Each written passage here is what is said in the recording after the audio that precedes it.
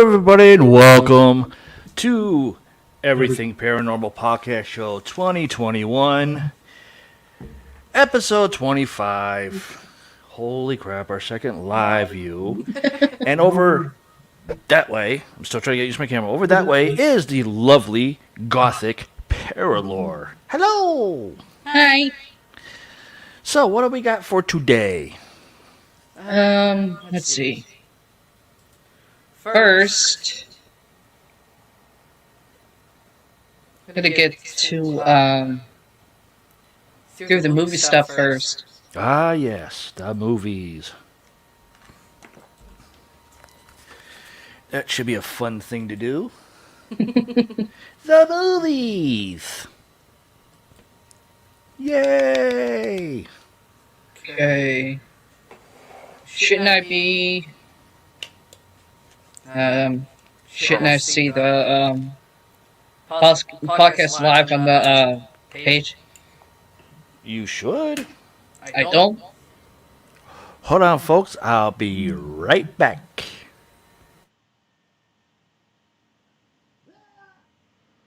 What did you do? I hit the wrong button. Oh, You're not in the right spot. huh? You're not in the right spot.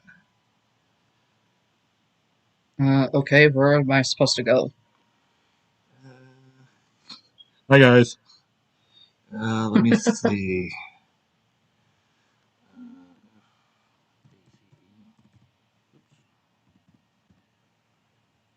Don't mind the dead air.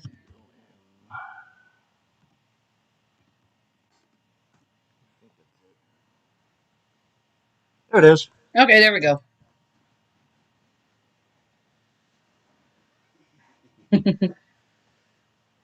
Yes, I know it's.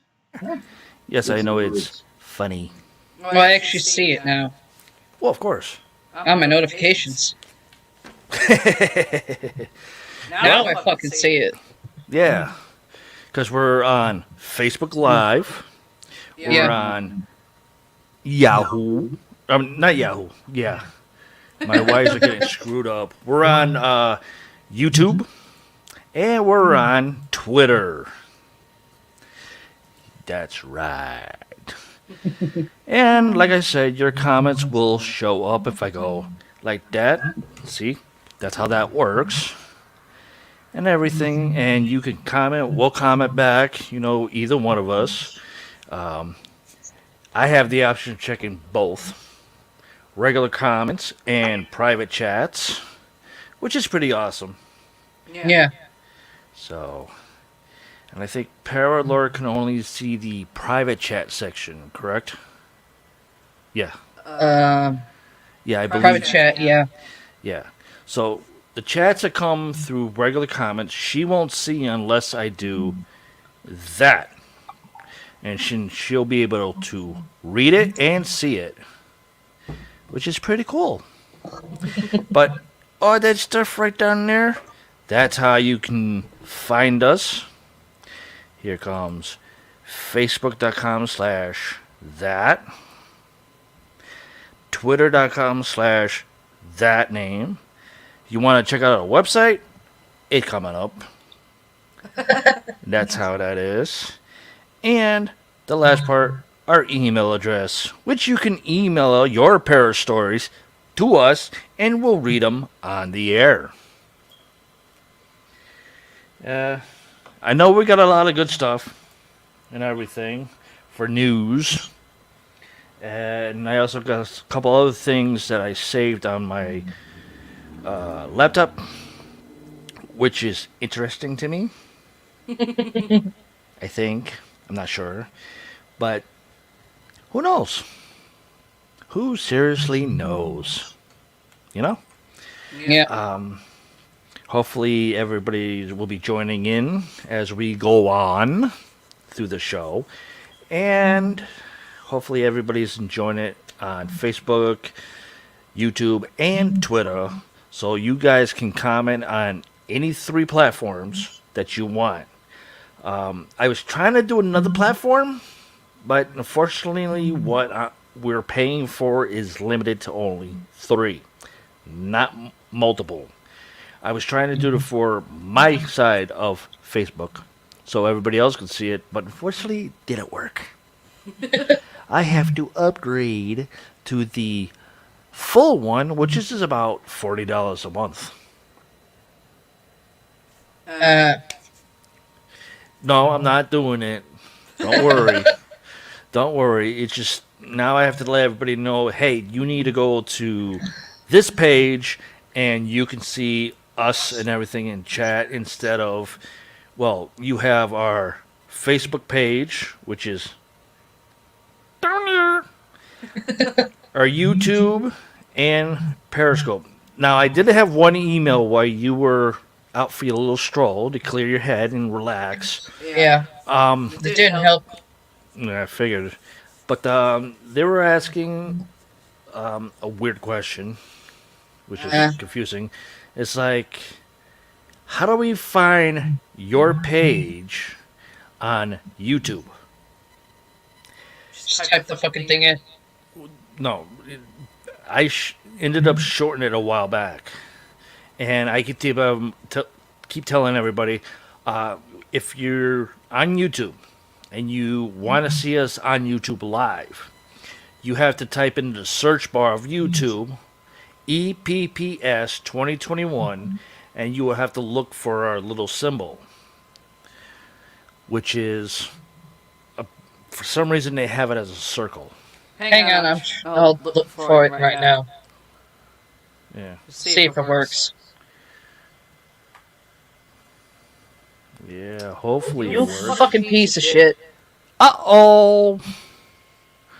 Sounds like Paralor's computer's going, duh.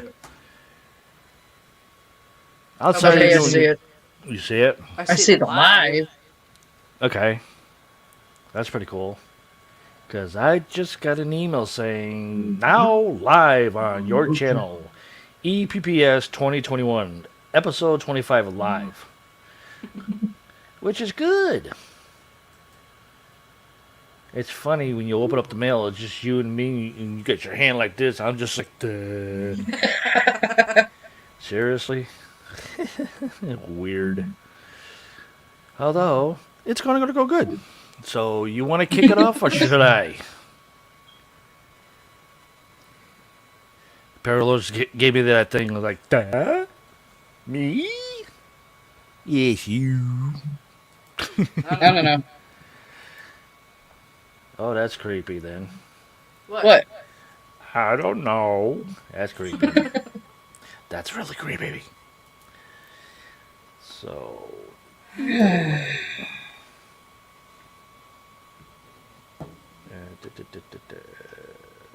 are you looking for? Oh, there's one of my stories. I'll just leave that up. So, you or Okay. me? Let's see. I'm going to pass the show to her, and then I'll be back. Let's see. 25 greatest ghost films ever made. Okay. I don't know how M. Night Shyamalan is a filmmaking sensation for a director. Well, because of an overnight one-hit wonder he did. If you're wondering, The Sixth Sense with Bruce Willis.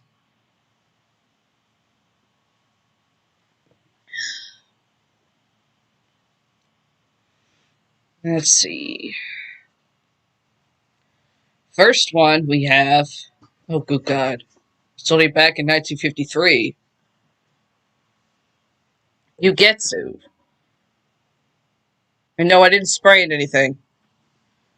It's an actual, I want to say like an Asian film. Yugetsu. Greatest of all cinematic ghost stories. And one of the greatest films, period, is Kenjai. Oh God, I'm not going to butcher it. Mizoguchi's fable about an ambitious potter, not Harry Potter, a potter meaning they make pottery. Masayoki Mori,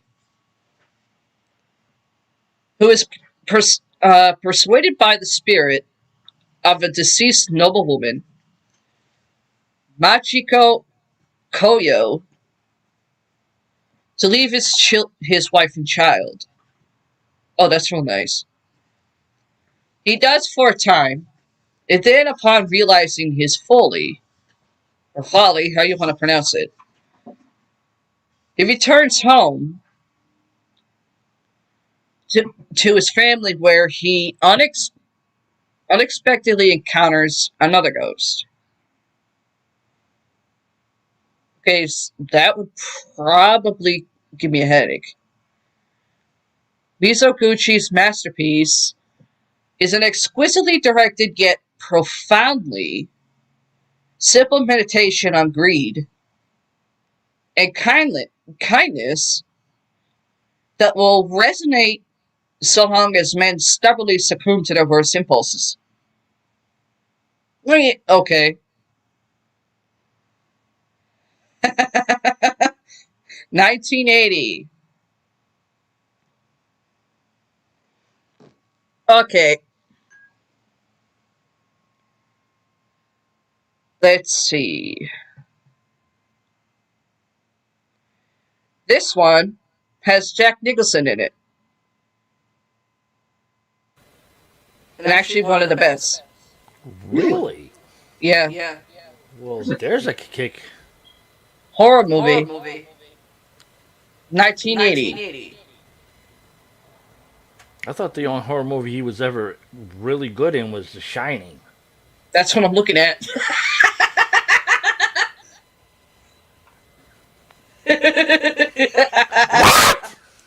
How? Are you serious? Yeah. Wow, I can't believe I got that right off the bat. Holy crap. Speaking of men, Uh-oh. why is it echoey?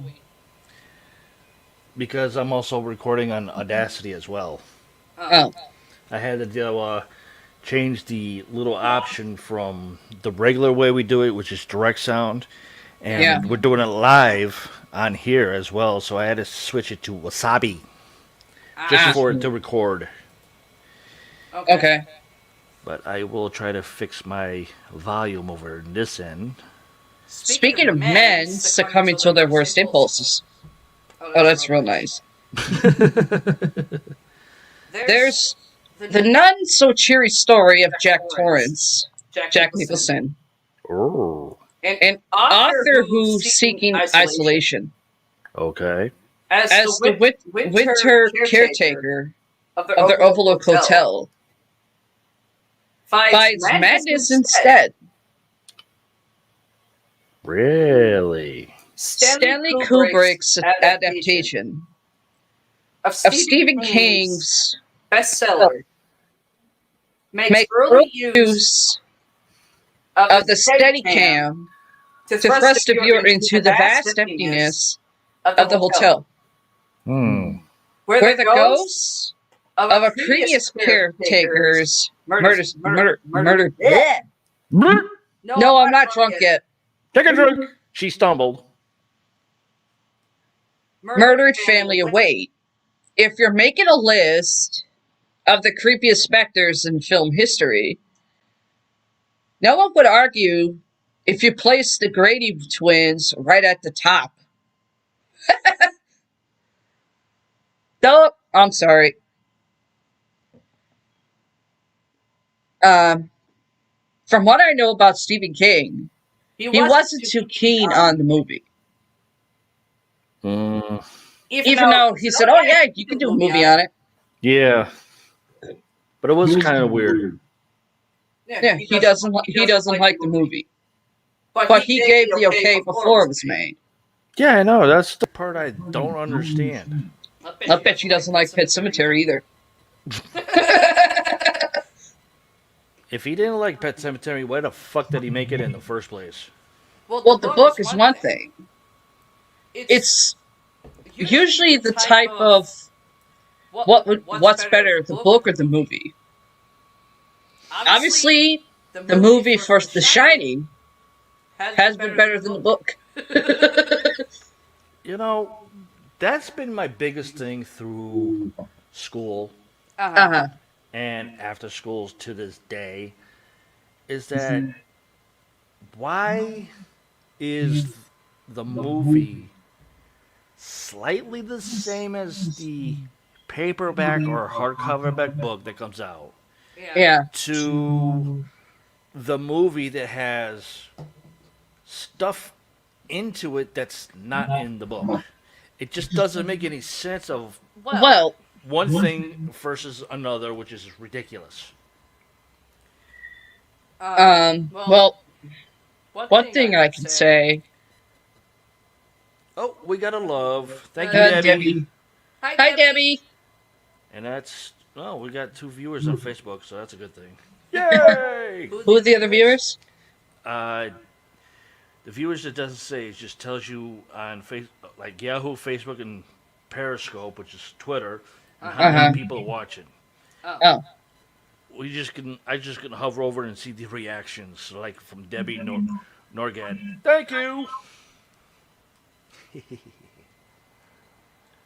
Okay. Well, in fact, with my film courses in college, when it comes from a book becoming a movie, there always is maybe a little few things that are added into the movie. It's always that cliche. Hey, the book is good, but how about we amp it just a bit as a movie? I mean, if you don't know, there is a hotel in Colorado, the Stanley Hotel. If it wasn't for Stephen King to actually stay at the hotel before the winter months, he wouldn't have made The Shining in the first place for the book. And figure in the 80s, that's fucking horror movie icon land. Because it is, I'm sorry. Yeah, that's true. Since you put it that way, that does make it more perfectly pointed, I guess. Yeah. Well, except for Jaws, which was done in the mid-70s. I don't think there was ever a book out in Jaws. There was. Really? There was a book on Jaws. So much There was a I know. book which the author of the book allowed Steven Spielberg's take on it as a movie. No one wasn't much. He had a bit of an issue with the author had a bit of an issue with Steven Spielberg at the ending, where in his book nobody survives, but Spielberg said, "No, fuck you. This is how it's going." Yeah, that's true. No one's gonna pay to see a horror movie I don't know if you categorize it as a horror or a thriller. Probably both. That's what he was doing. He was juggling the air like, what do you categorize this? Fuck you! It's horror, bitch. But the ending, which is the climax, yeah, the book, it does not have no survivors. But Spielberg said, no one's gonna pay to see a movie about a great white shark going around eating people and not be a resolution to it. I guess it's just one of the appetizers. Huh? I guess it wanted to the appetizers. Something like that. Yeah, something like that. But, I mean, okay, they might have fucked up a little bit in the end when it blows up. And you see the fucking wire. I'm pretty sure they tried to cover that up, but you do an explosion in fresh water. You can't cover it up. No, you can't. Not at all. But the dialogues between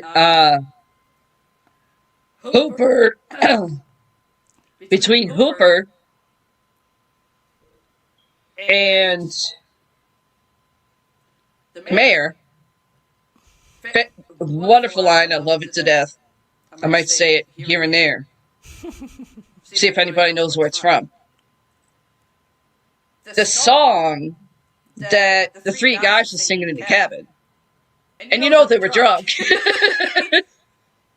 Oh, yeah. But the only thing that sucks, though, Robert Shaw, Quids, died a few years later. Yeah, I know. From a heart attack. Yeah. Which really blows. Because he was a really good actor. Mm-hmm. I agree. Another one from 1980s. The Changeling. Hold on. I'm trying to remember this one. Peter Bedek's horror classic. Okay. George C. Scott. Okay. As a grieving widower who moves into a creepy old Victorian mansion, shocking, that harbors a sinister secret. Unlike its 1980s genre mates, Poltergeist, or The Entity, I thought The Entity was stupid. There are no flashy visual effects or grisly scenes of face-shattering terror. Bedek hooks the viewer with an atmosphere of quiet menace, occasionally punctuated by bumps and creaks. There'll be an old house settling. And the inexplicable appearance of a toy ball. I always hated the house creaking. It's a masterful haunted house yarn that evidently gives Martin Scorsese nightmares. So proceed with caution. Me, I thought that movie was stupid. I mean, I can understand not having flashing visual effects. I get that. But, I mean, George C. Scott, he's actually one of those actors that had a good long acting career. People don't know who I'm fucking talking about. George C. Scott was in The Exorcist 3 as the detective, where another actor, well known, played the demon.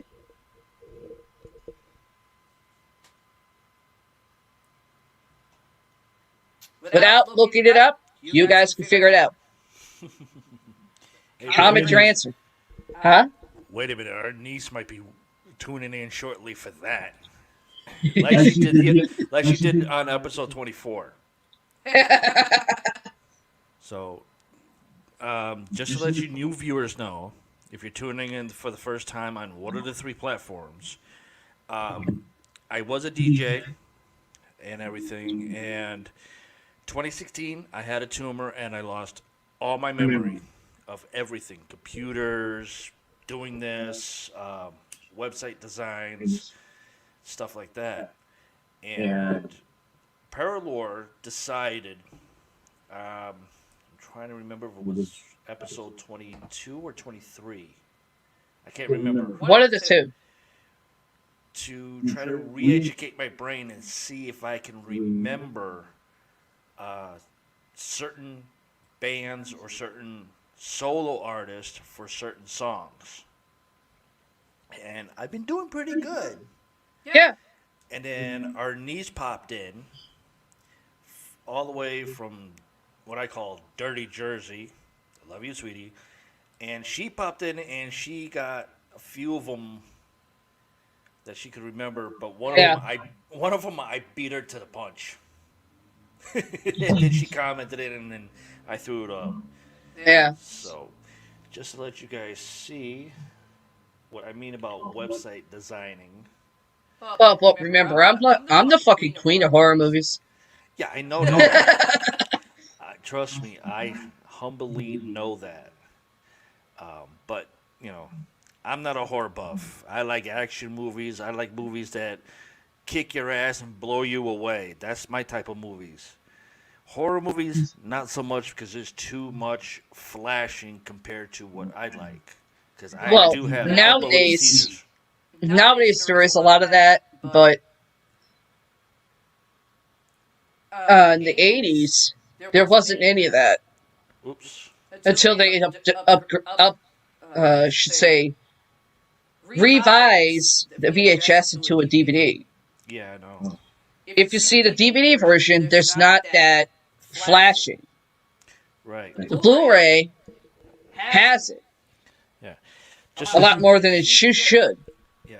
Just so that you guys see, this is our website right here that I created and I designed my own way and added a few little medieval stuff.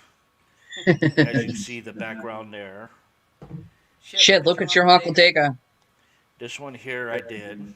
Um, Now, granted, you may see like EP21 Part 2, Part 1, EP20 Part 2. I haven't been able to update that section yet with the new ones. Um, but, you know, that's what I have done. And then down here, you can go to any one of these, except for that one, because that one you have to download the app for your devices in order to listen to the show. And down here, as you can see, our Twitter feed. There's us right there.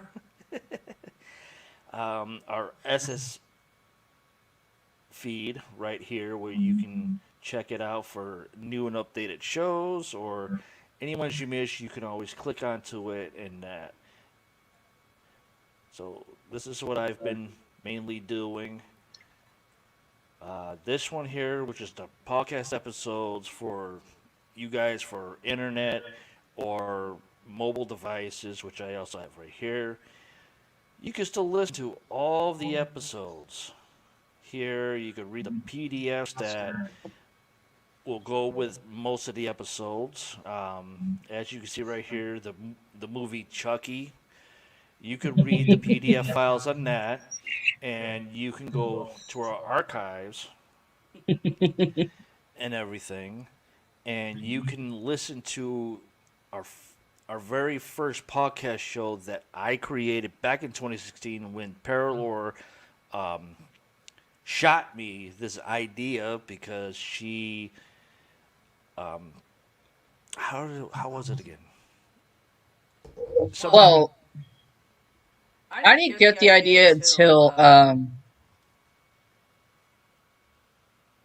Judy, our case manager, and I'll just say my old therapist because she left. I don't know who the next one is supposed to be yet. Suggested I needed a platform where I could get shit out verbally. Yeah. And since we're doing lives, people can actually tell by my eyes if they twitch or not, depending on my tone level. Right. But no, starting a podcast show that I did in 2016. Somehow, someway, you found Darkness Radio. Yeah. And you started listening to it for a while. I didn't know nothing about Dave it. Schrader, Tim Demis. I didn't know nothing about it, and then that's when she decided to pitch me the idea. Now, I'm thinking, I think this was a couple months afterwards, I believe, in 2016, that I'm thinking to myself, it's like, podcast show. That's something way different than what I'm used to. So, it's like, how is this going to work? So, I ended up doing a lot of research, a lot of looking up, and trying to compare it to my younger years when I was Yeah. on the radio station in our home state, which is still go. Ooh, wrong tube. Which is still going strong, by the way. One of my best friends is still doing it, and it took me a while, and I started it out on my own. I did like 4 episodes in 2016. I did one episode in 2017. 2018, I did one show. Something like that. Yeah, and it was because between 16 and 18, it started to fall, my health. 2019, I started doing another one, and Paralore found out, and she said, I want to be on it. So 2019 was the official kickoff until we had to change our name because people were having trouble finding the Not only that, original some name. douchebag on YouTube took my fucking idea right after you made the goddamn website. Well, after I changed the website. What I mean is that people were having problems trying to find the name of the podcast show, which was originally called DCAS Podcast Radio at first. Then somebody said, "Well, why don't you add this DCAS Podcast Radio? Leave it like that, but put everything paranormal." So I did that. Didn't work out too well. People were still having problems finding it. I was like, okay, let me do this. Take out the name DCAS Podcast Radio and come up with just everything paranormal podcast show. That's when I ran into another problem. Some yuck muck already had that name. So I'm like, shit, what am I going to do? Yeah, but we found out he actually didn't have that idea until he heard ours. Right. So I'm like, what can I do? Well, I'll just add the year that's supposed to be coming up, 2021. Yep. So now it's Everything Paranormal Podcast Show 2021. And people are still having problems trying to find that episode on YouTube. So I went into my YouTube account and I was like, how can I make it more easier for people to find it, but using the search bar of YouTube? And I thought of it. Just by looking at the full name, I thought of it and I said, let me try this and see what happens. See if people can find it on YouTube through the search bar. So instead of the entire name of Everything Paranormal Podcast Show 2021, let me see if I could do EPPS 2021. See if that works in the search bar. And it worked. So that's how you can find it. Just type in the search bar EPPS 2021. It doesn't matter if it's capital or small. It doesn't matter. It will bring you to a page and you'll see our logo, which is the, I don't know if I can find it again. And let's see. Maybe this would work if I do it this way. I'll show you my screens, my background wallpaper on the computer. And that's what it is. Now, granted, it's based on the desktop for wallpaper. Just combine them together as one big thing. And then you just type it in the search bar, and it will pop up something like this in the background. And you just click on it, and you go right to our page, which is perfect. So that's how that goes. Okay. Next one, Just 1999. It came out in 1999. Sixth Sense. What if the ghost in the ghost story doesn't know he's dead? Which M. Night Shyamalan, which people call him an idiot, he hasn't done anything good since then. Haymaker of a twist ending turned his third feature shocking, third feature, and takes that to freaking hit it into a word-of-mouth blockbuster in the summer of 1999, earning the writer-director comparisons to such master storytellers as Rod Serling and Steven Spielberg. Okay, M. Night Shyamalan should not be put on the same universe as Steven Spielberg. But when it comes to being a director, though the script would have worked regardless of casting, the presence of then, oh, I like how this was, the presence of then megastar, Bruce Willis, he's still a fucking megastar. Yeah, I mean, as far as I've been hearing, is he's supposed to be doing another Die Hard film. I thought they already did. No, it hasn't come out yet, but they're supposed to be doing a new one. Oh. Supposedly, because of since they say they were going to do another Die Hard video or movie. Okay. He's been featured in ads from like I think it was like AutoZone or something that sells Die Hard batteries, and he jumps through the window. That's how that kicked off for the new movie to be coming out. I could be wrong though. I haven't seen anything updated or any new trailers being released. Bruce Willis completely threw the audience off the scent. No one could have guessed that he was one of the dead people haunting Hallie Joel Osment's every waking moment. First of all, bullshit. When I first saw the fucking movie, I knew he was fucking dead. I mean, if you look at the first, might as well say like prologue. He's talking to his wife, or his wife showering him with praise because of having a plaque as a psychiatrist or something. Mm-hmm. Then you see this drugged, whacked out white dude. I'm dead serious. That's one way to put it. A guy, white, fucked up hair, cracked out of his mind, nothing but fucking underwear. I had to scrub my eyes out 10 times just not to get the image. Thank you. You see him with a gun pointed at him. He says a line, and then that's it.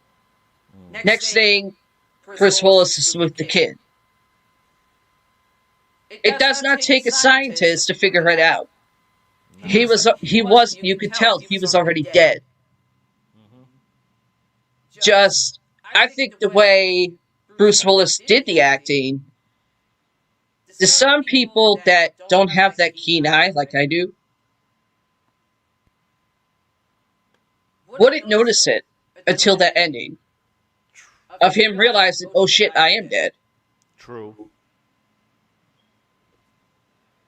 But the way it was between him and the child was more of, Miles was basically saying, like, helping him. Like some people, the paranormal, they go to a location, they come across a spirit that does not want to be there. They want to pass on, they help them pass on. Right. So if you think about it in that sense, there you go. Yeah, I could see that. 2001, Pulse.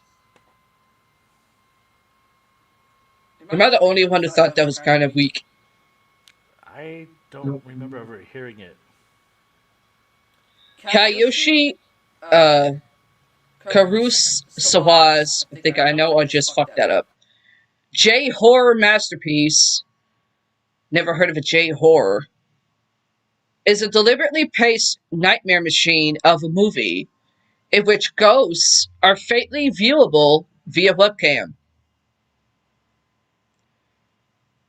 It's the first haunted internet movie, but it's so much more than its gimmick. It's a meditation of holiness, which posits that the afterlife neither heaven nor hell may just be a horrifying loop of agony. That is what we call limbo. And maybe that's what we deserve. Oh, that's real nice. Kurosawa's contempt for the World Wide Web felt curmudgeonly 18 years ago, but in terms of the communication system's ironically isolating effect on society, he seems downright prophetic today. I would not put that in the same line.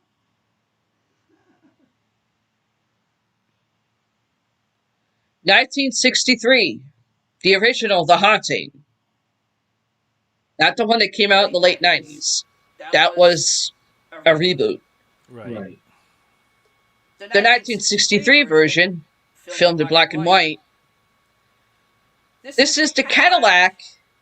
I would not put Cadillac in the same sentence of a haunted house movie. Maybe a Lincoln.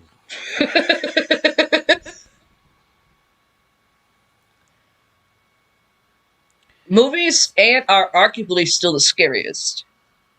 Again, I'm fucking echoing.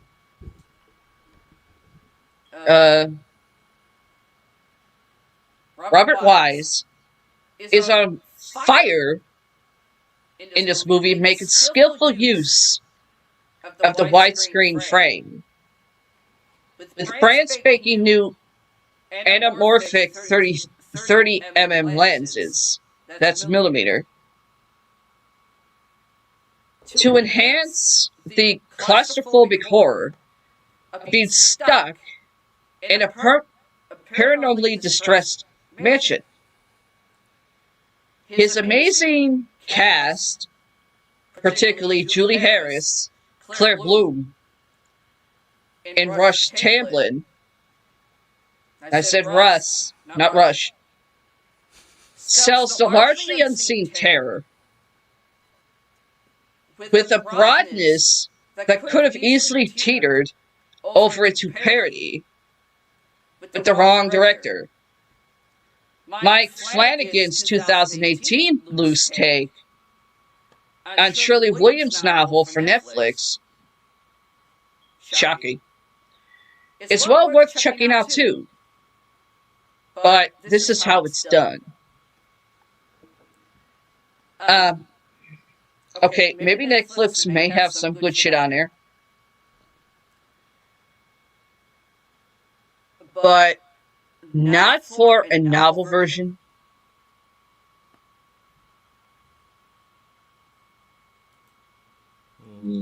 Okay, 1982, The Entity, again, I thought it was stupid. The prolific and occasionally brilliant Sidney J. Furie hit a home run with his unnerving account of a single mother, Barbara Hershey. Why would you have a last name named after a fucking chocolate? Or a city. Hershey, PA. Well, that's where Hershey bars were made. Yeah, I know. Who believes she's being sexually assaulted by a malevolent spirit. Okay, I've heard of those when it comes to paranormal, but I would...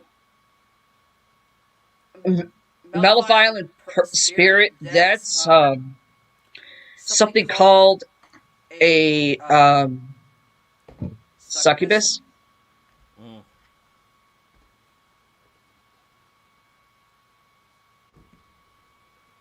Her psychiatrist, Ron Silver, steadily refuses to buy this explanation. But when a team of parapsychologists get involved, the impossible turns out to be the irrefutable truth. Hershey, not Hershey PA, the person, gives a fierce performance as a woman driven to the brink of madness by the refutation of her victimhood. that shouldn't even be in that sentence.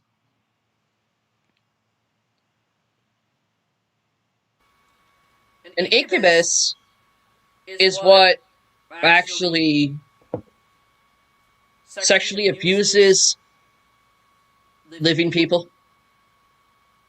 And in case people didn't know, an incubus is the male version of a succubus. It's transgender. Sorry for those who didn't know. Zach Bagans. Sorry. Back then. Now he knows what the difference. Yes. After what, like a few thousand episodes later? 1982. A Steven Spielberg movie. Poltergeist. The original. Staged a great big haunted house movie in the heart of mundane suburbia. And every person who grew up with the fear of thunderstorms, or a scary looking tree outside the window, or, God forbid, a creepy clown doll, has been battling nightmares ever since. Pretty much every childhood phobia is exploited in the Tobe Hooper directed movie, while the Blaze parenting of baby boomers is lightly skewered. You have to put a cooking reference with that. I was just about to pop back in and say, why use a cooking reference in a story like this? Leave the cooking references out. I think If you're going to use anything that's cooking reference into anything, do it for a cooking show. Yeah. One of the things that I really can't stand about remakes, reboots, however you want to fucking pronounce it. It always fucks up something with one of the characters. Or the plot or storyline of it. Yep. The original Poltergeist, the blonde little girl, she died.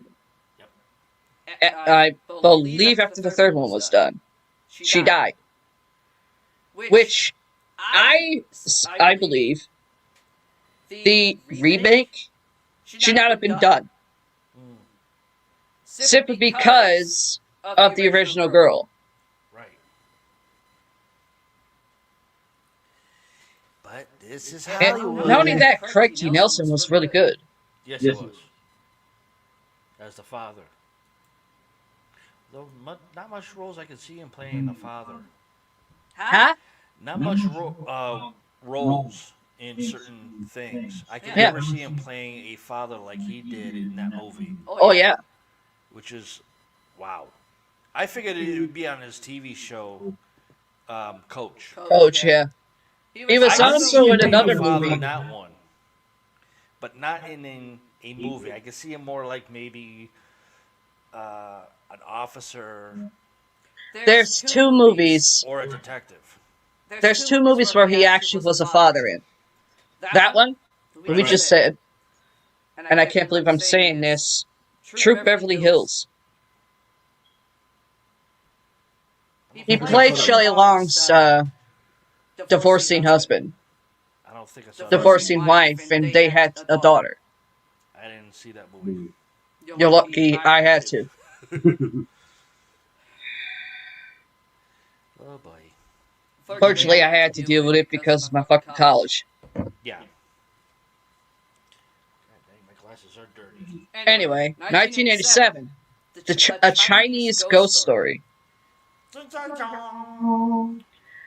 Oh, I love this one. This Gonzo Wozia.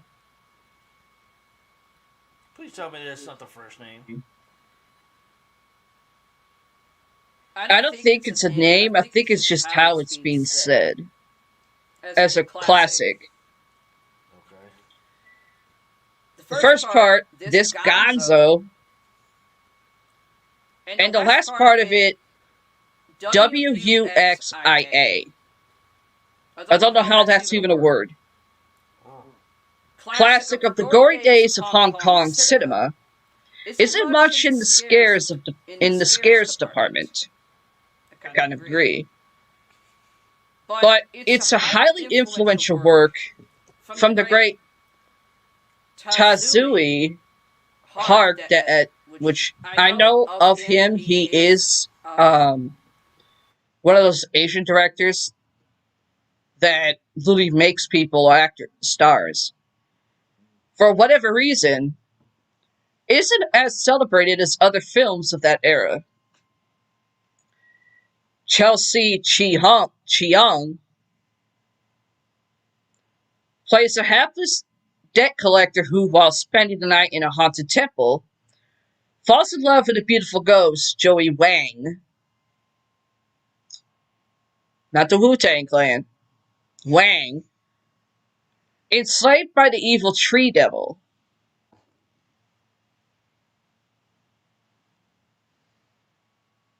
I can't believe that's even in a description. I'm sorry. Did But you I'm going on a limb here and saying there is no such, there is nothing of a really showing evidence of a tree devil. That is what's called an elemental.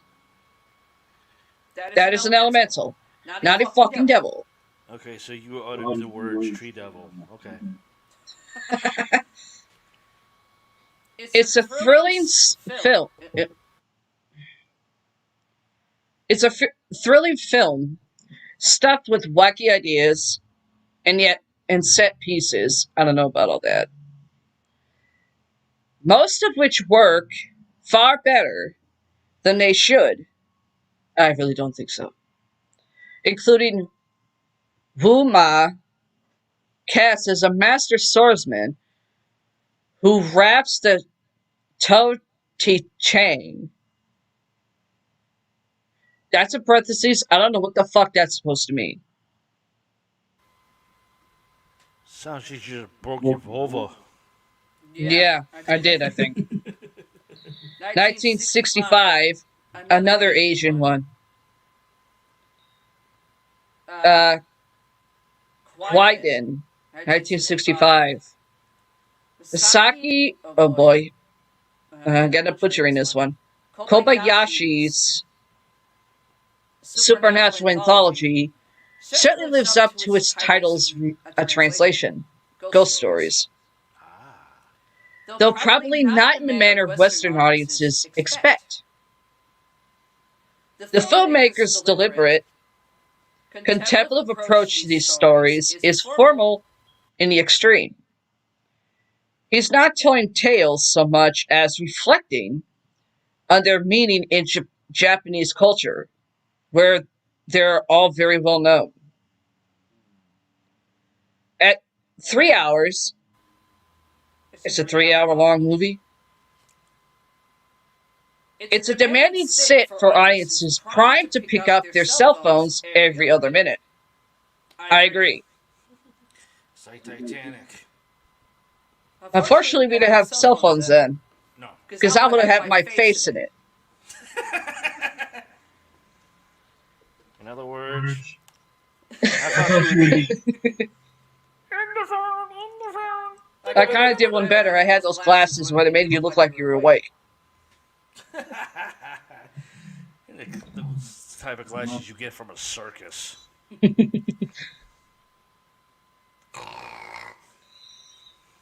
No, that was Richie who did that. Me, I knew how to keep my mouth shut. Shut up. But if you rid your living room of devices and give yourself over to Kobayashi's superlative craftsmanship, you'll find eerie sights and slithering deep under your skin. Now,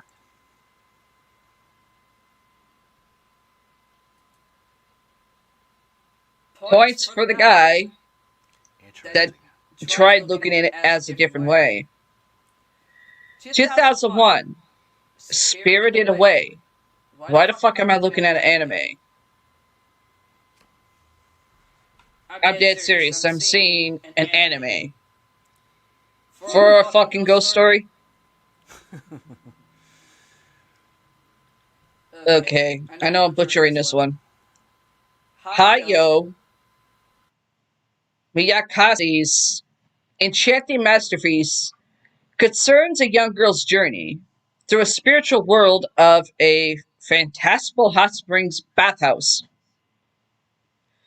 Okay, hold on. Logic for a minute. Why would a young girl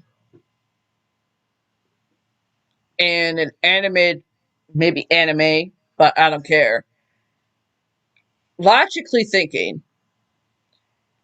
why would a young girl, regardless of whatever journey she's on, be at a hot springs bathhouse? A hot spring bathhouse is not where young kids should be. I don't give a fuck if it is goddamn anime. Of the many odd apparitions, it should say one, not of the many odd apparitions she meets along the way, the most memorable is a masked ghost known as No Face, who has a peculiar habit of consuming other characters. Perhaps more than any other work in his impressive oeuvre, or avoir, however you want to pronounce it, Spirited Away drifts along to a gentle dream logic. I don't think so. It's a miraculous film of constant discovery that speaks to something curious and ineffable inside all of us. No. Not for me. If I'm doing a goddamn movie, one, maybe even if it is a spiritual world way, there will not be a fucking kid in a goddamn bathhouse.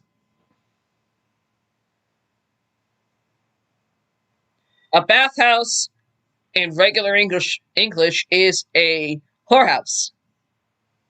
Whether you call it a cat house or whorehouse. I don't give a fuck if you're straight, you're gay, either what. Or what. That should not be a fucking logic.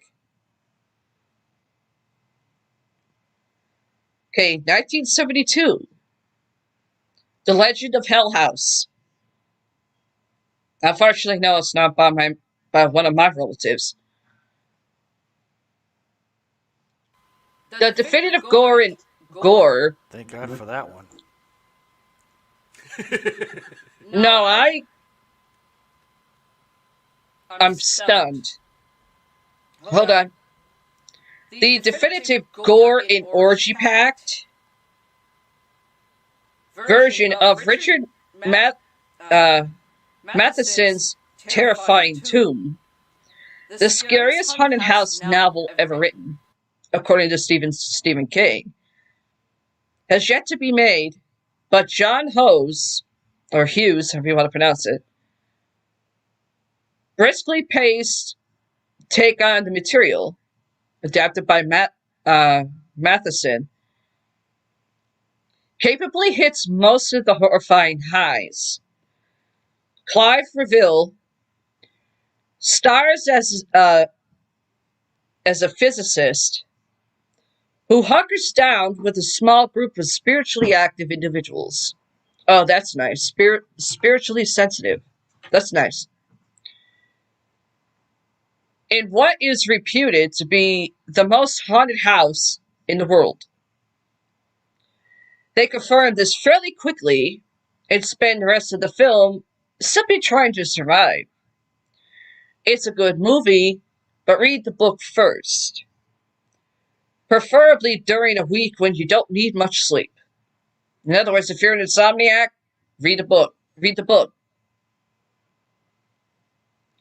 1961, we go to The Innocents.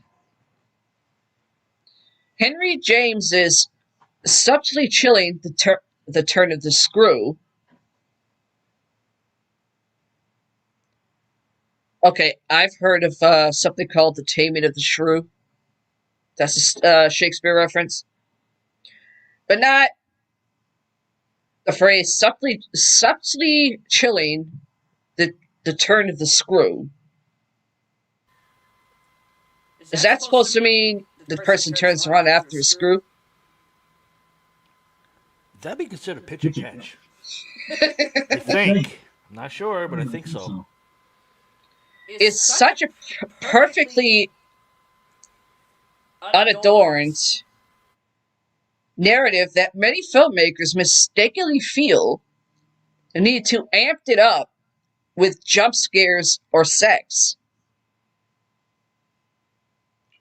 The best adaptation to date is still Jack Clayton's The Innocents, which stars Deborah Kerr as the governess charged with the care of two children, Martin Stevens and Pamela Franklin, at what turns out to be a deeply haunted mansion. Clayton provides a little more backstory than is present in James's novel, but he generally stays true to narrative that's been unnerving readers for over a century. Not me. Of course, now that I've just read this, why the fuck does that sound like The Haunted of Bly Manor? Which I have seen. That sounds a little bit too much there. I never heard of that movie. The Haunted of Bly Manor? Right. Never heard of it. Never seen it. I have. Well, good for you. A friend of mine sent it to me as a link. Ah. 2001. I can't believe this is on one of the best lists. The Others. Alejandro Amenabar, I think that's how you pronounce it, followed up his mesmerizing Open Your Eyes with this chilling slow burn of a ghost story starring Nicole Kidman. As a mother of two young children who begins to suspect their house is occupied by apparitional others. Newsflash, sorry to burst your bubble, and a little spoiler alert. That's her. That's her and the rest of them in there, not others. The film's hook is that the kids are photosensitive, which necessitates that the house remain in a state of candlelit darkness. Amenabar is clearly riffling on the turn of the screw, and his twist ending suggests he might have been gunning for a concluding wallop akin The Sixth Sense. He doesn't quite land it, but the mood's the thing, and it's unremittingly eerie. Neither. I mean, I saw it, but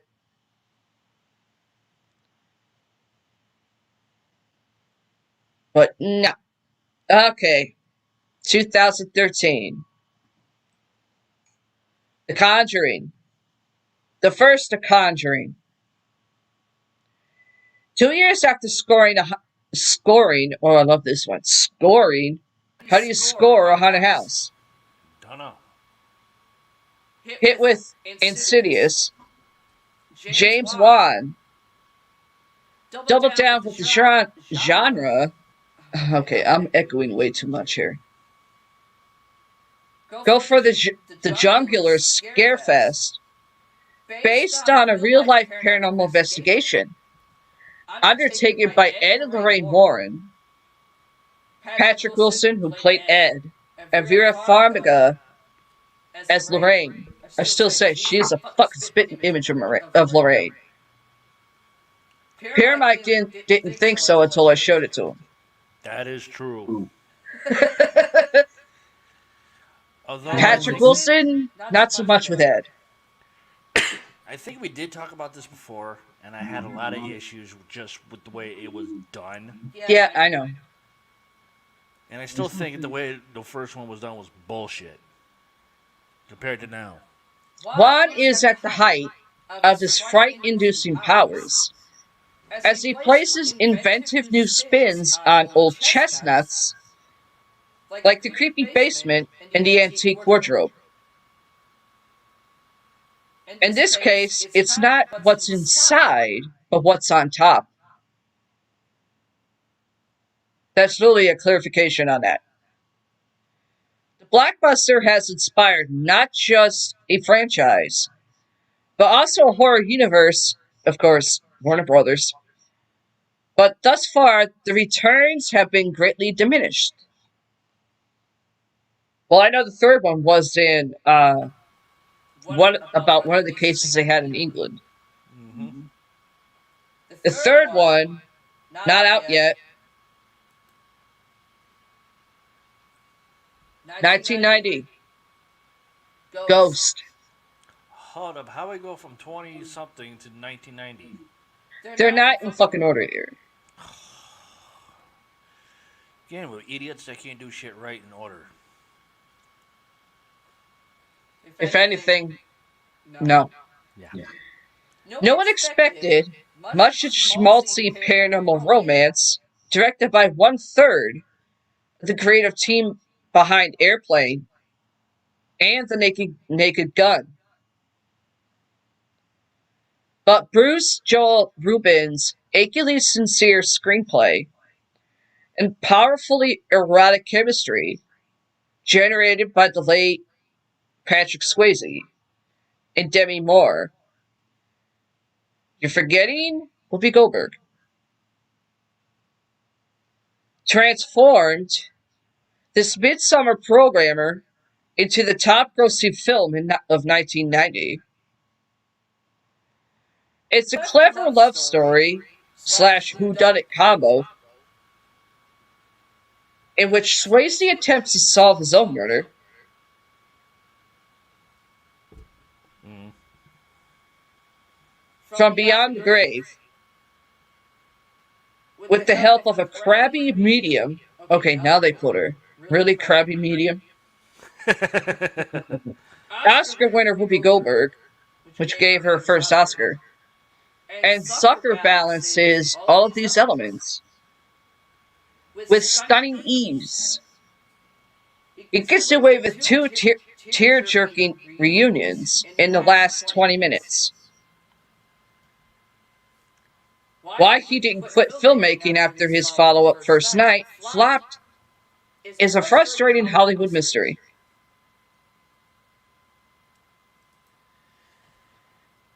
I got an update for you. Ah, For The Conjuring 3. yeah, The Conjuring 3, The Devil Made Me Do It, yeah. is going to be released here in the United States of America. First, or Uh, is it the UK that gets it first? I don't know. It just says it up here for United States, June 4th, This year? 2021. Film? I mean, in the movie theater? I'm not 100% sure. I just, typed in when is Conjuring 3 releasing. And that's what I see so far right now is the release date. The Conjuring 3, The Devil Made Me Do It, June 4th, 2021. If I go to IMDb, it'll have more stuff. And the director is Michael Chavez. Huh. Surprised James Wan is a part of that. He's a story writer. Story by James Wan. Oh, okay, yeah. David Leslie Johnson McGoldrick. Yay. Screenwriter is the last one I just said that I think I broke my tongue on. Music by is Joseph Bashir. And costume designer is Leigh Butler.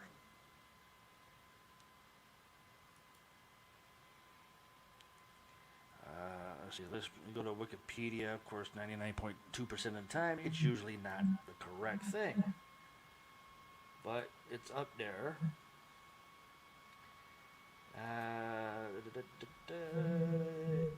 It doesn't have any other countries or states except for just saying United States. English version, of course. Warner Brothers Pictures distributing it by.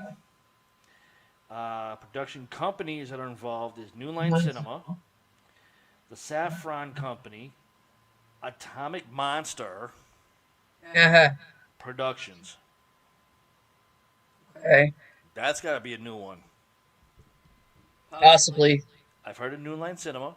I've heard Yeah. of the That's Saffron like the Company. first movie studio that Warner Brothers bought. No, but the Saffron Company I've heard of. But it's the Atomic Monster Productions is a new one for me. Probably. Excuse me, is a new one for me. But yet it doesn't say how much it's costing them right now. They're not gonna release that. Won't release it till after it comes out the theaters. Yeah, and this is the funny thing too for the cast. Huh? For the cast, it's funny. They got Vera Farmiga as Lorraine Warren, Yeah. Megan Ashley Brown as young Lorraine Warren, Patrick Wilson as Ed Warren. Yeah. Um, the younger version was by Mitchell Hoog, Hoog. You got O'Connor as Arnie, or wait a minute, AME Shanghai. Bleh. The great. Now you can't even say those cigars. Shanghai. Shanghai. No, it's Cheyenenne Johnson. Oh, Sarah McCatherine Hook as Debbie Gazelle. I don't know. I only heard of uh that one of Ed and Lorraine, but I don't really know any of the other people involved in that one. Well, some are highlighted in blue that are coming back to do Conjuring 3. Other ones are in black that used to be part of, I guess, Conjuring 1 and Conjuring 2. Yeah. And then it goes on, because obviously there was 3 people or 4 people, as I'm looking at it, that had the last name Glatzel, and that was Julian Hillard, played David, Mm-hmm. Charlene Amoia as Judy, Paul Wilson played as Carl, Mm. and you got Sterling Jenkins as Judy Warren. Would that be the daughter I think so. to Ed and Lorraine Warren? I think so, yeah.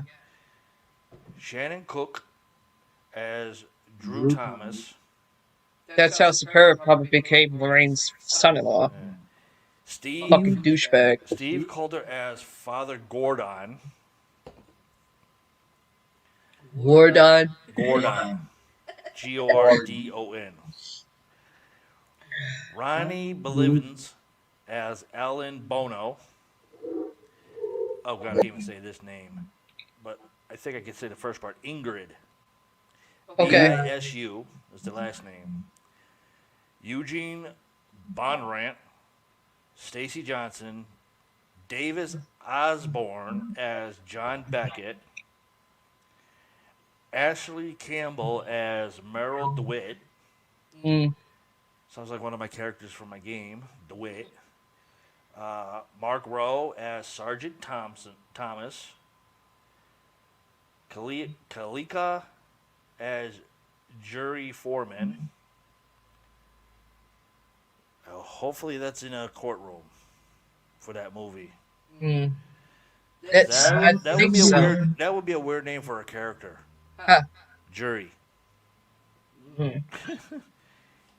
Andrea and Raid as Kate. Stella Doyle as Miss Haskett. Keith Bolden as Sergeant Clay. Nikki Buggs. And yes, that's the last name is spelled Buggs. As Witch Woman number 1. Mm-hmm. Rebecca Lines as Witch Woman number 2. Fabio William as Bill Ramsey.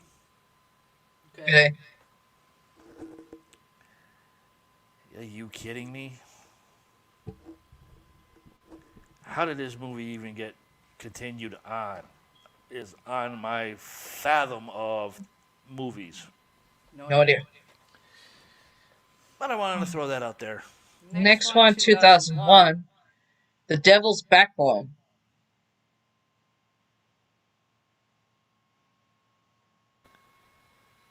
I'm going to say it Backbone or again. back blow? Backbone. Okay.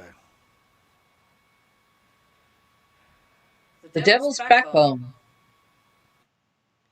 Guillermo del Toro's Spanish Civil War ghost story takes place at an orphanage fearful of an uncertain future, symbolized by the massive unexploded bomb embedded into its courtyard.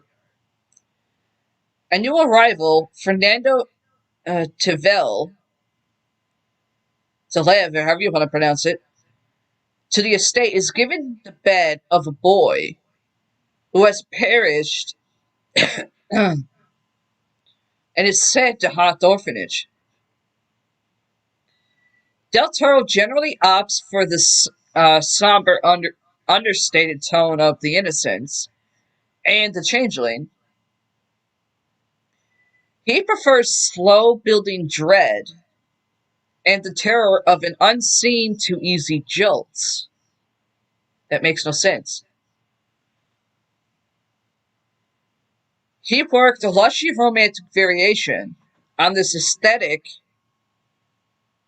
with the hugely underrated Crimson Peak, which makes a perfect double feature with Alfred Hitchcock's Rebecca. But The Devil's Backbone leaves the deep grove, or groove, however you want to pronounce it. It's a sad film that resonates all too painfully today as a new generation of traumatized children is separated from their parents. Oh, that's real nice.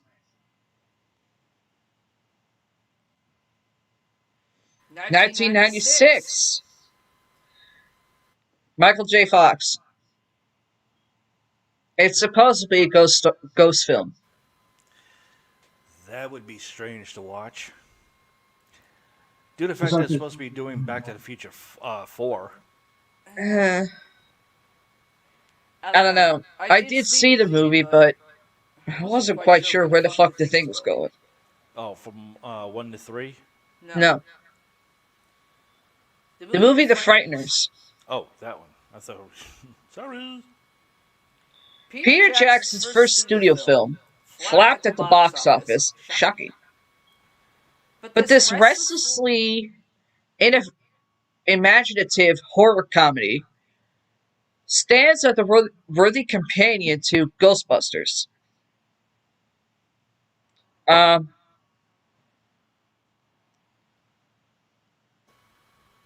really don't know how to comment on that one.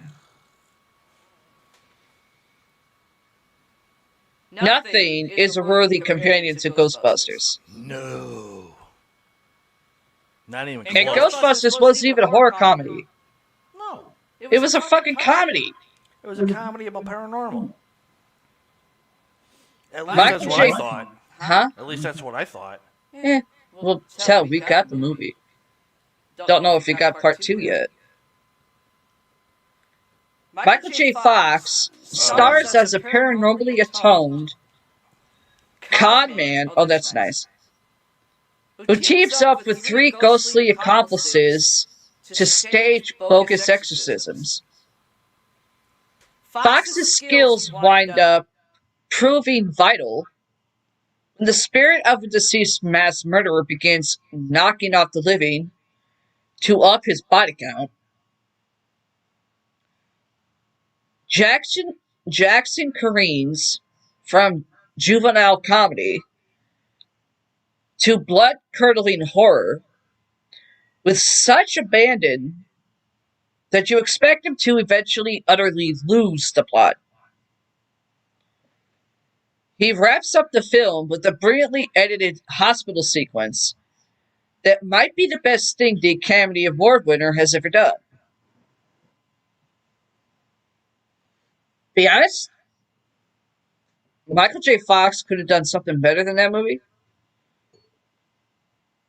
I mean, I get it. It's a pain. It was a paying gig, True. huh? True. But I wonder if, well, no, back then he didn't have Parkinson's disease like he has now. 1996? I don't think so. No. Well, he might have, but he probably just held it, kept it from everybody. Probably. That's what I'm thinking too now. Because I remember in the early 90s, he did fucking Homeward Bound Yep. as he was a Chance the voiceover. Pitbull. He was a voiceover. Yeah, I know that, but he was in that one. Yeah.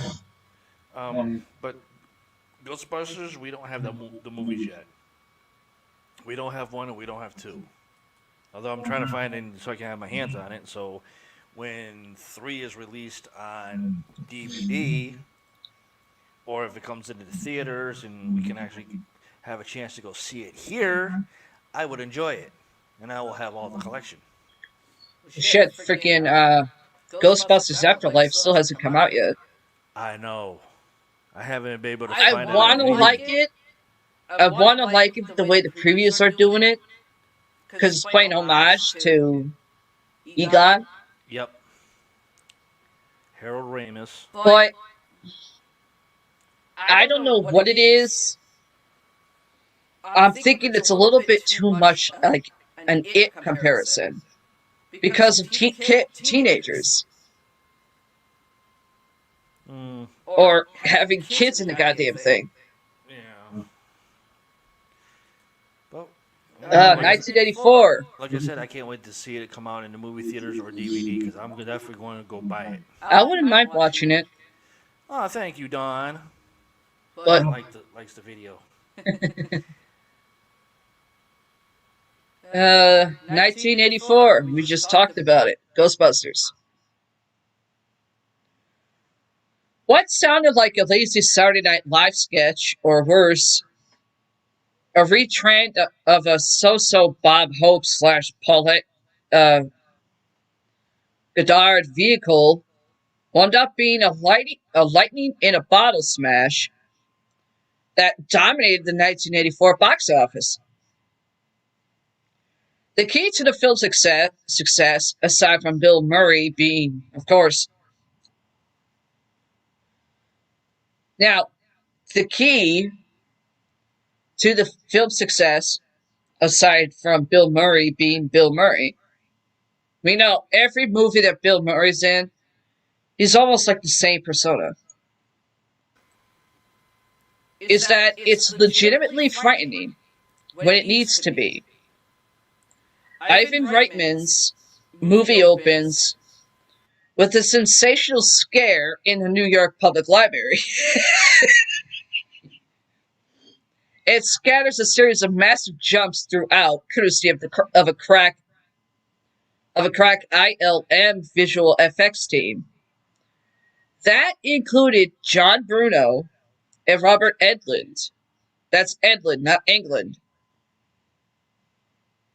Even people who hate horror movies rushed out to see Ghostbusters. Save for The Frighteners, there hasn't been anything like it since. The Frighteners should not be in the same goddamn category as Ghostbusters. Case closed. When I first saw the Ghostbusters, it was on VHS. When we still had tape players. Yeah, VHS players. Yeah. VCR. Yeah, that's the only time I got into the Ghostbusters. The first one was through a VHS tape. Yeah. Which, if I still had it now, I think that damn thing would have been a collector's item. Ghostbusters 2 I saw exactly on TV, and I think it was, what channel was that? I think it was HBO I saw the Ghostbusters 2 on. For some reason, HBO doesn't really strike me as something for a comedy PG-13 movie to be on. Yeah, but I think that's where I saw it. Ghostbusters 2 was HBO. When it wasn't before Comcast showed up. They were actually I calling think it was from. Broadband. No, it was something else. That's what I had anyway. I think it was called Atlantic Cables Company. I believe don't know. It was. And then about a year later, it switched into Comcast, and here we are now. Comcast turns into Xfinity. Same thing. But yeah, that's where I saw it was on HBO. Yeah, was I saw it on Ghostbusters 2. DVD.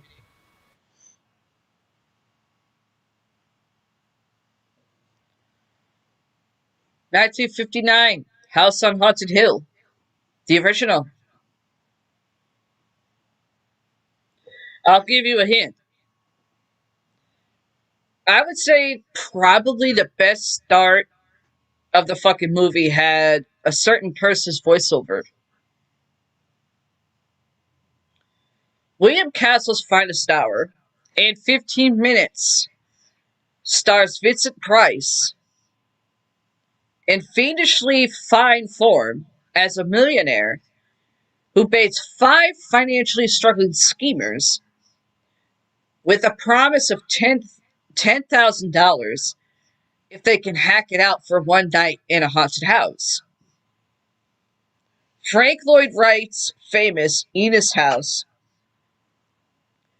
serves as the exterior for the mansion, which gives the low-budget film a flair it might have otherwise lacked. Castle enticed audiences with the Emergo gimmick, which involved little more than a skeleton being flung out at the audience during a climatic scene. It worked. The movie was a hit with a huge hit and holds up well today with or without a plastic skeleton,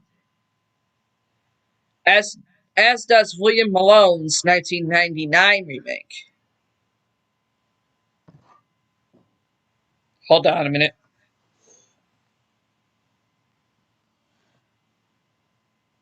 Fuck you to the goddamn remake. That's all I'm gonna fucking say.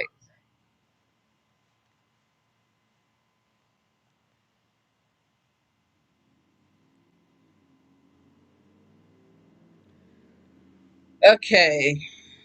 This one came out in 1977, Paramount's birth year. I know I'm probably gonna butcher it. Yeah, I'm an old dirtball. Hayuzo. I think that's how it's pronounced, Hayuzo. Oh, I love this one. This wackadoodle horror comedy Malang makes the Chinese ghost story look like The Innocents. When the Japanese film studio Toho asked writer director Nuba, Nub, oh god, Nobuhiko Obayashi in the mid 1970s to make a movie akin to Jaws. I beg your pardon. In the mid 70s to make a movie akin to Jaws.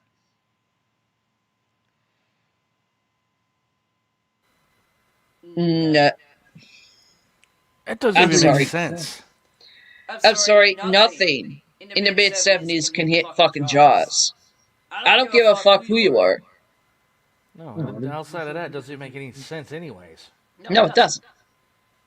He hit up his 12-year-old daughter, Chigumi, I think that's for how it's said, for ideas. This is how we were blessed with the story of 7 schoolgirls.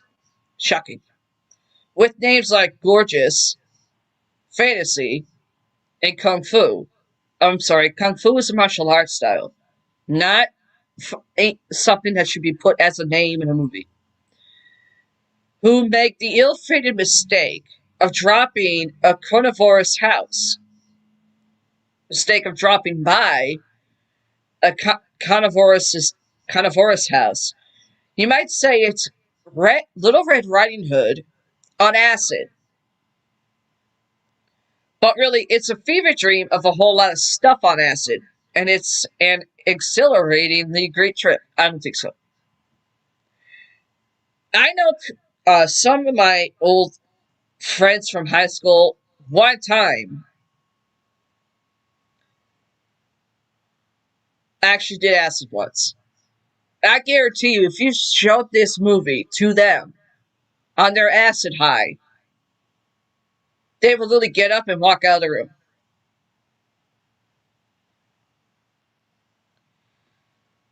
Okay, 1962. Carnival of Souls. Why does that sound like a Billy Joel song?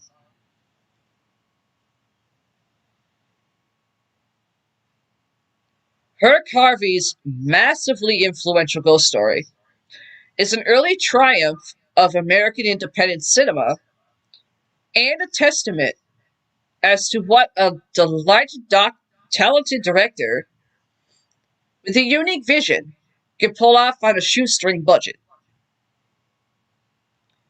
This tale of a woman who takes a job as an organist in Salt Lake City after mysteriously surviving a car accident in Kansas is terribly suspenseful.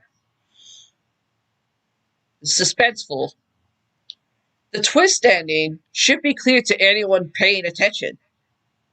But that's not the point. It's the dreamlike atmosphere that gradually curdles into a doozy of a nightmare that keeps the viewer transfixed. I'm sorry. Not me. 2016, now we go to Personal Shopper. The idea of spending most of the film in an empty apartment with a celebrity's personal shopper might sound positively tedious. But Oliver Assayas' 2016 triumph turns this premise into a stylishly strange and unconventionally eerie ghost story. Kristen Stewart is spellbinding as a young woman who, when she's not picking up or returning impossibly gorgeous clothing for her supermodel employer, if that's what she calls clothing, then obviously what I'm wearing is basically fabric with no arms or nothing. Is keen to make contact with the spirit of her recently departed twin brother, as bizarre, unexplained phenomena begin occurring in Stewart's life. Sayers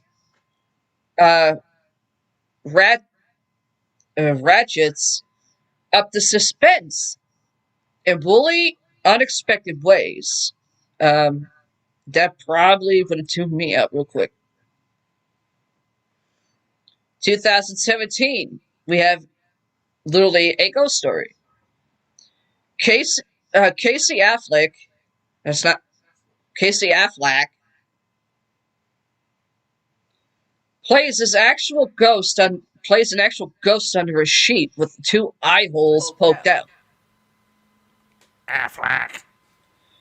Just like a child's Halloween costume. David Lowery's unusually moving story of grief and closure, or something along those lines.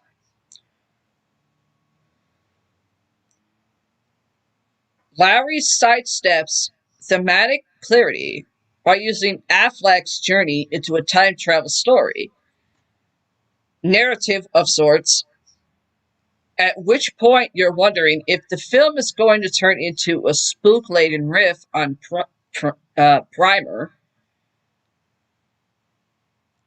The film winds up being defiantly unscrutable, but emotionally you're deeply invested It's such a wonderfully screwy movie. No, it ain't. One of the few times I've told one of my friends to not send me that shit ever again. 2002, The Ring. You have The Ring as number one? The very rare Hollywood remake that improves on its foreign inspiration. Gore Verbinski's The Ring amps up the terror of Hideo Nakata's 1998 film by prioritizing mood over narrative coherence, which this was the intent, and the number of rewrites done on the screenplay would suggest it was not. The Pacific Northwest setting and Samara's freaky equine influence add 2 layers of creepiness absent from Nakata's movie. The ferry scene is incredibly disturbing, while the open-ended conclusion is thematically far more intriguing. As for Samara and Sadako, they're both utterly terrifying. No. I mean, I did see The Ring. I didn't jump at any of the scenes in the movie. I thought it was a pretty good interpretation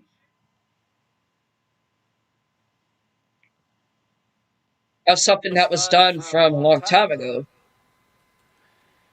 Okay, I'm going to take a break. Paramike You has... have doubts in that movie.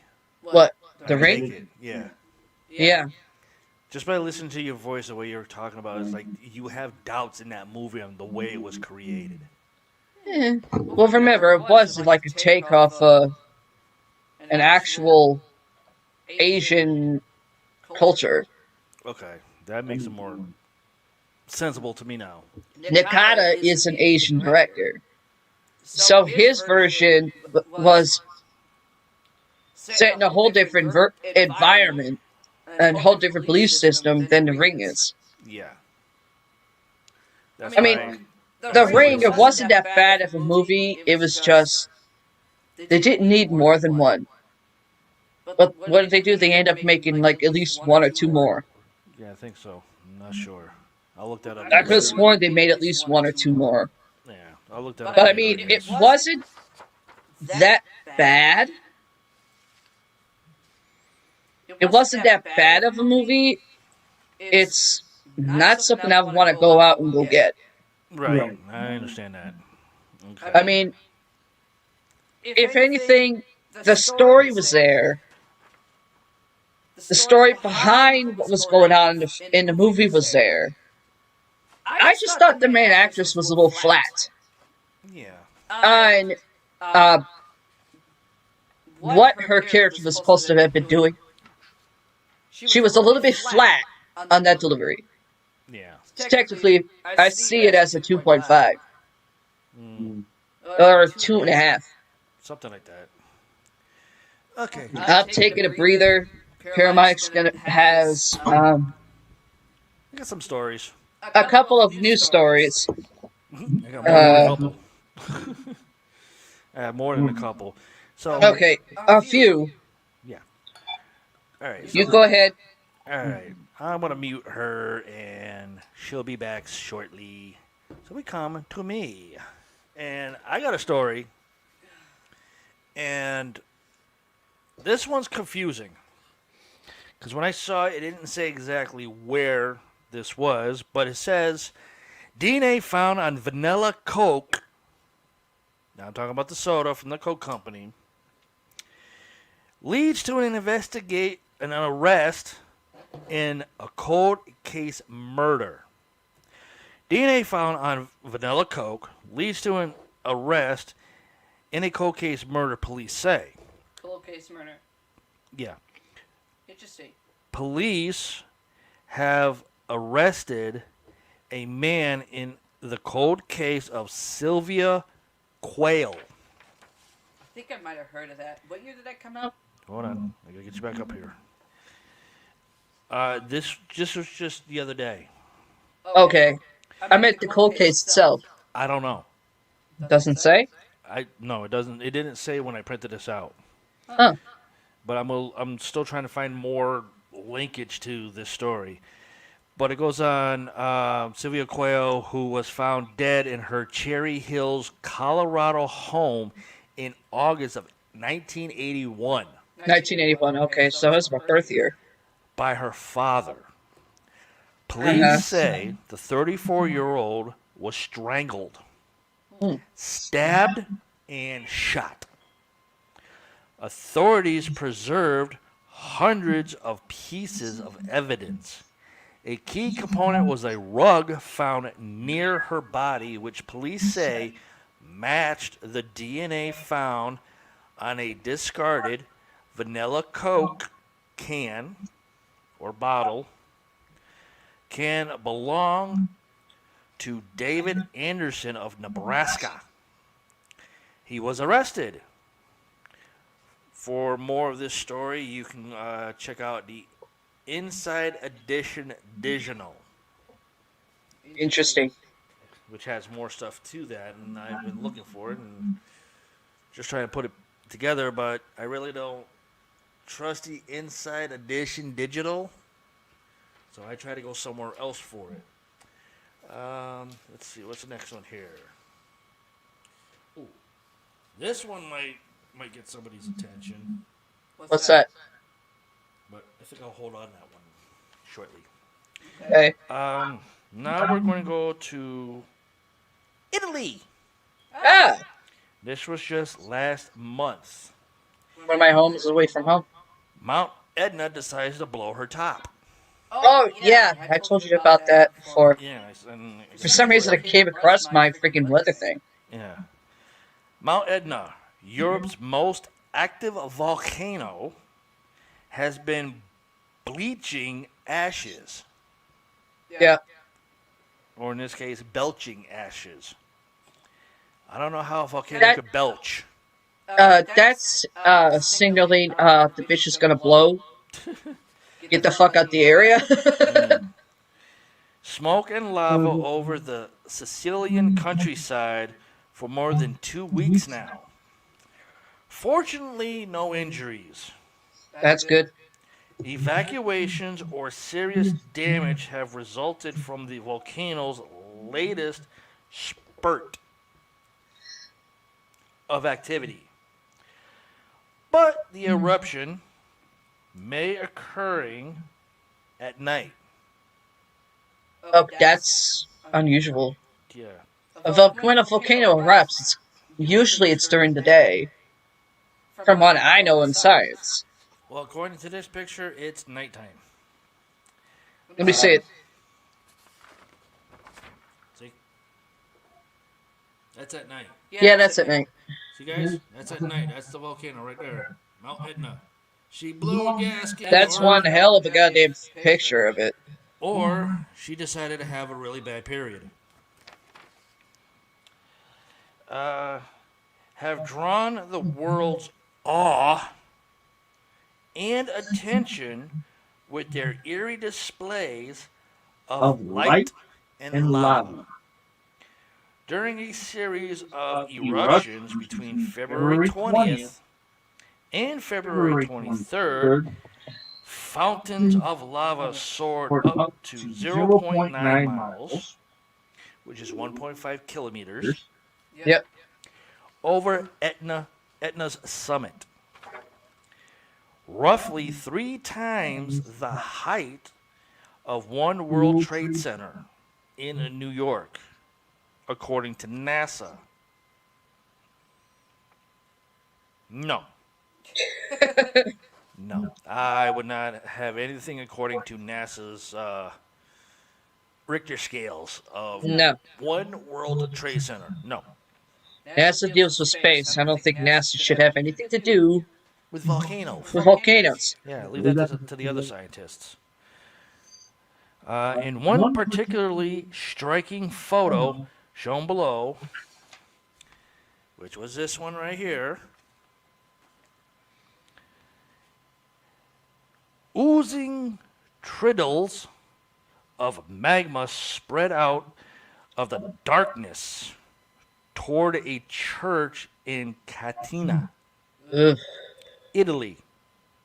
And I know I probably butchered the name, but at least I'm trying. It's Catania. It's an impressive illusion. How is that an illusion?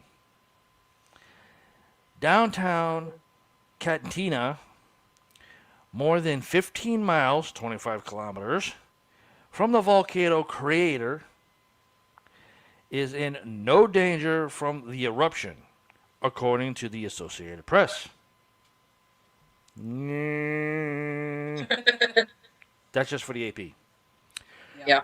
During its long history, geologists believed Etna formed more than 350,000 years ago.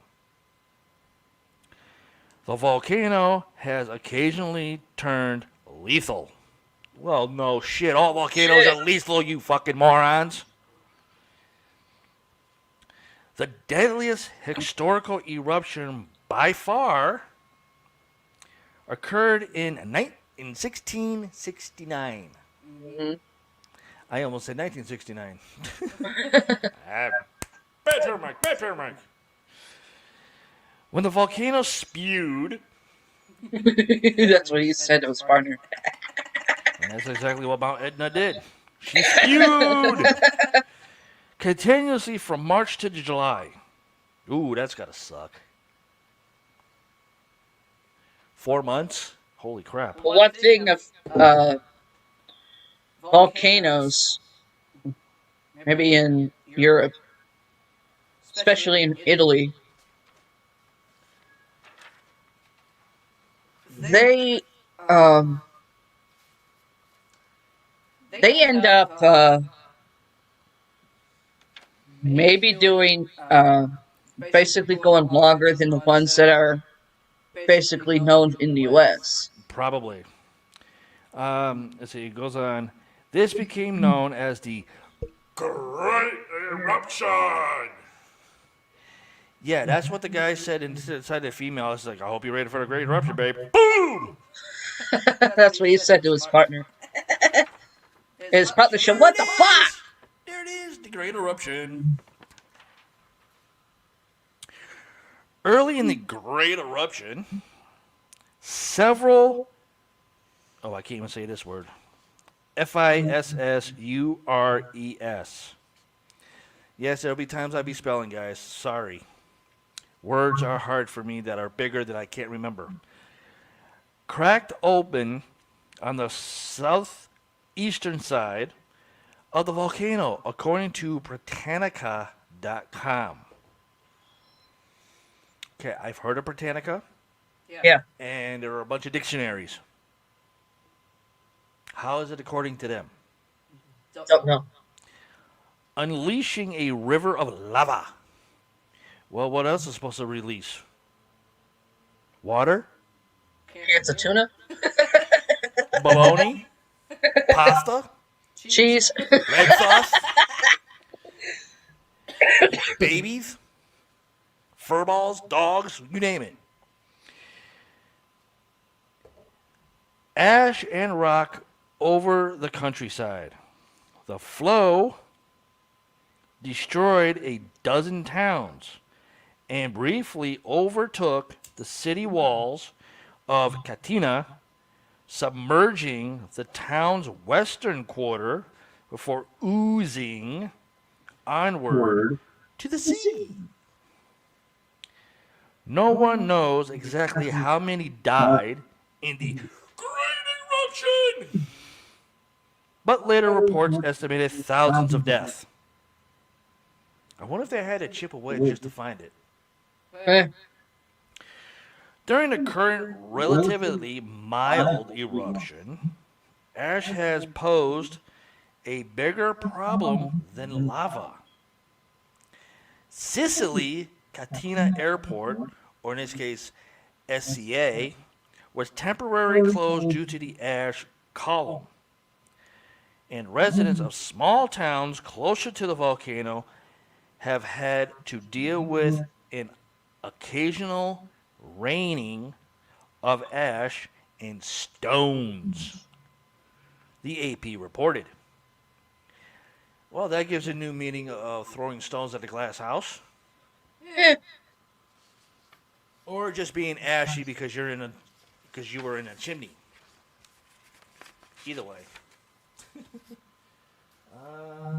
see. What's this one? Meteor streaks like a firework across UK night sky. huh. So we're going to take a trip over the pond. Way over the pond across the ocean. The meteor captured on camera in southwest England at 9:54 p.m. on Sunday. And this is coming from London. It was a brief as it was bright.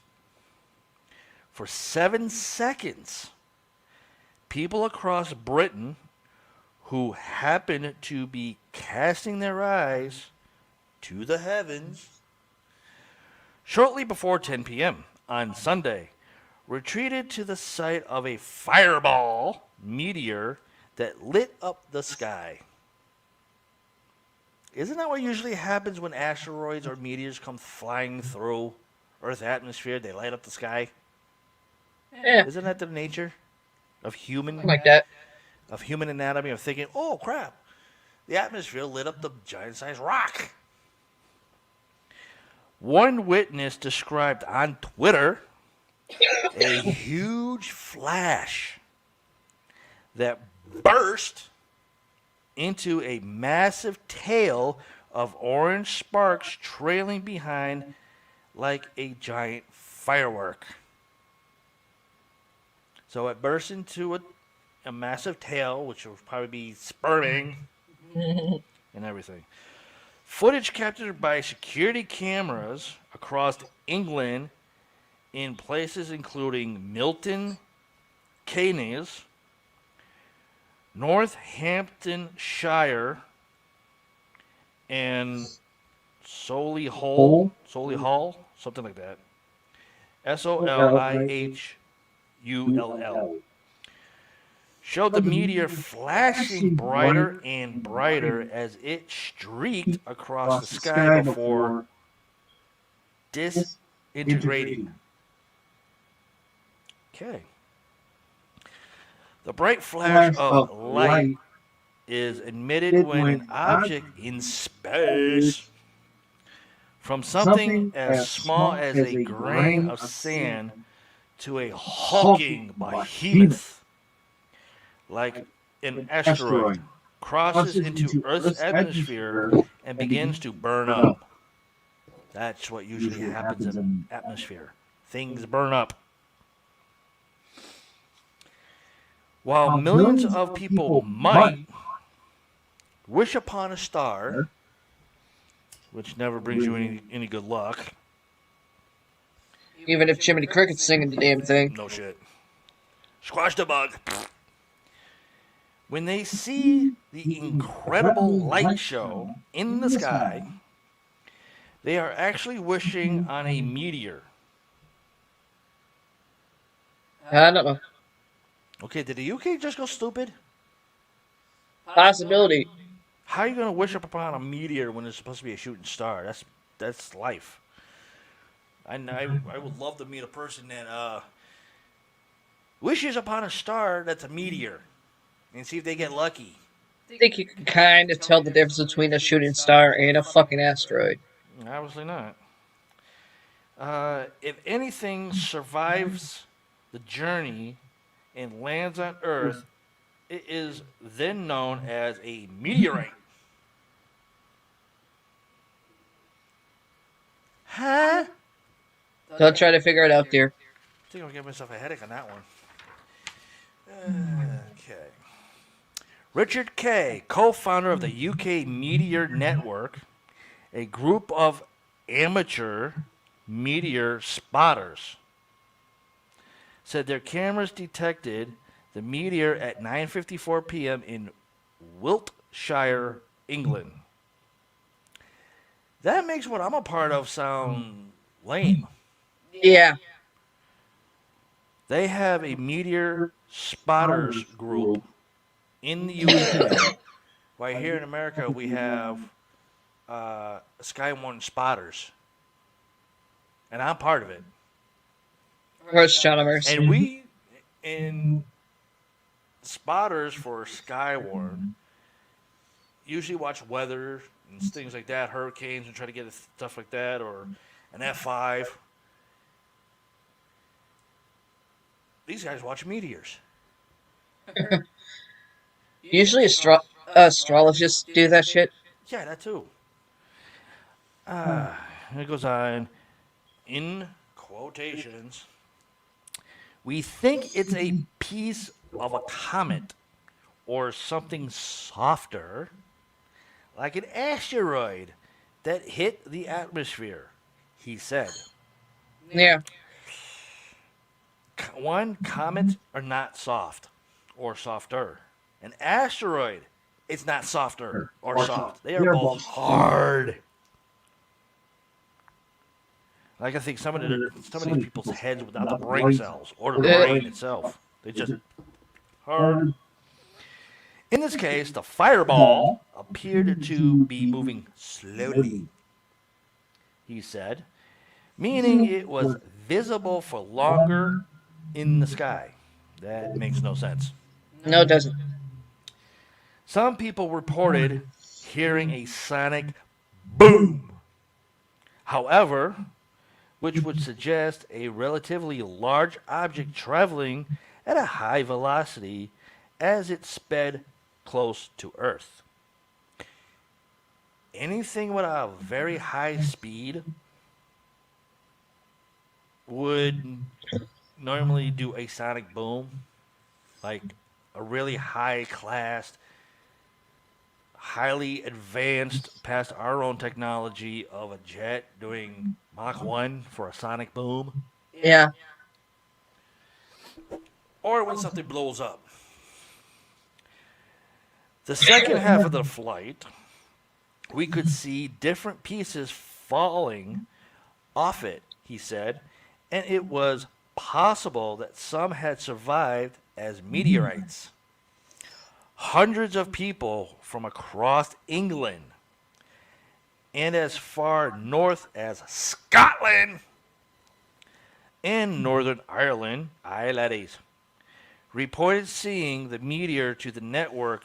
Mr. K said, for amateur astronomers, the sight of a meteor streaking across the sky is not particularly rare. Not particularly rare. Why do I have a problem with that one right there? About 3 or 4 of them appear a year. Still, typically, as this time of year, the moon makes meteors harder to see, said Mr. K. This was an exception. This was a very, very bright meteor which overpowered the brightness of the moon. For those who were not on the lookout, the meteor was a pleasant surprise. If I see an asteroid or meteor coming towards me and I see it up in the atmosphere falling, I'm not going to be pleasant surprised. I'm going to like, holy shit, hopefully it hits somebody that I don't seriously like. Or take out a whole state that are a bunch of dumbasses. And it goes on. It's always an amazing, once-in-a-lifetime event to see a very bright fireball unless you are like us and watching them and looking out for them, said Mr. K. For normal witnesses, to witness something like this is definitely a highlight. There's no normal. I'm sorry. No. They're just, oh boy, I get a boner. I saw something in the sky falling. Looks like an asteroid or a meteor. Ooh.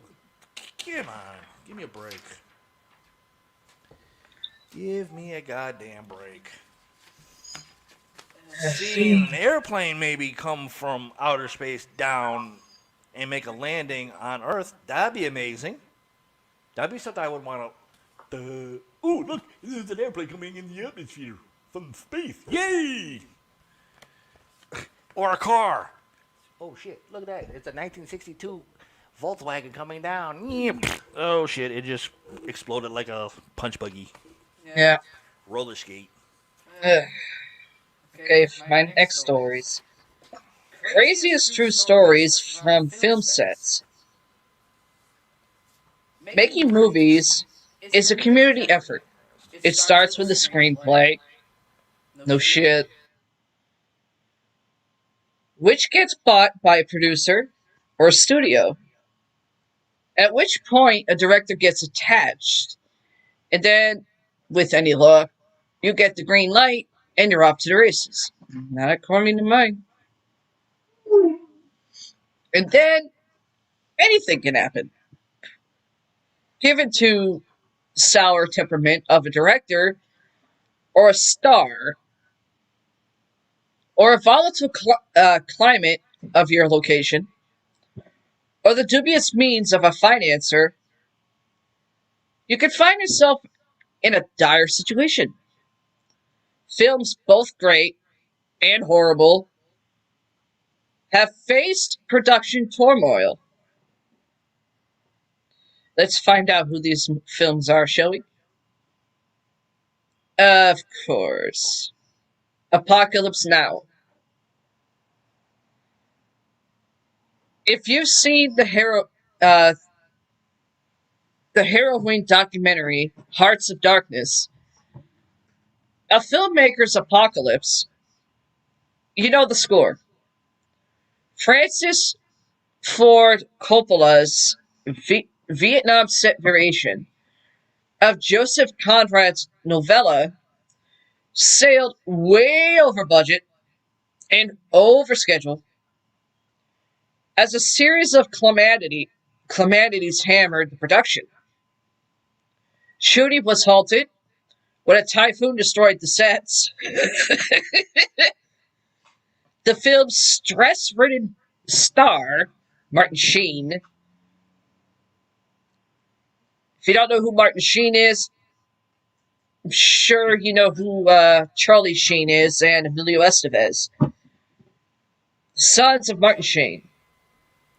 He's one of my characters in my Mass Effect games. Oh, yeah? Yeah, he plays the elusive man in Mass Effect 2 and Yeah. 3. Oh, this sucks. Stress-ridden star Martin Sheen suffered a near-fatal heart attack. Oh, that sucks. Marlon Brando showed up to the set massively overweight. What's massively overweight? When it comes to movies. He looked like Fat Bastard No shit. in But the even... in the Austin Powers movies. That's overweight. Yeah, but you know that's all fucking makeup and a bodysuit. Yeah, I know. But that's the only way I can explain it. The way you just said that. Think of Fat Bastard in the Austin Powers movie. That's overweight. Yeah, but even some actors who aren't even overweight are told, "Oh, you're overweight." And that's why a lot of people are getting sued because of that shit. Thoroughly That's what's called discrimination. Marlon Brando, massively overweight, in parentheses, overweight. Thoroughly unprepared. Was it worth it? Is the question. Here's the answer. Apocalypse Now was a box office success and is acclaimed today as one of the greatest films ever made. Oh, really? So to cinephiles. Oh, that's real nice. You could put a better word than that. The world over. The word is a resounding yes. Those who endured the year-plus production might provide a different answer, though. Really? Yeah. Hmm. Next one, Winter Kills. Texas. William Richards' star-studded adaptation of Richard Condon's paranoid satire was a risky proposition based on the off-kilter material alone. That it was initially produced by a pair of softcore porn peddlers,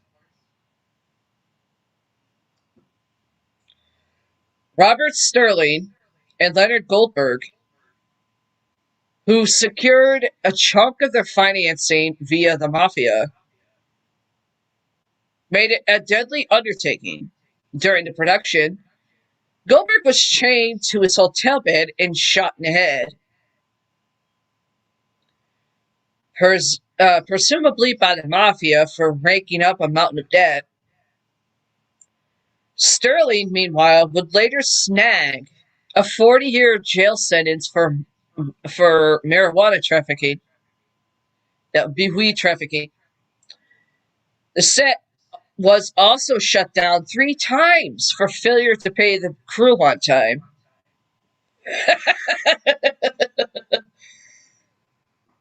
In retrospect, it's a fascinating misfire with fine performances from John Huston, Jeff Bridges, and Anthony Perkins, and of course a cameo from Elizabeth Taylor. But you can sense the behind-the-scenes turmoil on the set. The next one, which had George Clooney in it, The Three Kings.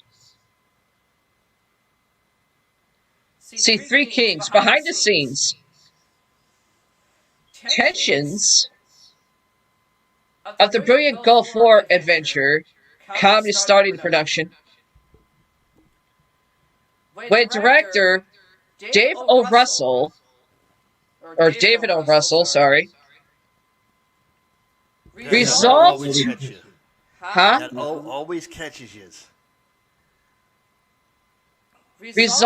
to rid George Clooney of the TV actor tics he's developed on ER, as he put Clooney through meditation and breathing exercises.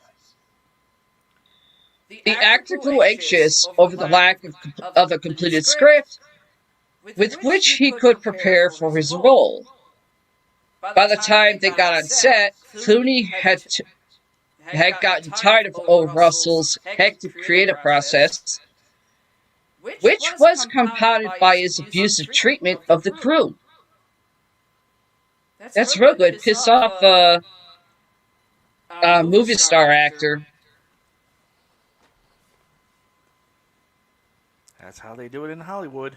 Mm-hmm. When the frustrated director allegedly threw an extra to the ground, Clooney confronted him.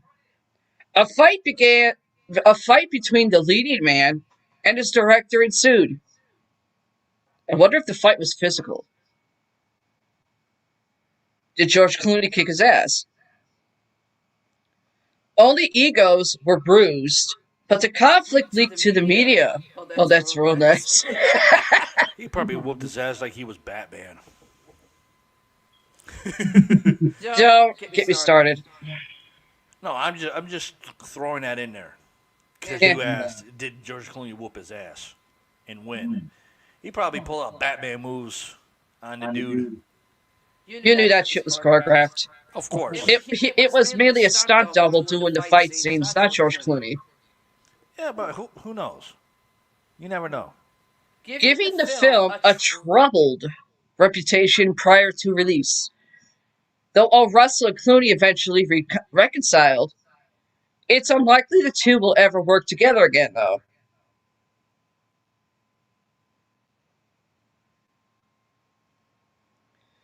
And, of course, Rebecca is the next movie. What happens when you bring two notorious control freaks together to make a movie? That's the question. Now here's the answer.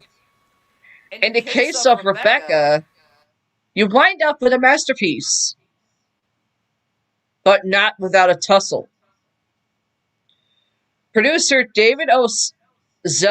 Zelznick and director Alfred Hitchcock battled over authorship throughout the production, with the latter shooting zero coverage so as to hamper the former's meddlesome tendencies.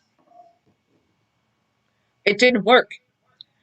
Selznick shoved the film over a year, or shelved the film over a year. Oh, okay, chug two drinks. I stumbled twice. Selznick shelved the film for a year so he could reshoot and recut the film to his finicky specifications. Though supervising editor ultimately tired of Selznick's tinkering, telling him, "This is it. You cannot have that film anymore." Out it goes. Lawrence Oliver was unhappy with the casting of Joan Fontaine over his preferred co-star Vivian Lee, so he treated her poorly throughout the shoot. Oh, that's nice. When Fontaine turned to Hitchcock for reassurance, he reassured her that everyone disliked her. In order to get the desired distraught quality from her performance.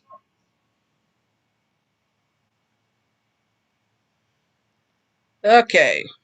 Arrive alive. Why does that sound stupid?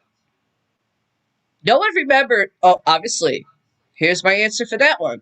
No one remembers this darkly comedic detective thriller starring Willem Dafoe and Joan Cusack from the early 1990s, because it was shut down 2 weeks into shooting and never finished. Written by Mitch Glazer and the late great National Lampoon / Saturday Night Live writer Michael Donahoe, the Miami set noir was intended for Bill Murray, but the star found the material far too violent for his taste. Okay, if you know Bill Murray's acting background,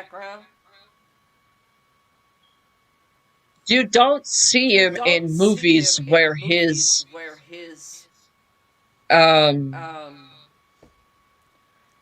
characters are violent. His characters are more. Why am I hearing myself back? He's more like laid back. That's Kinda my point. character. That's all I know. Let's see. The script opens with the Miami Seaquarium's killer whale biting off the head of her handler. Nice! By the time director Jeremiah S. Cheechik, however you want to pronounce it, was on board, the production had moved on to Defoe, a favorite of the studio, Paramount, but not necessarily known at the time for his comedic chops. As elaborate sets were being built, the studio soured on the dailies, forcing it to pull the plug on the script that it is every bit as hilarious and relevant as it was 30 years ago.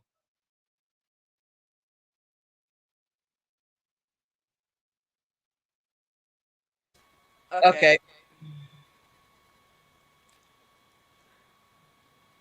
This one is about a guy who was in a movie that was actually killed on set. Oh boy. Brandon Lee. You know who that is. Brandon Lee. Oh God. I think that was Bruce Lee's brother. Hmm? I think that was Bruce Lee's brother. No. Something. No. The Crow. Oh. Okay. I like this one. The accidental shooting death of Brandon Lee on the set of Alex Proyas's The Crow brought an unimaginably tragic end to a shoot. Shocking. Hold on. That had been plagued by accidents and bizarre occurrences. Bullshit. That's all I gotta say. That's bullshit. A storm destroyed part of the set. That I can understand. A crew member stabbed a screwdriver through his hand. Ow. A disgruntled set sculptor drove his car to the sculptor studio. A crane careened into live power lines. Every production has a mishap or two, but the hits, big and small, kept coming until the film's leading guy was felled by a gun with an altered dummy bullet left in the chamber of a .44 Magnum. It's impossible to watch the film, a box office success, without considering the failure of its production. Okay. If it was a dummy bullet, why the fuck would it be put in a real .44 Magnum? That's a good question, because if it's a dummy bullet, it shouldn't kill anybody. Not only that,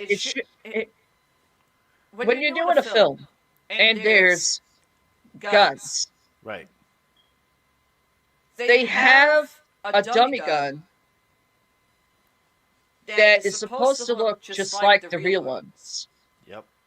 Same type, and basically the dummy bullet is called, I don't know, a pellet gun? Something like that. BB gun? Yeah. Pellet gun, BB gun.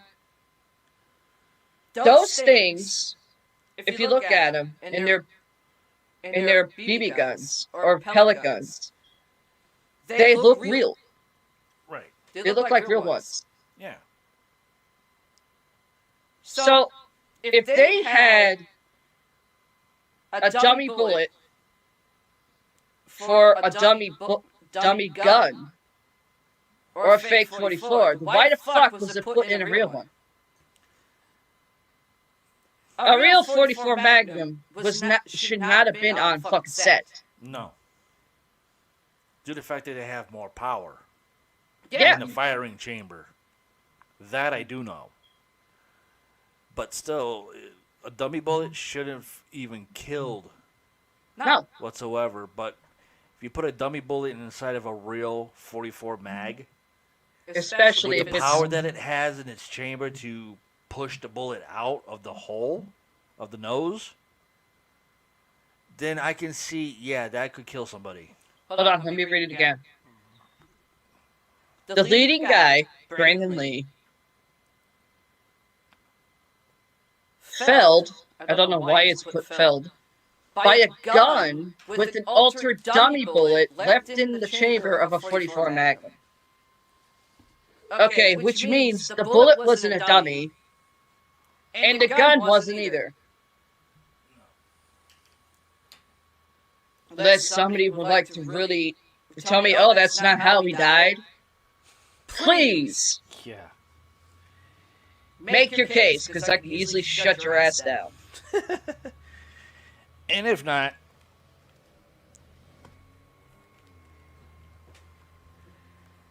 Of course. he can.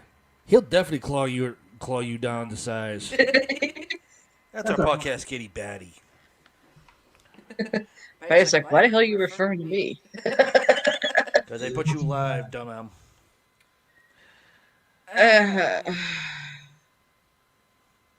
Titanic. When James Cameron makes a film set on or underwater, get ready for choppy waters. Or that sinking feeling. The film was already expected to be one of the most expensive ever made. Though, much to the consternation of 20th Century Fox, the budget soared as the production ran way over schedule. Eventually, Fox, seeking to hedge its bets on a film that was anything but a guaranteed box office smash. It was about the sinking of a boat, for crying out loud. Sold the domestic distribution rights to Paramount. Meanwhile, things were about as chaotic as they could get on set. Cameron's tyrannical directing style struck fear in the hearts of cast and crew, particularly Kate Winslet,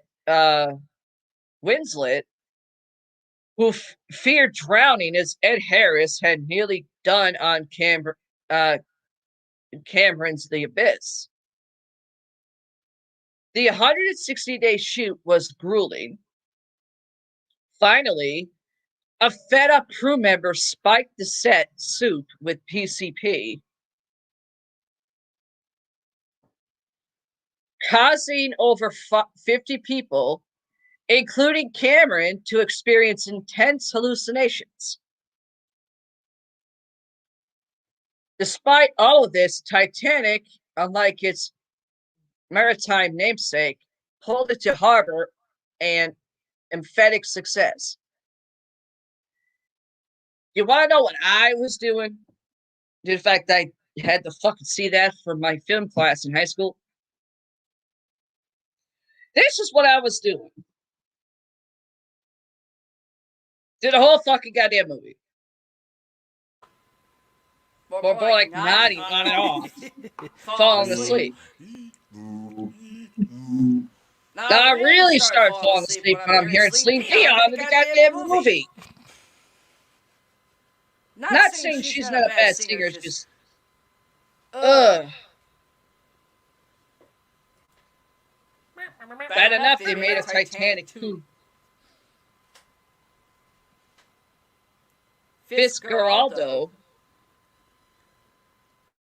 I have no idea what that is.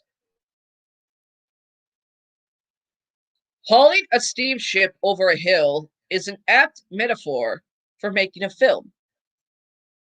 Making a film explicitly about hauling a steamship over a hill and hiring a crew to actually do it, send special effects, is an act of sheer madness.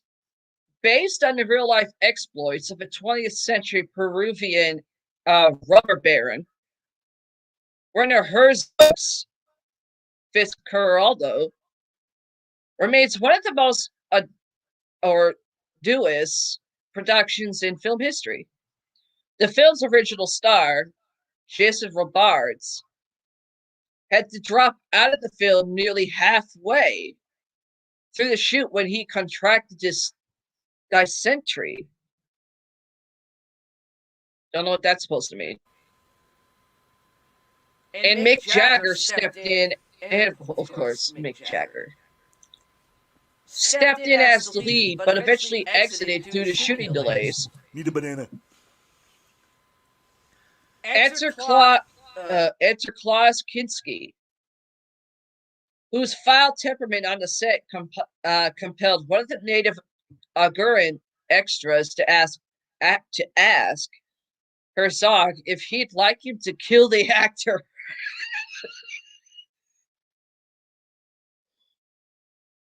Several natives died during the shoot. One cut off his foot with a chainsaw. After being bitten by a venomous snake. Much of this is featured in the Les Blank's excellent making of documentary Burden of Dreams.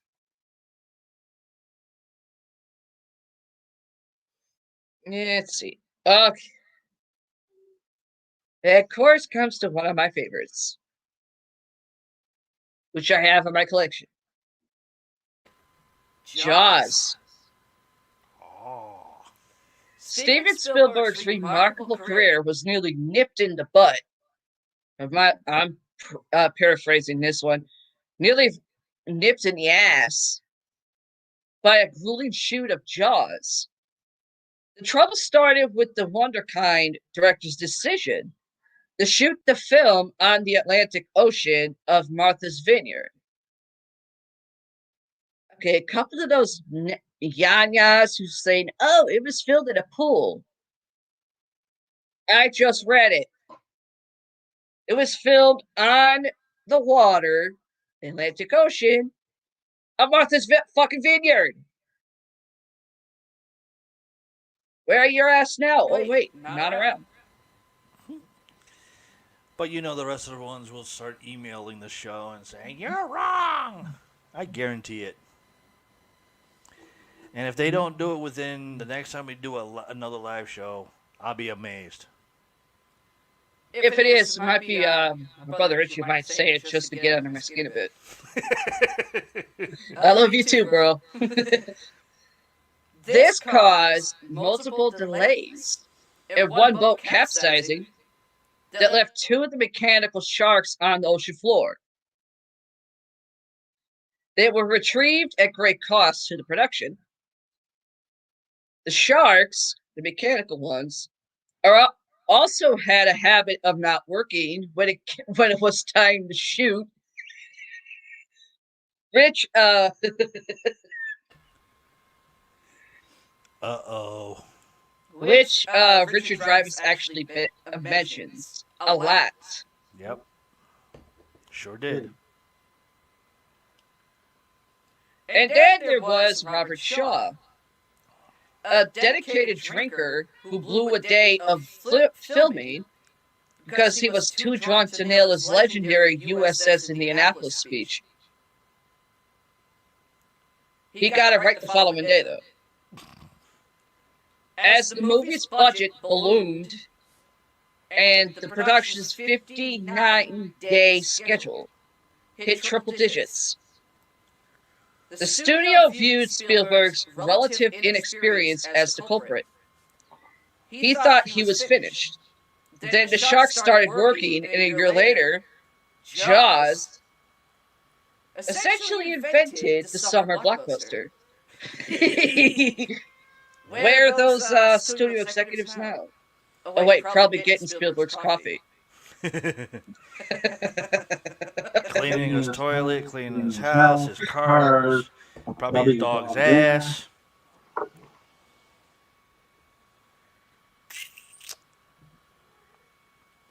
Heaven's Gate.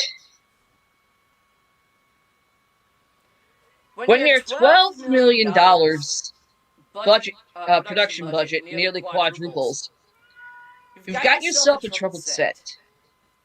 Michael Cimino, however you want to pronounce it, shot over 1 million feet of film, attempted to recreate 1890s Wyoming in precise detail.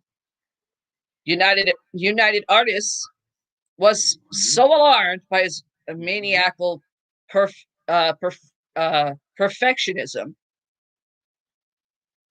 Best exemplified by the director demanding that a finished set be broken down and rebuilt because the streets needed to be 6 feet wider. That they considered replacing him with Norman Jewison or David Lean. Cimino put actors through a rigorous series of takes. Delayed a single shoot because he could capture and visually impressive cloud, and went so far over schedule that John Hurt had enough time to make The Elephant Man in the interim. The theatrical cut of the film received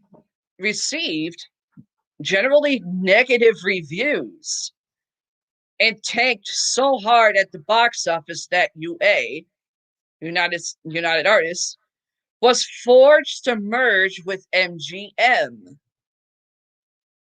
But when Jerry Harvey's Z Channel began airing Camino's director's cut in the early 1980s, the movie's critical reputation was rescued.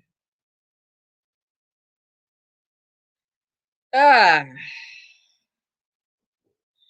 we go to Elizabeth Taylor of Cleopatra.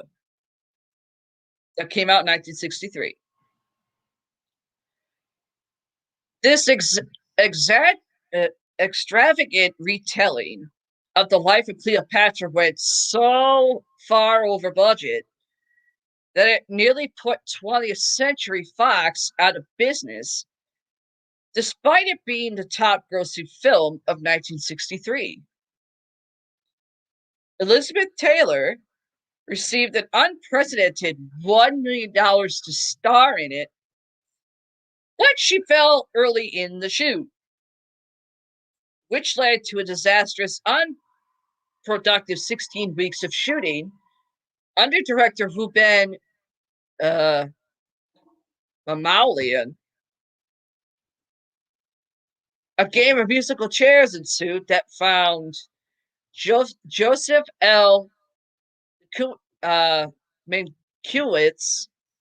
I know I butchered it, replacing Mamoulian, and the duo of Richard Burton and Rex Harrison stepping in for Stephen Boyd and Peter Finch, respectively. Taylor and Burton wound up embroiled in possibly the most infamous on-set affair in film history, which provided endless tabloid fodder. The entire opening battle sequence had to be reshot. Mankiewicz delivered a 6-hour cut that was trimmed to 3 hours for theatrical release.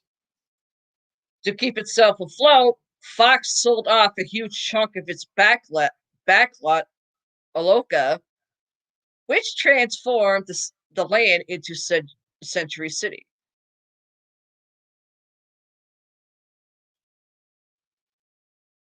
I need to take a drink here. Bonfire of the Vanities.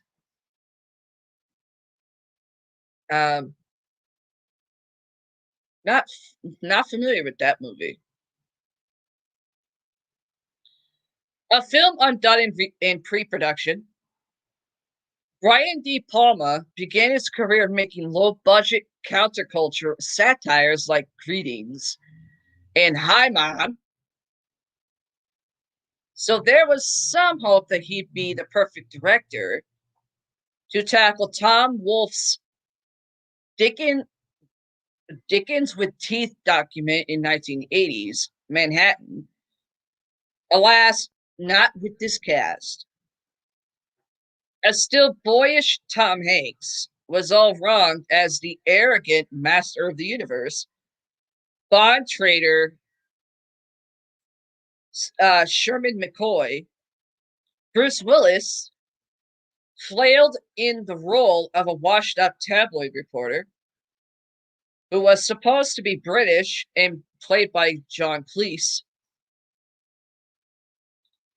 And Melanie Griffith's Southern Belle take on Maria Ruskin clashed with the character's Russian mistress roots. Michael Christopher's screenplay soft-pedaled the novel's sardonic tone, concluding with the uplifting lecture of Morgan Freeman in a role generally intended for all-time curmudgeon Walter Matthau.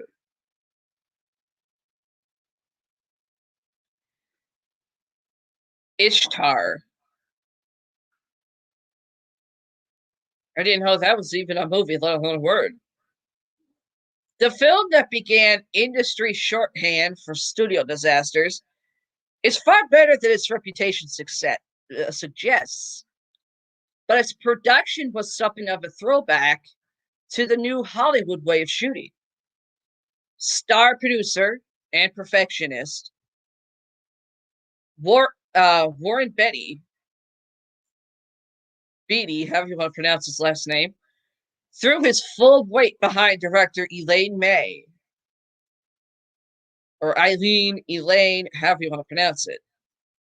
Also a perfectionist, which gave her freedom to shoot a Hope and Crosby road picture in her imitable improvisatory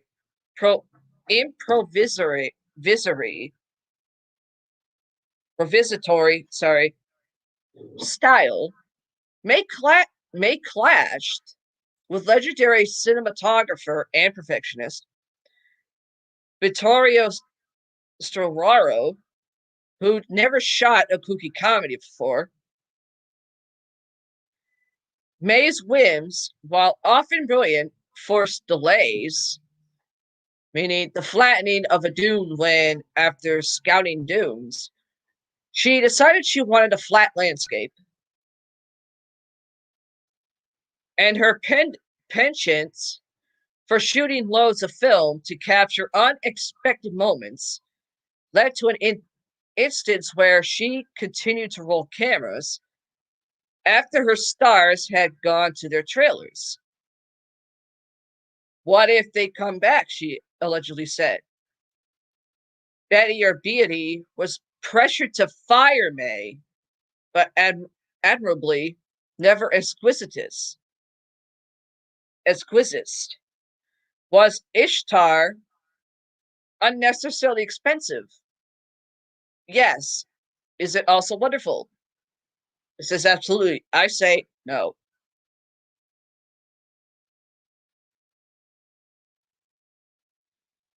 Yeah. Alien 3. That's surprising.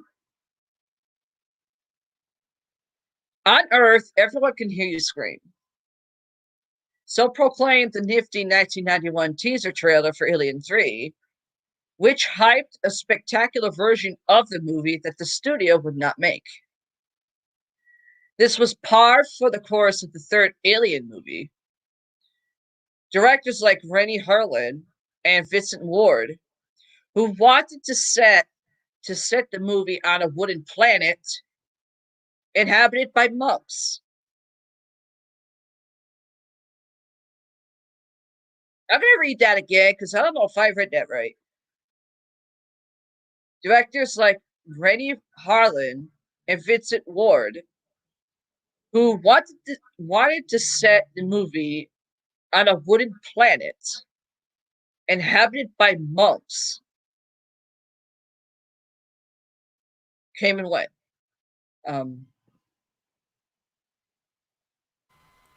Finally, first-time filmmaker That just hurt my brain. David Fincher took the reins. But with heavy-handed producers breathing down his neck to hit a Memorial Day 1992 release date, and a script that was constantly in flux, which means didn't know which version was going to be what, he buckled under the pressure. The assembly cut version of the film gives you a clear sense of what Fincher, however you want to fucking pronounce his goddamn name, was after, while the Blu-ray making of documentary by Charles D.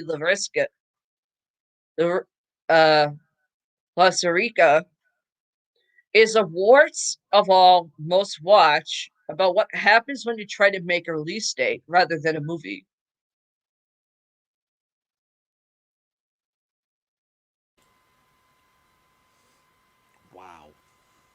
Eyes wide shut.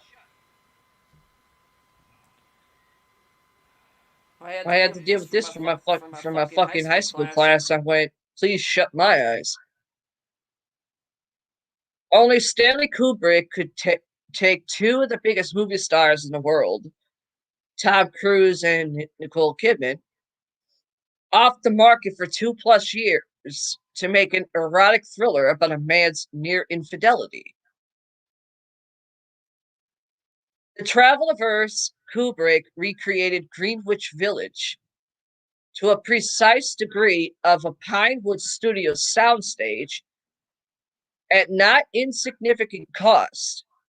Due to his typical glacial shooting pace, he lost Jennifer Jason Leigh and Harvey Keitel, recasting him with Sidney Pollack and Marie Richardson, and reportedly subjected Cruise and Kidman to an ungodly number of takes as a means of flattening out their performances.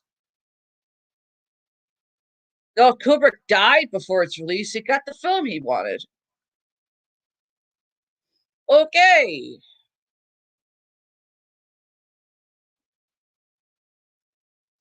The Island of Dr. Moreau, or Moreau, however you want to pronounce it. New Line had high hopes for its big-budget adaptation of H.G. Wells' novel, but it couldn't have brought together a more contentious bunch of artists to see it through.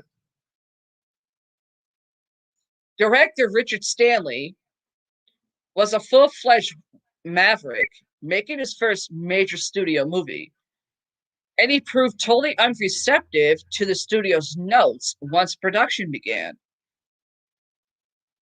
Star Val Kilmer turned into a holy terror when he was served divorce papers on the set, berated everyone within earshot, which drove co-star Rob Moreau to flee the production. That had the blow balls. Or a very low kick in them. And then there was Marlon Brando. Cast in the title role, the notoriously difficult actor refused to learn his lines, asking them to be replayed via earpiece. And also clashed with Kilmer at one point. The two stars delayed a day of work by refusing to exit their trailers until the other reported to set.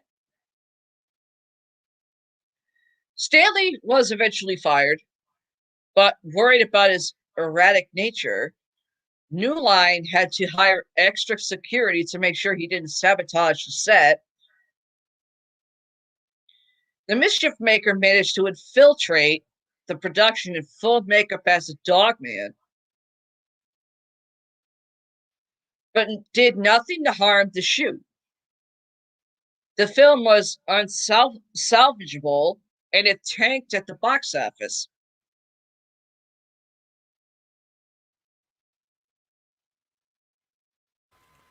Margaret is the next one. Brilliant script with a critically acclaimed playwright and filmmaker, a powerhouse cast comprised of Matt Damon, Matthew Broderick,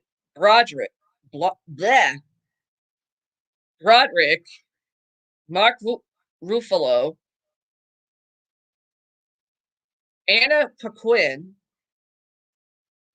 J. Smith Cameron, and Jamie Berlin, and a group of Oscar-winning producers, including Scott Rudin, Sidney Pollack, and Anthony Minghala. Why did this film shoot in 2005 but did not hit the theaters until 2011? Is the question. Here's the answer. Financier Gary Gilbert found writer-director Kenneth Lonergan's edits of an ambitious drama incoherent, even those overseen by Martin Scorsese and Thelma Schoonmaker, and thus tied the film up in legal limbo until he could recoup millions of dollars in damages for Lonergan, basically making the film he'd written. Rudin alleged Gilbert's uh, litigiousness hurt the film. He's a guy who wrote a check. That does not buy him a place in the editorial suite. That I do agree. What do you think, dear? Because you're a financer doesn't mean you get to sit with the editors. No. I've never heard of any production crew ever having a financial person sitting with them while they're doing the movie. No. The financer for any kind of movie just gives the money so the film can get done. Right. Not, oh, I want a seat in the editorial suite so I can say what goes in and what doesn't. Yeah. Financial people stay in the back or they're in another building. No shit. They have no say, no authority, no power, no nothing except for, okay, this is how much the movie's going to be costing. We need this much from the box office. That's about it. The film is now heralded as one of the best of the decade, in which it was ultimately released.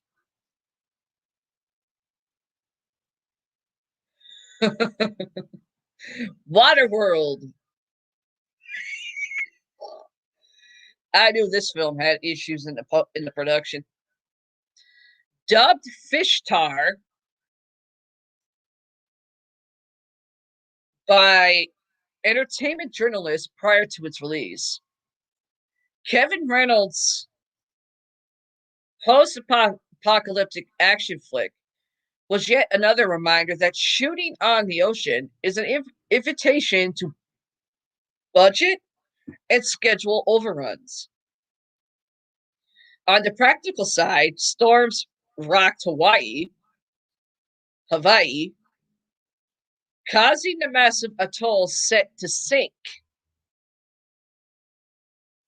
Creatively, the production was plagued by disagreements between Reynolds and his ultra-powerful star, Costner. It doesn't shock me, with Costner, who ordered rewrites from Joss Whedon. Joss Whedon described his time on the set 7 weeks of hell. As the shoot dragged on, the budget exploded from $100 million to $175 million. Though Reynolds received directing credit, Costner finished the movie. The film grossed just shy of $100 million domestically, but it spawned a Universal Studios stunt show that's still widely popular to this day. I don't know if it's popular anymore. I mean, I know the Universal Studio stunt show thing. That's in the one in Orlando. In the theme park, not the actual one.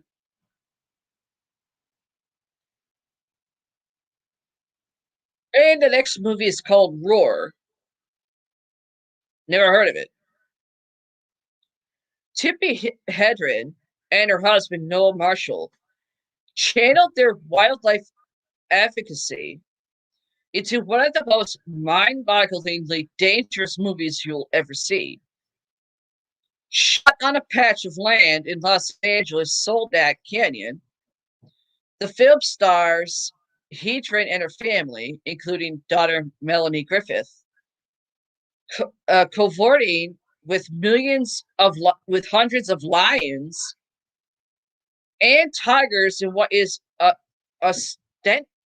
ostensibly a family drama, but in all actuality, it's a failed mess suicide attempt.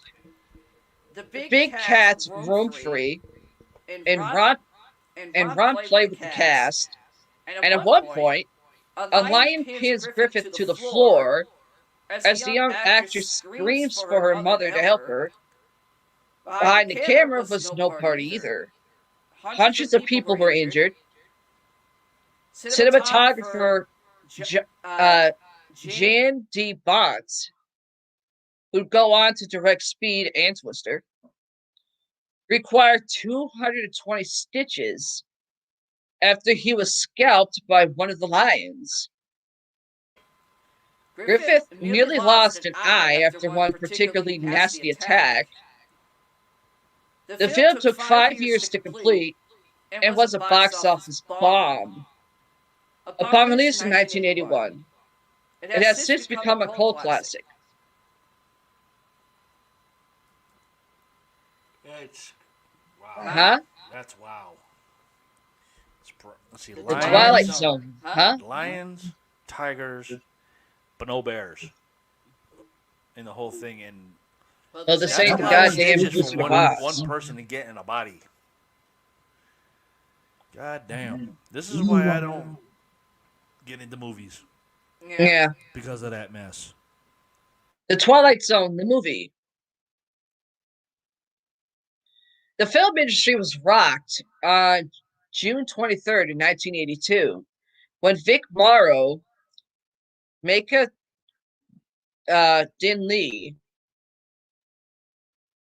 and Renee Shin-Yi Chan were killed on the set of The Twilight Zone, the movie, when pyrotechnics caused a low-flying helicopter to crash land on top of them. Morrow and Lee were decapitated by a rotor blade. How? While Champ was crushed by a strut.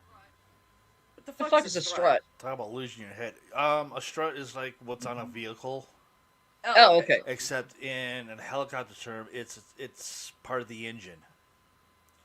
The director of the sequence, John Landis, and several crew members stood trial for manslaughter, but were ultimately acquitted. If you ever watch 1960s and 70s action films and wonder what ever happened to that era of wild stunt work, this is what happened.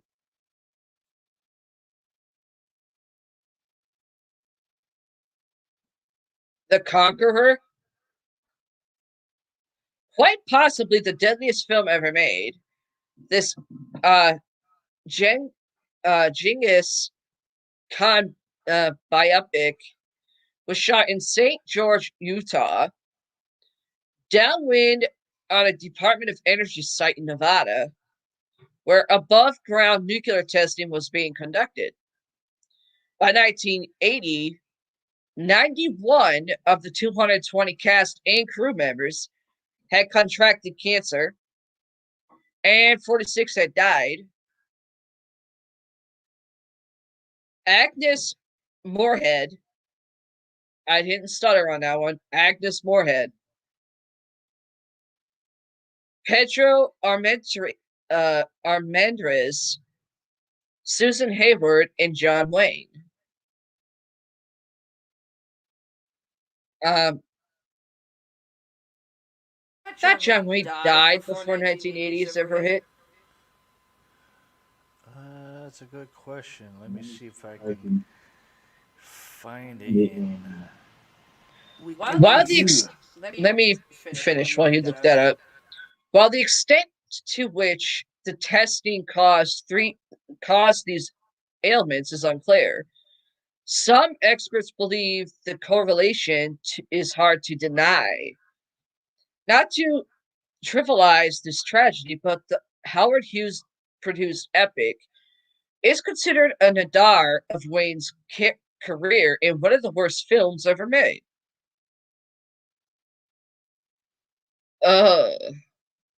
I know there's people out there who think, oh, The Wizard of Oz is one of the best things ever made for movies, as well as blockbusters.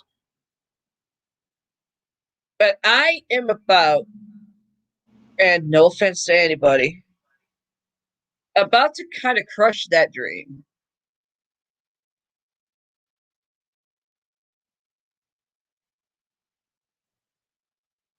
And I'm about to let some shit out about the Wizard of Oz. If you're wondering why I'm grinning like I'm grinning, it's because I'm about to put some shit to bed. Because I even know there was shit going on in this goddamn movie behind the scenes. One of the most beloved films of all time was a disaster in the making back in 1938. The project's first director, Richard Thorpe, shot for 2 weeks, during which the original Tin Man, Buddy Ebsen, suffered an allergic reaction to his makeup that landed him in the hospital. Victor Fleming took over for Thorpe, and Jack Healy stepped in for Epson. Ray Bolger's scarecrow makeup was so caustic that it left permanent lines around his mouth and chin. Margaret Hamilton, the Wicked Witch of the West, was burned severely when pyrotechnics during her departure from Munchkinland malfunctioned. Asbestos was used liberally on set. Near the end of the shoot, Fleming was replaced by King Vidor when the former was reassigned to another difficult production called Gone with the Wind. So keep this in mind the next time you take a trip down Yellow Brick Road. You hear anybody out there crying yet? No. But you said John Wayne, right? Earlier? Yeah, John Wayne. Okay, John Wayne was original name Marion Robert Morrison. Yeah. Born May 26, 1907, in Winterset, Iowa, here in the United States. Yeah. Died June 11th, 1979, at the age of 72 in Los Angeles, California. His resting place is Pacific View Memorial Park in Newport Beach, California. Yeah. And the funny part is that they have the longitude and latitude of where he is buried in that park, which is Yeah. the weirdest thing I've ever seen on Wikipedia. Other names was Marion Mitchell Morrison, aka the Duke, Yeah. the original Duke. Sorry, Ward. His motto was University of Southern California. He was an actor, a director, a producer, and this is something I did not know Okay. in his career. He was also a singer. I knew that. I didn't. And I used to watch John John Wayne Wayne. on TV. I didn't, but being married to my first dumbass, the first ex of a husband, that's basically all the half the goddamn movies his father had was nothing but John Wayne. Yeah, I know. Active years was 1926 to 1977. And he was a Republican. Kind of could told you that. I guarantee you, if he was alive today and he saw what was going on, I guarantee you he'd be pulling out his character from TV and probably punching everybody in their heads. Let's see. Well, he did have a nice house. Of course, really small, though. Nice porch.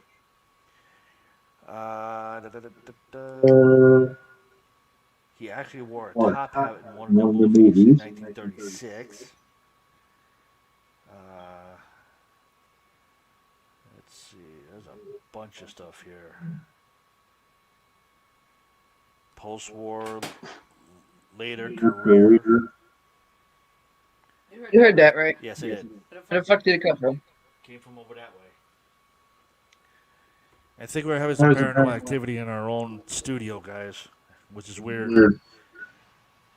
Well, Never it's in our happened. house, so I don't know. He met with Richard Nixon and Harry Kissinger in 72, 71, Playboy interview. I think that right there would have probably diminished his career, Probably. but not really. That kind of spoofed him more. Although he enrolled in a cancer vaccine study in an attempt to ward off the disease, John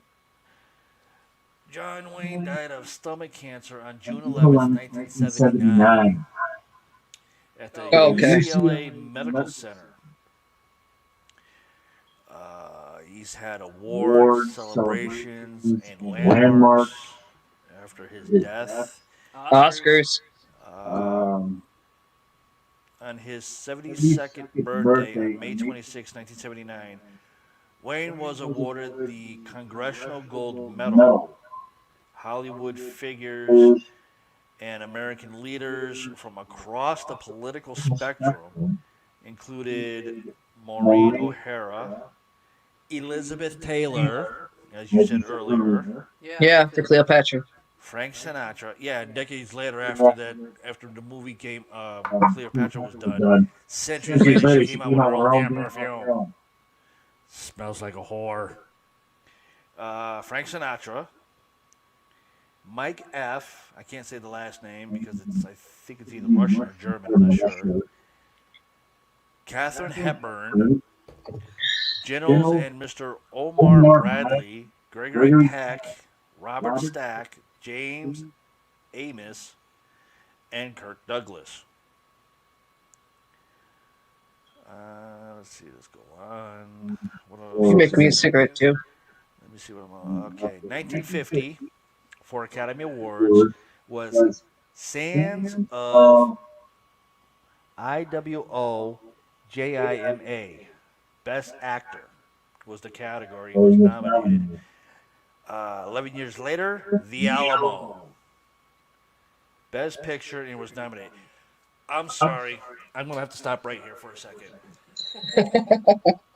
I saw John Wayne in The Alamo on TV Yeah. years later.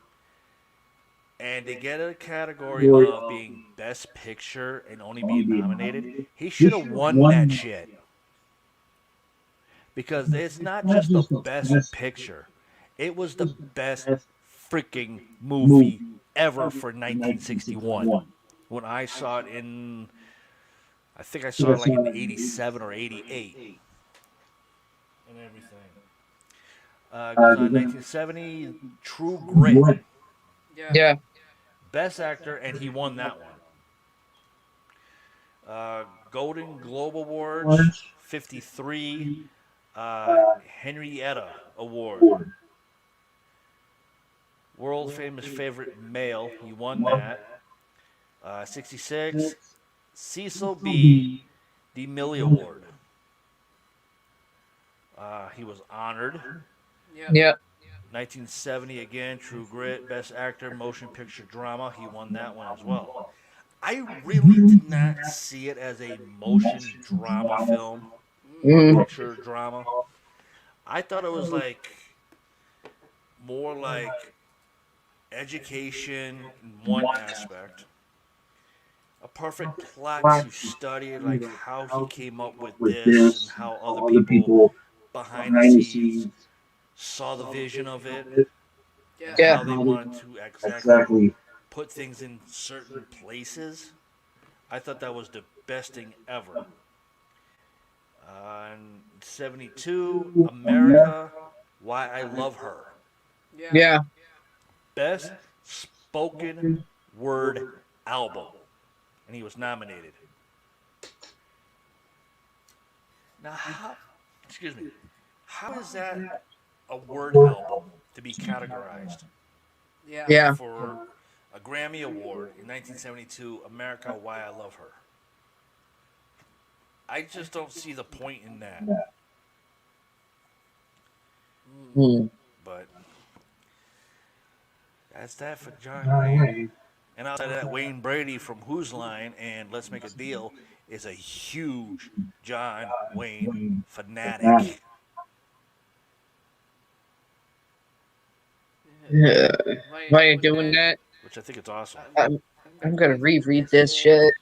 Just to piss off some people who think Wizard of Oz is the shit.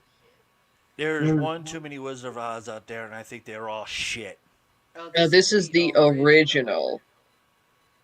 Oh boy, I want to disappear now. One of the most beloved films of all time was a disaster in the making back in 1938. The project's first director, Richard Thorpe, shot for 2 weeks, during which the original Tin Man, Buddy Ebsen, suffered an allergic reaction to his makeup that landed him in the hospital. Which proves my theory. The makeup for the Tin Man actually had fucking lead in it.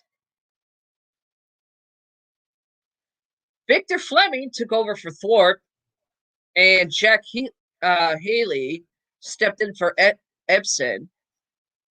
Ray Bolger's scarecrow makeup was so caustic that it left permanent lines around his mouth and chin. Margaret Hamilton, the Wicked Witch of the West, was burned severely when pyrotechnics during her departure from Munchkinland malfunctioned. Ow, that hurts me. Asbestos was used liberally on set. Near the end of the shoot, Fleming was replaced by King Vidor, when the former was reassigned to another difficult production called Gone with the Wind. So keep this in mind the next time you take a trip down the Yellow Brick Road. And I'm saying that as sarcastic as I feel like it.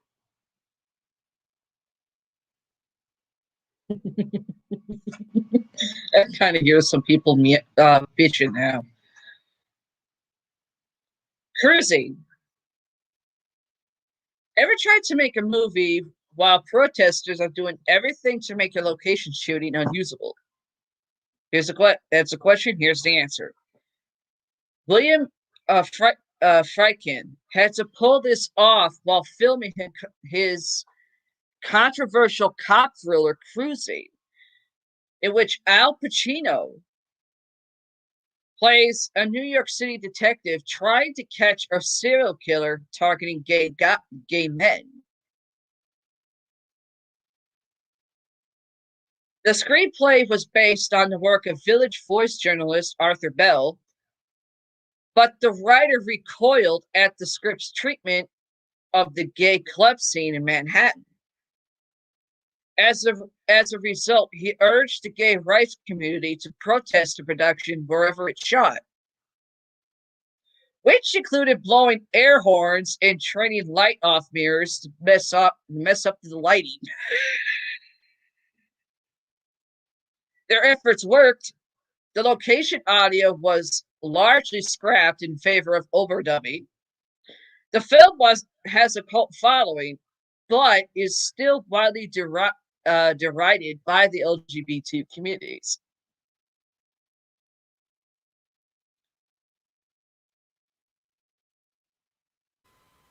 One thing you don't want to do is piss those types off. You don't. Because they will fuck your ass up in more than one way.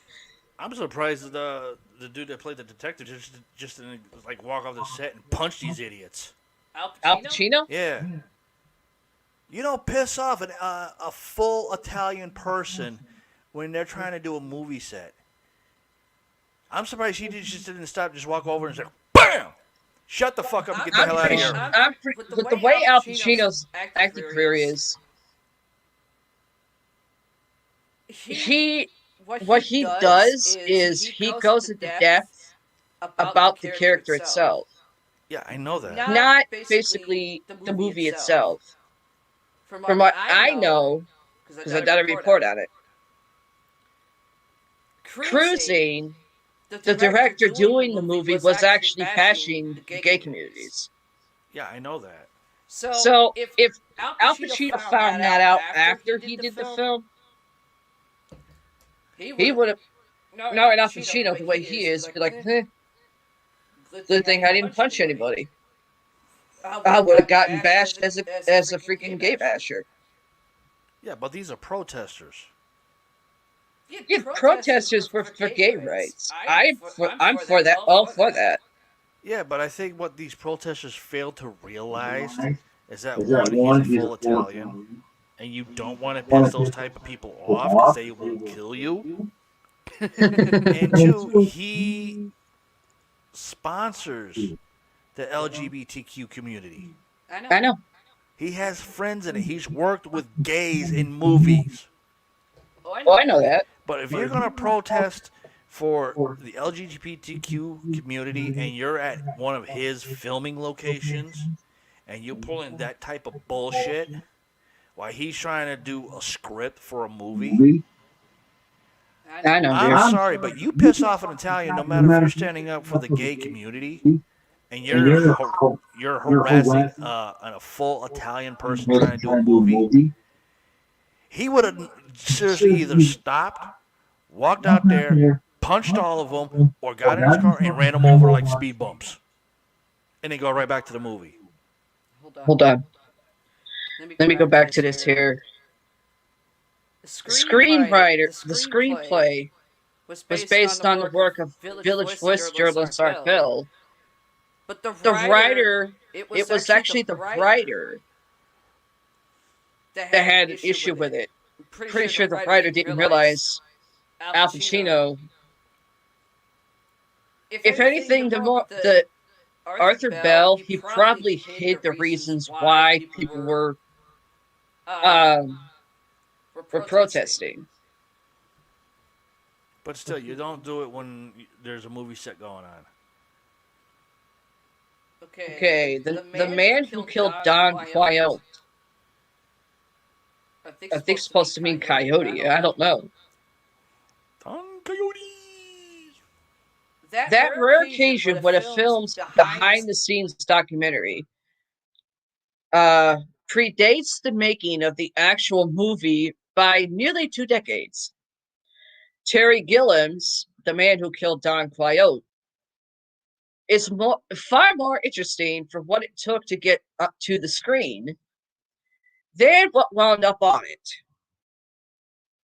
Released in 2002, Lost in La Mancha details Gilliam's ill-fated attempt to shoot the film 2 years earlier in a desert region of Spain with stars Johnny Depp, who's been outcasted and blacklisted, Jean Rochefort, and Vanessa Paradis. The production went awry on day one when it was realized that the location was adjacent to a NATO aircraft testing facility. The following day, a flash flood wiped out the location, which damaged equipment and necessitated a full reshoot. A few days later, Rochefort herniated a disc in his back. Oh my God, that hurts my back. And I got one. Thus killing the project until Gilliam could scrape together financing 15 years later to shoot it with Adam Driver and Jonathan Pryce. Alas, the finished product is far less interesting than the failed attempt to make it in the first place. Okay. Yeah, taking a quick drink.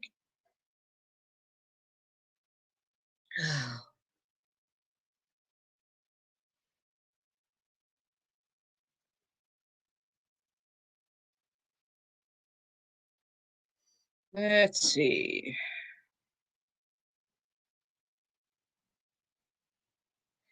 And number one on this list, and I cannot believe I mean, I knew some people probably might have had some issues in the back or on the, you know what I mean. Let's see.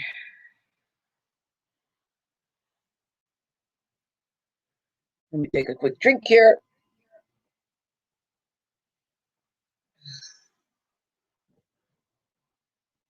No, this is a shocker. Super Mario Brothers.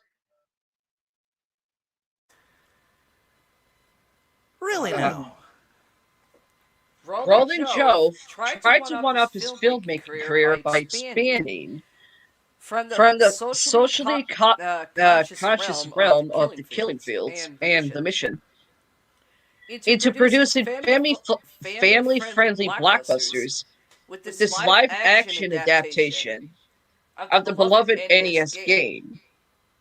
He aimed high. Harold Ramis and Danny DeVito were approached to direct. Arnold Schwarzenegger was offered the role of Bowser.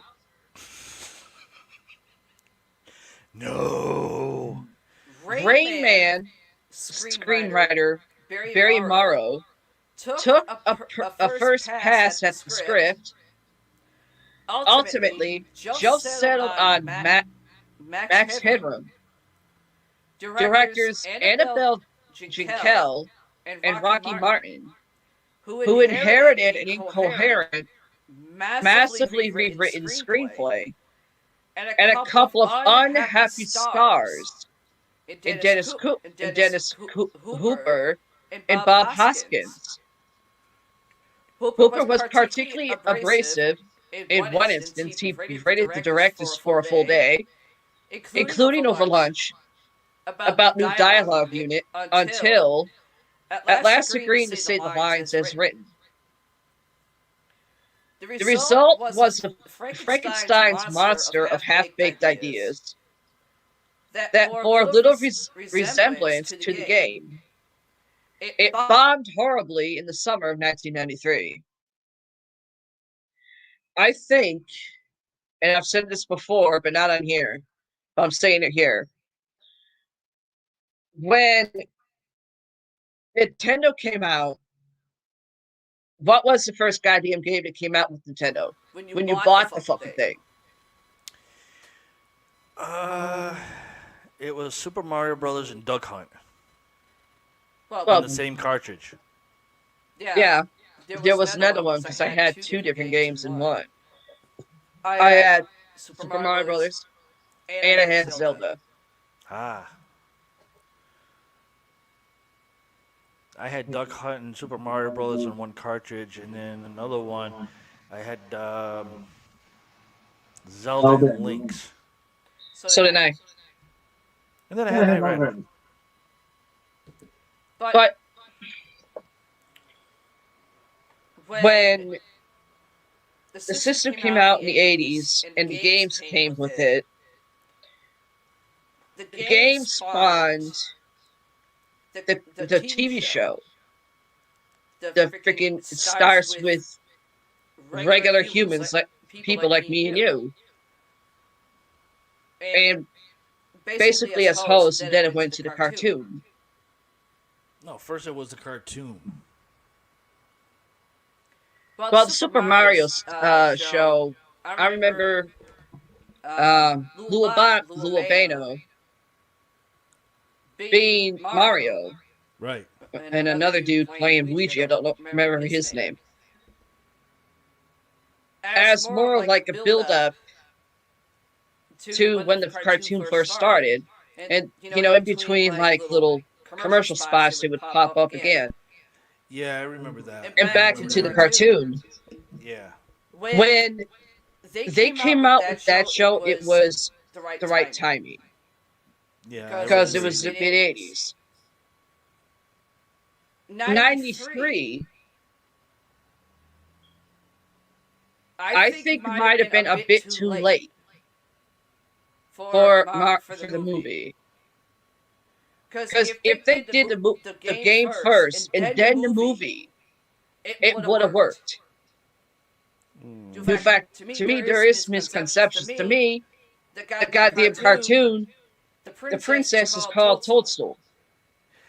Yeah, But that's what other caught people are me. saying that's Peach. That's what caught me too. Where the okay.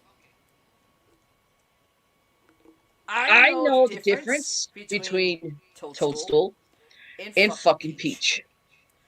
Where in the timeline of Super Mario Brothers was there ever a fucking Princess Peach? I don't know, but I can understand it being in Mario Party games. I get that. Unless Princess Peach is supposed to be your fucking long lost sister of Toadstool. I don't know. But I just pulled up the Super Mario Brothers. Yeah. Super Mario Brothers is a platform game developed and published by Nintendo, which we all know that. The successor to the 1983 arcade game Mario Brothers. Okay. Yeah. Not Super Mario Brothers, but just Mario Brothers. It was an arcade game in 1983. I knew that.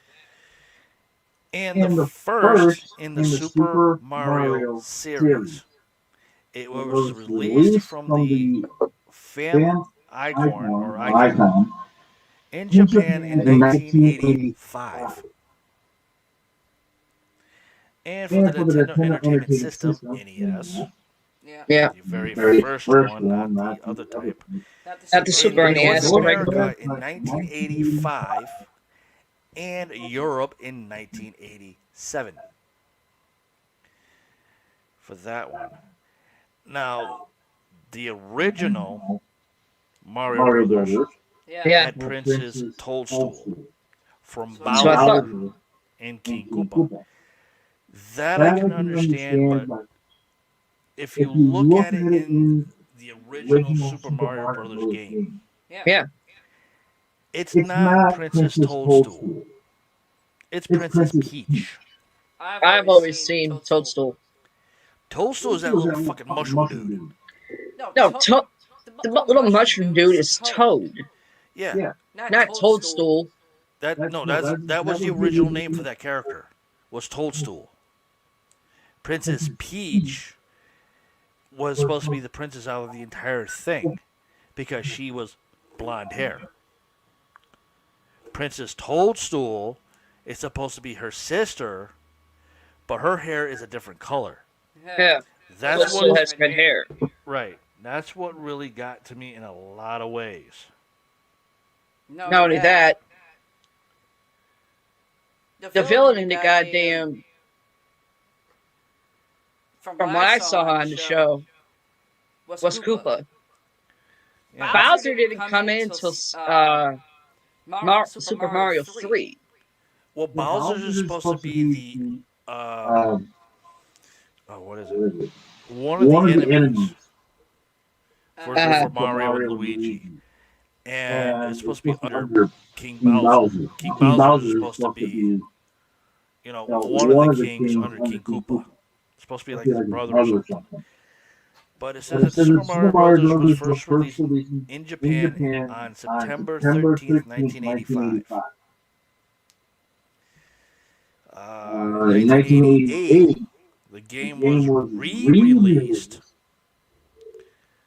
with the shooting range game of Duck Hunt. Yeah. So that was that one. I hated Duck Hunt. Oh, I hated the damn thing myself. 500,000 times the damn gun did not want to work. No, This- my experience was I got the damn thing to work, but after like 6 months, the fucking thing would stop working. Yeah, And you had to go out and get a new one. yeah. And there was modified versions. All Night Nippon Super Mario Brothers. Yeah. Super Luigi Bros. Another remake. Super Mario All Stars. Super Mario All Stars again, which is kind of ridiculous doing that. Super Mario Bros. Deluxe, which came out on May 10th, 1999. I have not seen it. I don't know about you. Let's let's see, Elimination. In early 2003, Super Mario Brothers was ported to the Game Boy Advance, which was June 2004 to December of 2004. Uh, let's see, on NES for game rankings was 86%. GBC, which I believe is the Game Boy console or something, Maybe, yeah. 93%. Game Boy Advance was 80%, which ranked out of 84 of 100. But it did get 5 stars in all games. Oh, yeah. Come on. Let's see. When did they? Nope, they don't mention the movie in this, which is shocking. Yeah. Doesn't mention the movie. So let's see if I could find it. Super Mario film. I believe that would be the Yep, here it is. Let me back that up. Super Mario Brothers, also known as Super Mario Bros. The movie is a 1993 adventure comedy film, Yeah, it is. loosely based on Mario video game series by Nintendo. It is the first featured-length live-action film to be based on a video game. The film was directed by the husband and wife team of Rocky Morton and Annabelle Jenkel. Yeah, that's what I read. Written by Peter Bennett. And let's see. Whoops. My fault. But that being said, Budget was 42 to 48 million dollars. uh-huh. In the box office, holy shit, it fell. It didn't even I make know. it. $38.9 million in the United Kingdom and in the United States, and it was released May 28th, 1993. It was an hour and 4 minutes long. That's what I'm saying. I think with Super Mario Brothers, the movie should have came out in the mid '80s, in the mid to late '80s, not into '93, because people are like, okay, why is this movie here when it should have been done sooner? It wouldn't have been that negative for reviews. Yeah, because when I saw the movie, I was in Chicago, and I went to the that 1920 theater Yeah. downtown that burnt down in the Chicago fire before, and that's when I saw the Mario Brothers, the Super Mario Brothers movie. I liked it. I thought it was awesome. A new perspective of seeing how you have the average world Yeah. in a plumber's eye view, and then you have this whole new thing Uh-huh. where it's a lot different but more creepier. For a plumber to figure out, I was like, okay, how do I fix this mess? I thought it was a perfect plot. Oh yeah. I thought it was done correctly. I thought it was perfectly thought out. Bob Hoskins was really good as Mario. Oh yeah. You take this guy from one movie when he was a detective and put him into Roger Rabbit. a plumber style, Yeah. and it's like, okay, this might work. Let's see who's going to play Luigi. John Leguizamo. John Leguizamo. He was so good. He did a perfect Luigi to a T. And you can't do a perfect Luigi unless you listen to Luigi's voice in a game for like 5 years. Just to get it perfectly down. Now, I saw an interview before from John Leguizamo Yeah. about playing Luigi. And he was asked, How long did it take you to get down Luigi's voice from the video game? In fact, I think that was like his first movie. Or from a cartoon series that Captain Lou Albano did? Yeah. He never even heard of the video game. He's never heard of the TV show Mario Brothers whatsoever, so he did not know what Luigi sounded like. That's shocking. He did it like that, right on the fly, and it was so goddamn perfect.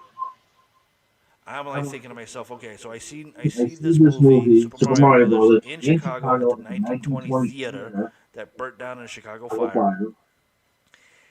Watch the whole thing, and I'm like, they have to make part two. They're supposed to, the way it ended. Yeah, it's like that huge ass cliffhanger that was like, what the fuck you doing? You cannot leave a cliffhanger. No, not like that. Not this long. I'm going to be 44 years old this year. How come nobody's done part two yet? I'm 39. Because John Leguizamo can still do a Luigi. You just have to find another Mario. That might be an issue. Which I can understand that being an issue and everything, but you have to come and find another Mario. Here's the thing. To get that cliffhanger off of people. The thing is, the princess in the movie is called Daisy. Yeah, that was. She's supposed to be the daughter of Peach or Toadstool. that was. Since you brought that up, that was a good point. I did not realize that at all. I mean, I thought Daisy was the first original princess at the time. Then in the video game, and I go back and I look at the video game, it's like, okay, we have Princess Peach in Super Mario Brothers. Super Mario Brothers 2, you have Princess Toadstool. Super Mario Brothers 3, you have Daisy. Excuse me? That confused the hell out of me from the freaking movie and from the first original game. I'm like, who came up with this crap? But, anyways. Am I like the only person that thought Toadstool in the cartoon was fucking annoying? I'm the only one that thought she was annoying. I thought Toad was annoying. Toad was more like a badass. Yeah, maybe a badass. But you notice with Toad, he was like trying to go one up the freaking brothers. Yeah. He was like trying to one up them, like fuck you, Yeah. my land. Yeah, in the game, he was annoying. In a cartoon style, he was more annoying. And then you get Toad in a movie, and he's just like really fucking annoying. Well, you just want to blow the little fucking mushroom up and call it a day. Well, think Toad was only in the movie. Toad was only like maybe in three or 4 human parts. for like not even 5 seconds. Yeah. And also in the game, even now, even in the cartoon, Luis is a bitch. Yeah. He's a scared ass bitch. Yeah. Mario's basically, oh, I have balls. Yeah, literally. The game you can't really tell because you can play both. Well, In the movie, Mario 2, you can play whoever. You can play Mario, Luigi, Toad, or Yeah. Princess Daisy. Or The Princess game I Peach. had, it was Toadstool with her. Yeah, that one too. Her with her, she could fucking fly from the goddamn dress she's wearing. But in the movie, Luigi's got balls. Yeah. Mario in the movie, he's kind of like Half ball. he's half got ball. balls, but in the next world, he's just like, Yeah. ugh. Yeah, literally. But like towards the end, then he starts showing he has a set. Literally. And then the father. Yeah, the father of Daisy. How the Did I miss something in the game? I don't Did I miss something in the cartoons? Did I miss something of people not talking about this after Super Mario Brothers came out? How the hell does she have a father? Yeah, I don't know. How the hell did her father end up like oversized snots? Somebody want to explain that to me? De-evolution. Because I can't fathom that still to this day. And yes, I can remember that. Tumor or not, I can still remember that. Where in the fuck did the father part end up being a big bag of snots? I don't know. I don't even think there was ever a dad. Right.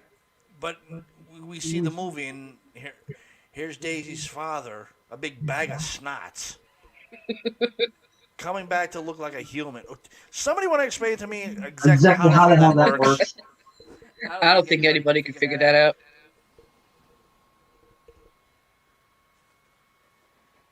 Somebody need to jump on a ball and make Mario 2. I want to see what happens at the cliffhanger. Yeah, but the problem is, if they do that, you know someone's gonna go, oh, let's put Kong in it. If they put fucking Kong in it, I'm gonna take the disc. I'm gonna slam it up their ass.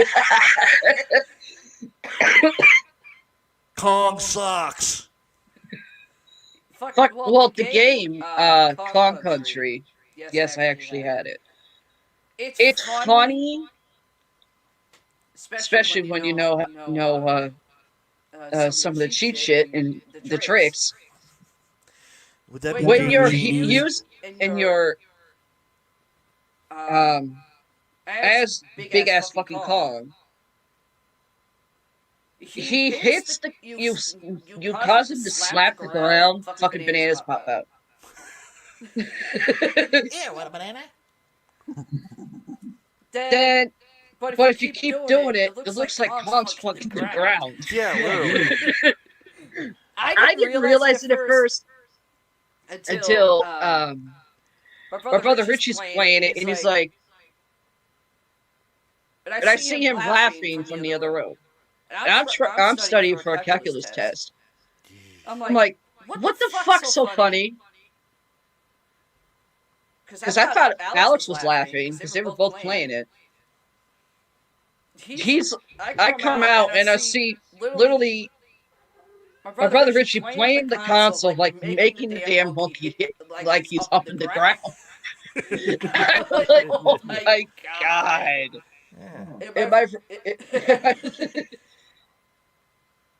Yeah. I mean, too, I had a bad day that day too, so I think he did that just to get me to laugh. Probably. But seeing that fucking image even today of the goddamn making the monkey hump the goddamn ground, to even the goddamn swordfish like he's fucking air or water. Bouncity, bouncity, bouncity, Bro, if bouncity. you're seeing this, thank you. I needed that day. You could, From Kong, then we get Donkey Kong. yeah, that's what I was talking about. How do you go I from had a Donkey character Kong. named Kong? We had Donkey Kong, then it went to Donkey Kong Country or one of the two, because that was part 2 of the game. Because I remember it went Kong, Donkey Kong, Yeah, Donkey Kong Jr. I don't remember that one. How do you go from Kong and then switch it up and give him the name Donkey Kong? I'm playing this game. I'm like, okay, where the fuck's the damn donkey in Kong here? Seriously. I think that's where the joke comes spanking the monkey. Yeah, spanking Junior. Donkey Kong Jr. spanking him. What the hell?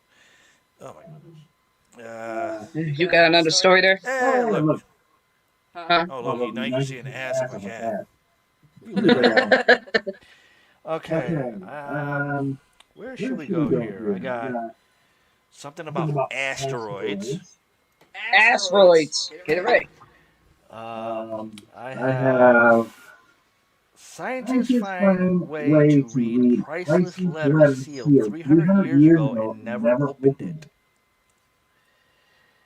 Then I have something in space called dark dark matter, matter, It This sounds sounds good. good.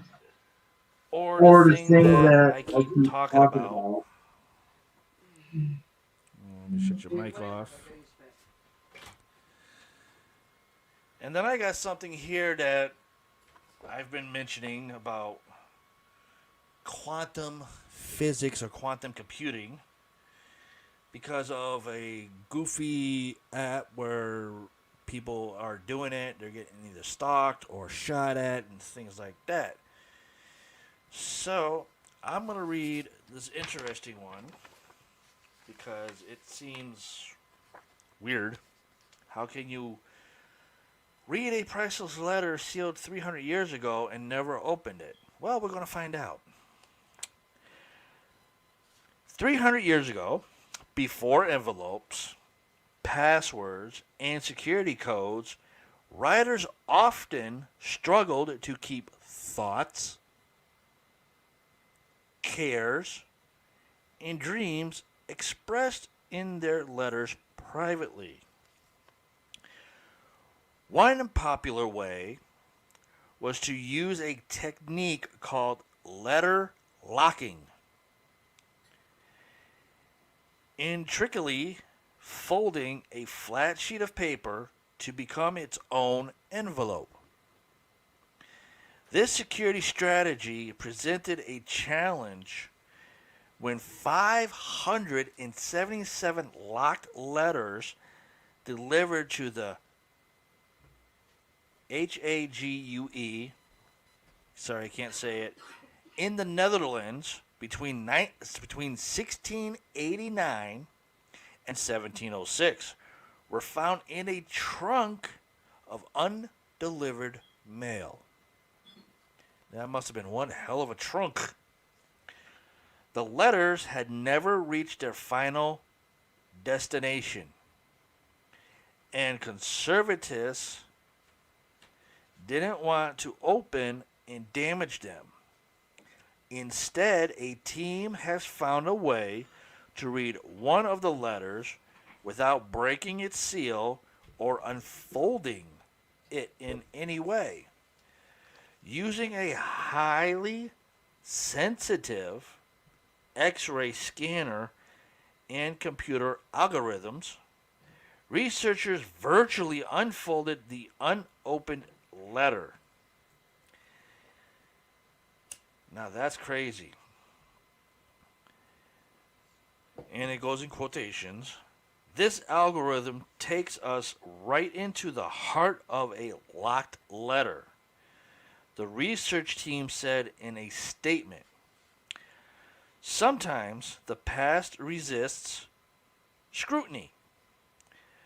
We could simply have cut these letters open, but instead we took the time to study them for their hidden, secret, and inaccessible qualities. We've learned that letters can be a lot more revealing when they are left unopened. To me, that's just like curiosity wants to kill the damn furball. The technique revealed the contents of a letter dated July 31st, 1697. I know. It contains a request from Jacqueline, I can't even say this name, Jacqueus, last name Sennacquus, to his cousin Pierre Lapierre, a French merchant in the Hague, for a certified copy of a death notice of Daniel Lapierre. Written in French, the letter was translated into English as part of the study. Well, if you're up on technology, you can translate almost anything. There is some missing text that the researchers said was likely due to wormholes in the paper. Ew. Worms. Figures. They're always hungry for something, aren't they? And it says, Dear Sir and Cousin, it has been a few weeks since I wrote to you in order to ask you to have drawn up for me a legalized excerpt of the death of Senior or something, Sieur Daniels Lapierre, which took place in the Hagu in the month of December 1965. I'm sorry, 1695. Why do I keep saying 19? Without hearing from you, this is F dot dot dot G. I am writing you to a second time in order to remind you the of the pains that I took on your behalf. Obviously, I guess this is the way that the letter was written fully out, but until the worms got to it, Possibly. because it's not making sense now. I mean, it is important to me to have this extract. You will do me a great pleasure to procure it for me to send me at the same time news of your health of all the family. I'm surprised they can actually put that in here in the way I read it. I just thought I hurt my brain a bit. I also pray that God, no such thing, maintains you in His satin or saint. Okay, I did not know that you could put an ed after the word saint. Graces and covers you with the blessings necessarily to your salvation. Nothing more for the time being, except that I pray you to believe that I am completely, sir and cousin, your most humble and very obedient servant. That's just one letter. Yeah. Here's the other letter from JACQUES SENNACQUES. The details may seem prostic, but the researchers said the letter gives fascinating insight into the lives of ordinary people. If people were ordinary back in 1695, what the fuck happened over the centuries? Because there ain't people like that anymore. A snapshot of the early modern world as it went about its business. The researchers said that SENNACQUES,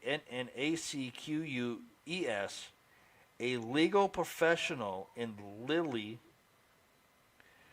required an official death certificate for his relation, Daniel Lapierre, perhaps due to a question of inheritance. It's not known why Lapierre did not receive SENNACQUES letter, but given the tendencies of merchants, the study said it was likely that Lapierre had moved on.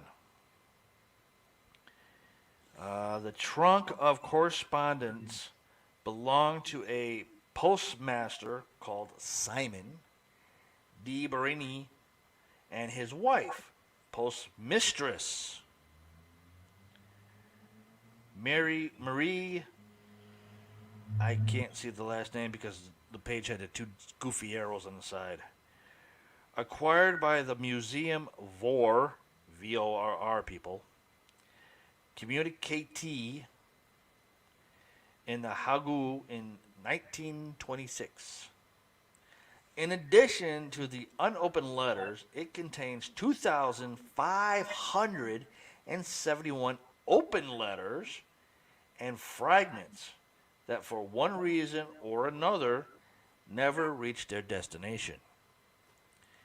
Well, just like today, the mail is not reliable, and back then, the mail wasn't reliable. It hasn't changed.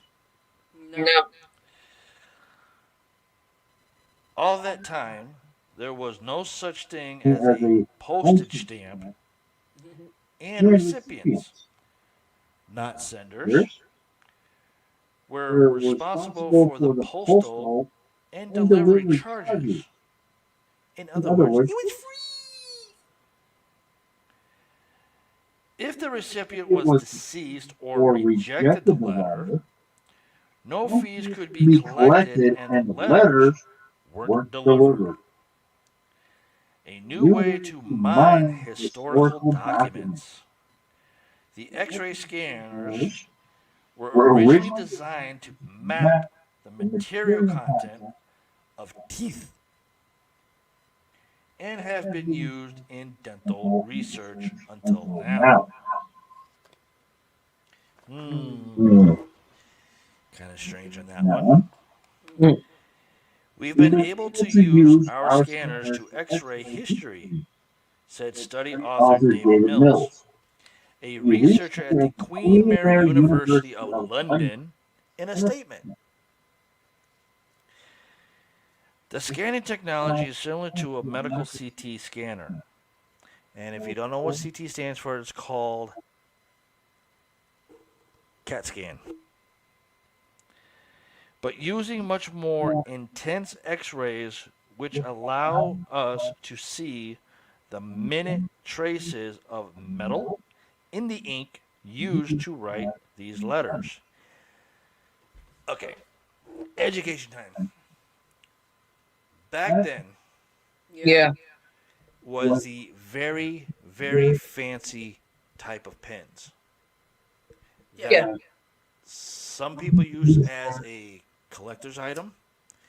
Some might find ones that were used back then, but a little bit more advanced now. But back then, we didn't have these ballpoint pens or anything. These are the old fashioned pens that you can find as a collector. Let's see, it goes on here. The rest of the team were then able to take our scan images and turn them into letters that could open virtually and read for the first time in over 300 years. The new technique has the potential to unlock new historical evidence from the Brini trunk and other collections of unopened letters and documents, the study says.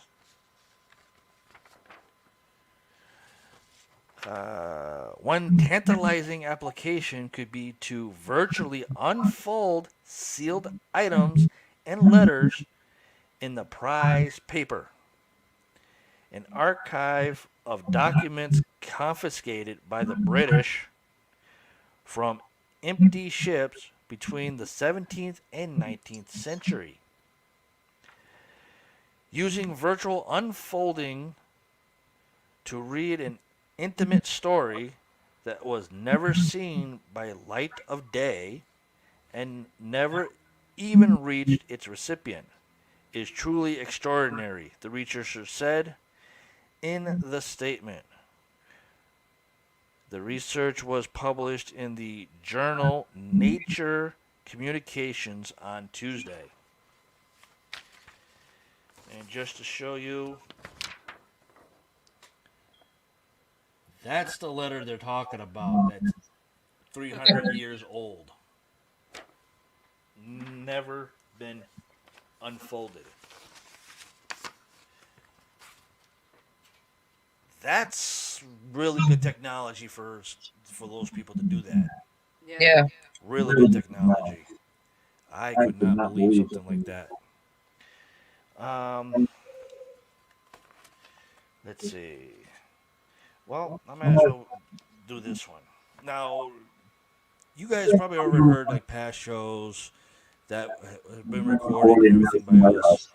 And I talked about, certain people that we follow on YouTube that started doing this new thing called Ranonautica, Yeah. where, it was out first and it disappeared and then it came back recently. Excuse me. And we've been watching, still going on with people doing Ranonautica. Seeing stalker, they're getting stalked, they're being harassed, gunshots, whatever. Well, here's something that's going to blow your skin off. It says, here's how quantum computing could transform the future, as we're seeing with the Ranonautica app. It's supposed to be done by quantum power, quantum Yeah. computing. And this was a picture from the Business Insider of two gentlemen at an oversized machine with a bunch of wires, components, and whatever. Um, and it's one of the two people from the Google Quantum Computers in Santa Barbara lab in California from October 2019. And that's what the goofy thing looks like. That's supposed to be a quantum computer brain. Yeah. Quantum computers are able to process information millions of times faster than a classic computer, which is a computer that's a piece of shit. The quantum computing market is protected or projected to reach $64.98 billion by 2030. Companies like Microsoft, Google, and Intel are racing to build quantum computing tools. Okay, this article is part of a series about cloud technology called At Cloud Speed. Today, our phones are millions of times more powerful than the computers that landed Apollo 11 on the moon. No, it's not. There's still some bugs to work out, and there's still lagging time in the internet on phones, Yeah. let alone trying to keep connection to a satellite or whatever the phones hook up to for in space when you travel around the world. Especially if there's no cell phone signal like we've seen on certain videos. Are Yeah. they supposed to be the best phones? They're supposed to always have service? No. Technologists are now exploring the power of quantum computers that are 100 million times faster than any classical computer that will, in theory, be able to solve computation problems deemed impossible today. Well, if that's going to happen, then I guess computer technicians are going to be out of business because you'll have a quantum computer that can fix almost anything. The appeal of quantum computers is the promise of helping to quickly answer questions so difficult that it would take decades for today's computers to solve, which means computer techs.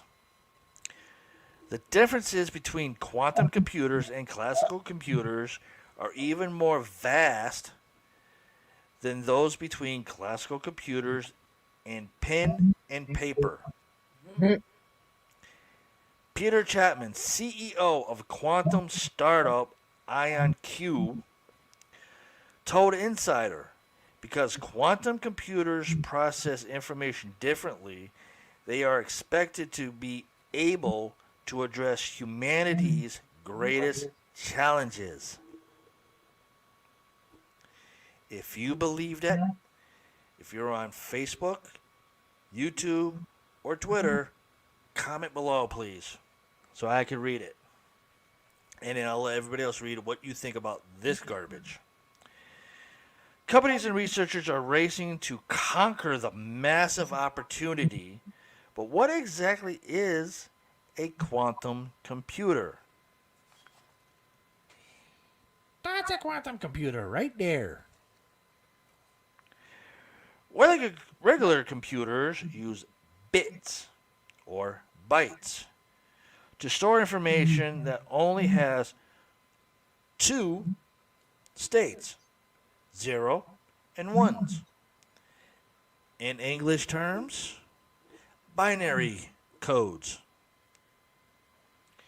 Quantum computers, however, allow subatomic particles to exist in more than one state simultaneously so that they can exist at either a 0, a 1, or both at the same time.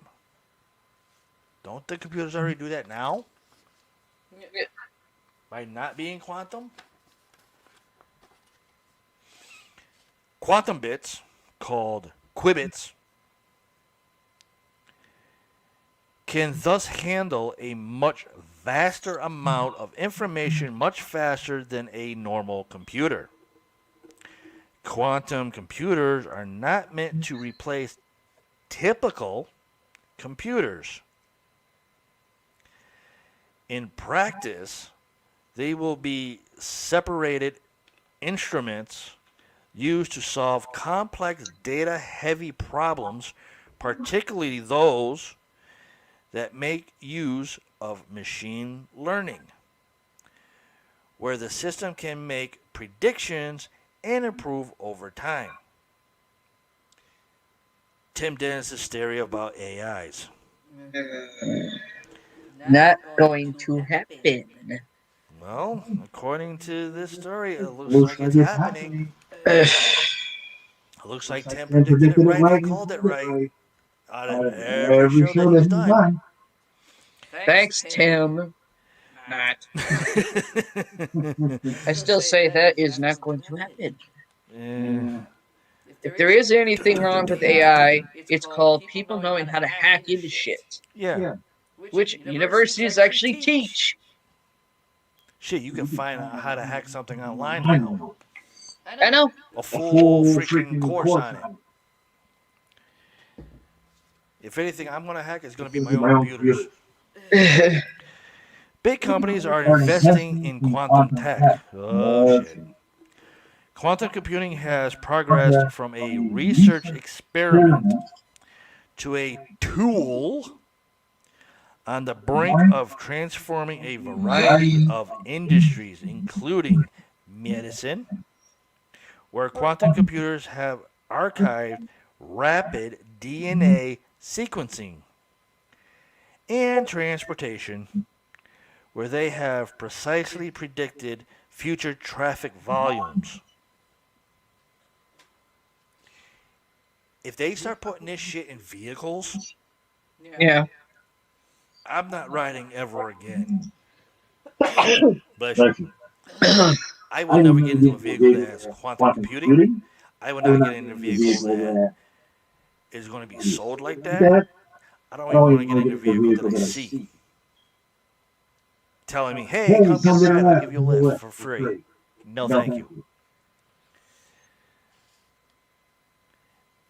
Experts expect quantum computing to help us understand biology and evolution, cure cancer, bullshit, and even take steps to reverse climate change. Right. Now here's my question: do you think you could change the brains of a bunch of idiots that don't know nothing anymore, and actually make them learn something of climate change? Because that ain't happening. The quantum computing market is projected to reach $64.98 billion by 2030 from just $507.1 million in 2019. Let me see. I don't have my calculator over here. Rap. Now, I know I'm going to be 44 this year. My question is, will I live to see 2030? Let me see what this is going to be. I might just live that long, because I'll be 53 by 2030. So, I might see that happen. But, of course, I don't hold my balls on it.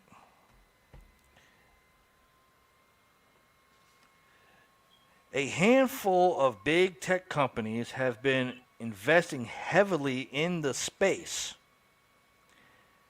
Microsoft Azure Cloud has released quantum tools, as have Google and Amazon, respective cloud platforms. Additionally, AT&T partnered with the California Institute of Technology to form the Alliance of Quantum Technologies, AQT, with the goal of bringing industry, government, and academia together to speed quantum technology development and emerging particle applications. Meanwhile, quantum focused startups D-Wave and IonQ have raised $199.69 million and $84 million respectively per pitch book. That's PITCHBOOK.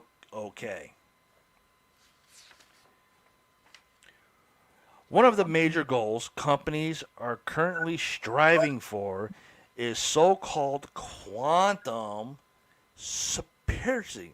I almost fucked up the word. When a quantum computer performs a calculation that no classical computer can perform in a reasonable amount of time, in October 2019, Google claimed it researched quantum supremacy, though this claim was disputed. Some experts, like Intel's director of quantum hardware, Jim Clark, think that quantum supremacy is even besides the point. The real goal should be quantum particularly, he told IEEE, referring to the point when quantum computers can actually do something life-changing and unique. Dun dun dun dun dun, AI. Yes, quantum computers have begun complementing basic tasks or completing basic tasks. But researchers are still slow inching towards that threshold of quantum computers being able to do anything game-changing. Experts say there's plenty of work ahead. Quantum computing is easily 5 to 10 years out before it can actually deliver any sort of meaningful value. VP analyst at Gartner, I can't even say this whole thing. I'm just going to put GCD told Insider.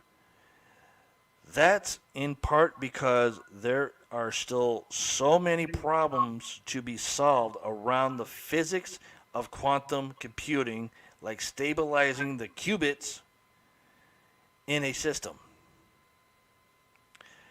Still, Foster's principal analysis, Brian Hopkins, told Insider that because there will be an exponential curve of compatibilities once quantum takes off, the time for investment is now. I disagree if you just said that there's still many problems with it. I wouldn't invest in something if there were like over 50 million problems in a system. I wait till the damn thing is done, then I invest it after I tested it out. That's why smart companies, there's no smart companies, sorry, are investing today. Hopkins said they know when we're going to be able to do something useful, how it's going to impact their industry, and when we might get to that kind of point in the curve where things really take off.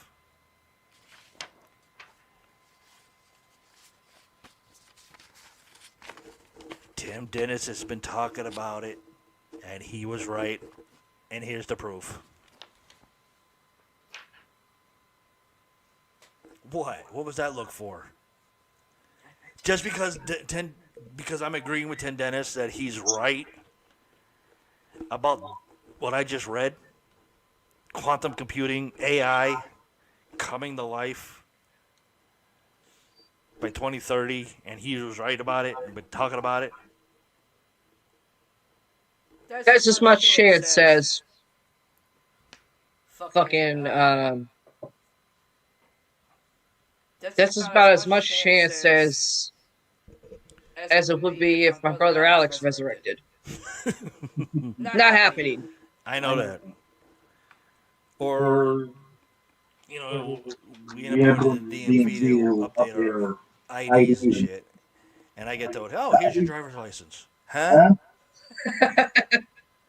What?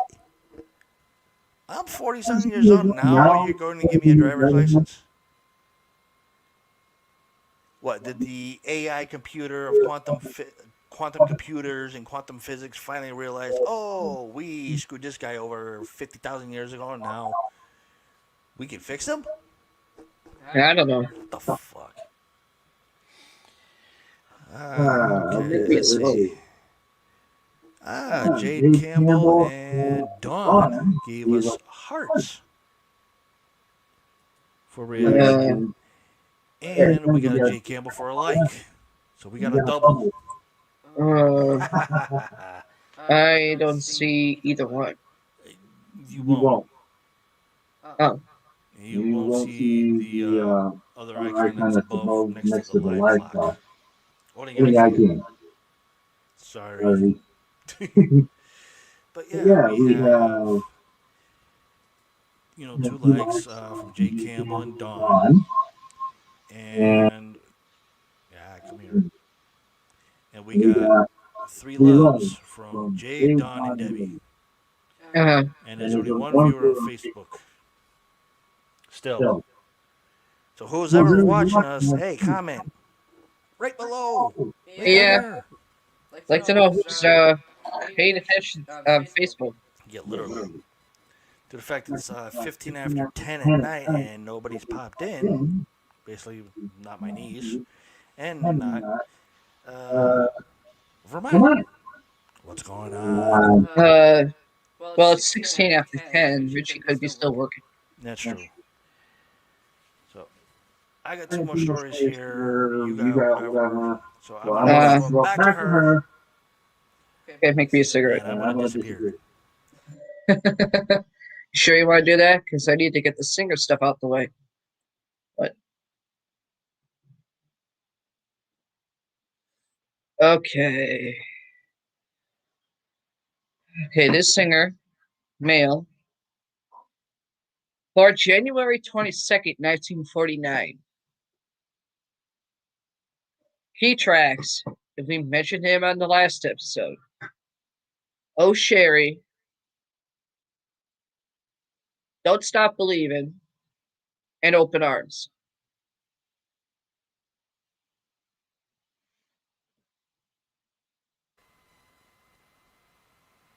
That would be Journey.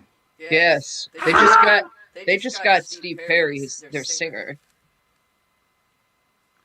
Steve In other Perry. words, hold on. Who the hell's Steve Perry? Steve Perry is the singer of Journey. Oh, okay. Okay. Okay, this was said by American Idol judge Randy Jackson. There's no other singer in rock that even comes close to Steve Perry, other than Robert Plant. Let's see, Randy Jackson, who played bass with Perry in Journey. When he was 10 years old, Perry heard Sam Cooke's Cupid on his mom's car radio. Or else would you hear it? And decided he had to be a singer. After singing in a college choir, he joined Journey at the age of 28.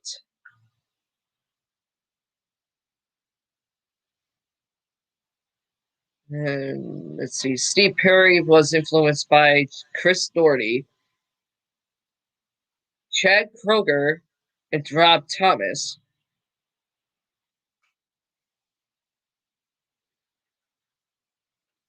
Okay. Next one. Also male. Born April 21st, 1947. Key tracks: Search and Destroy, I Want to Be Your Dog. Don't know how that should be a song. Lust for Life.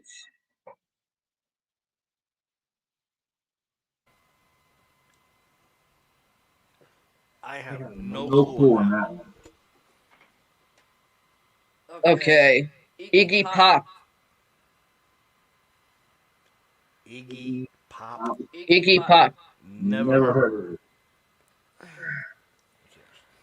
Drawing inspiration from the most aggressively carnal moments of Mick Jagger, Elvis Presley, and Jim Morrison. Iggy Pop's Force of Nature vocals with the Stooges, not the Three Stooges, but Stooges, invented the snarling style that came to define punk rock. I got the idea of the voice as an irritant from Mick Jagger, Iggy told Rolling Stone. When he sang, it was the opposite of nice. When he sang, I wanted it off my damn radio. But Iggy wasn't all about provocation. In his more restrained post-Stooges work, on songs from the David Bowie produced The Passenger, to his 1990 hit single Candy, he let his baritone relax into a louche, affecting croon. Iggy has a very manly voice, very sexual, very emotional, very fierce, very wry, a lot of humor, says the Pretenders' Chrissy Hind. He was just like a wild colt, and he grew into a wild stallion.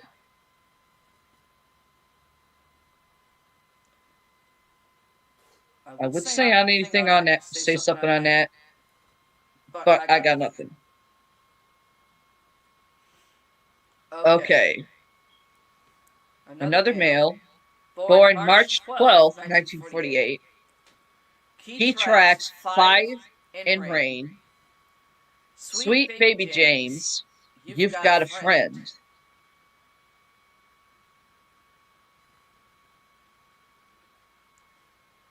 Okay. Trying to see here. Was the last song on Toy Stories? I'm thinking it was. You have a friend in me. I think it was. I think yeah, but I don't know. I don't know. I Hold never on. caught the ending credits of that for that music. Trying to find something in this Let alone I never heard it in on the this radio. paragraph. Let alone I never heard it on the radio.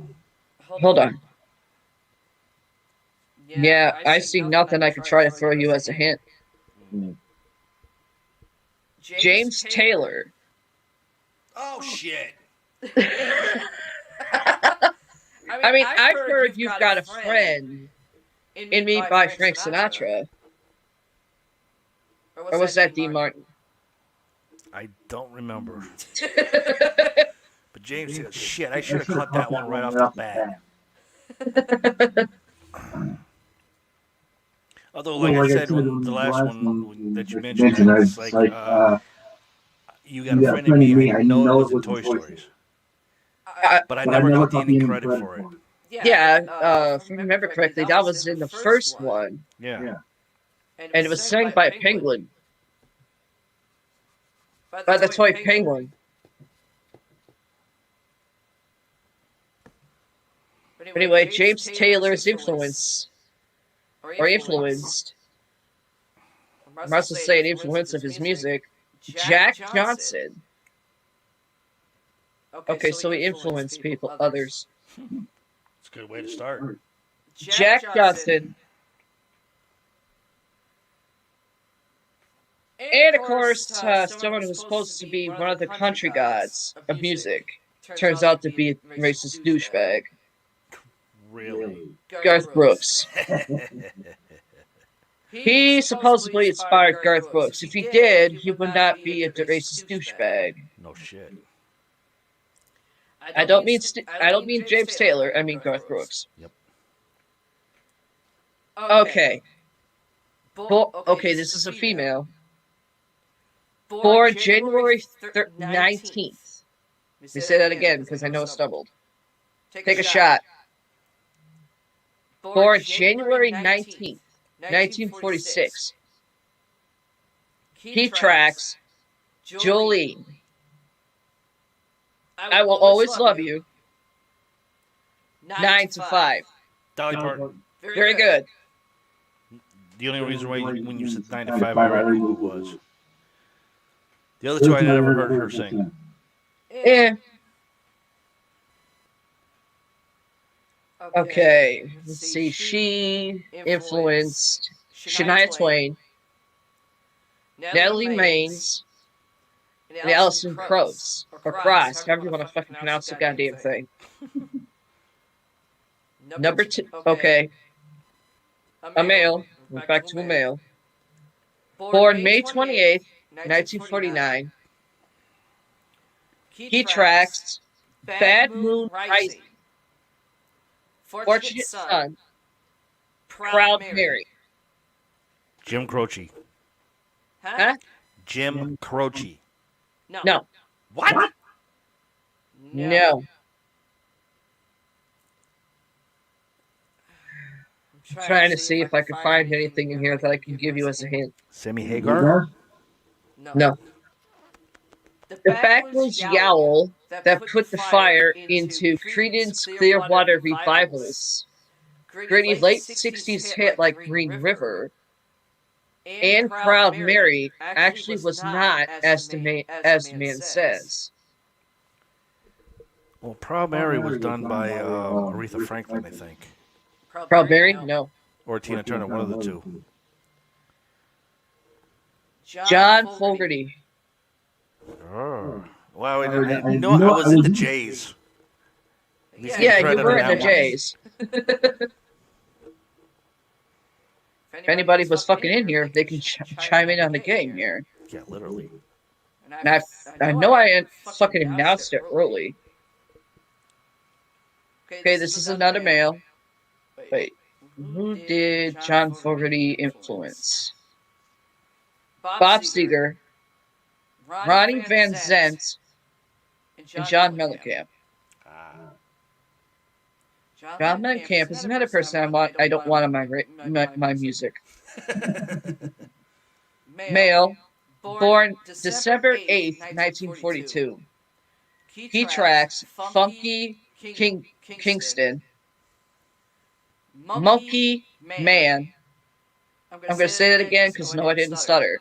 Monkey Man and Pressure Drop. Don't know. He's a reggae pioneer. Let's see. There's Jimi Hendrix. There is Bob Marley. Okay, here's another clue. He's Jamaican. Bob Marley. Wait, ska revivals have gone into Jamaican singer. Well earned comparisons to Otis Redding. The only person I know is Bob Marley. Totes Hibbert. Never heard of this person. There's really nothing I could have said as a clue. I know. You tried it. He influenced Joe Strummer, Robert Palmer. Okay, another male. Born December 8th, 1947. He tracks Midnight Rider, Whipping Post.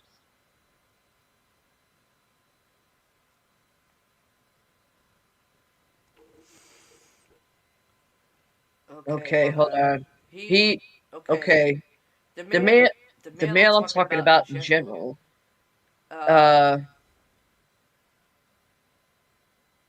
Was I might as well say he was influenced by Ray Charles. Trying to think. I have no clue. Greg Allman. Never heard of the name. Sorry, folks. I didn't know that one.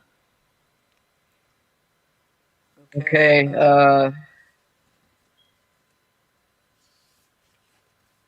I'm trying to see. By the photo, I can't tell if it's a male or female. But the name says it's a male. Born August 10th, 1943. He tracks Be My Baby, Baby I Love You, Walking in the Rain. Not singing in the rain, walking in the rain. No, Singing in the Rain was Liza Minnelli. Walking in the Rain, I think, was Dean Martin. Or it could be Frank Sinatra. One of those two guys. No. Ronnie Spector, who he influenced Joey Ramone, Patti Smith, and Billy Joel.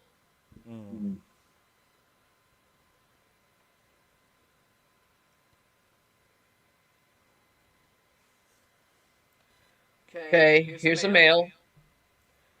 Born March 18th, 1941. Died January 19th, 2006. Oh, shit. He tracks In the Midnight Hour, Land of a Thousand Dances, Mustang Sally. Sugar Snaps. You can cuss if you want. If you want to say shit, go ahead. I want to say what I said before, Jim Croce, but I know that's not it. No, it's not. And I don't think the person has a J in his name. It does not have a J in the name. It starts with a W. Oh, shit. With a first name. Fuck a duck.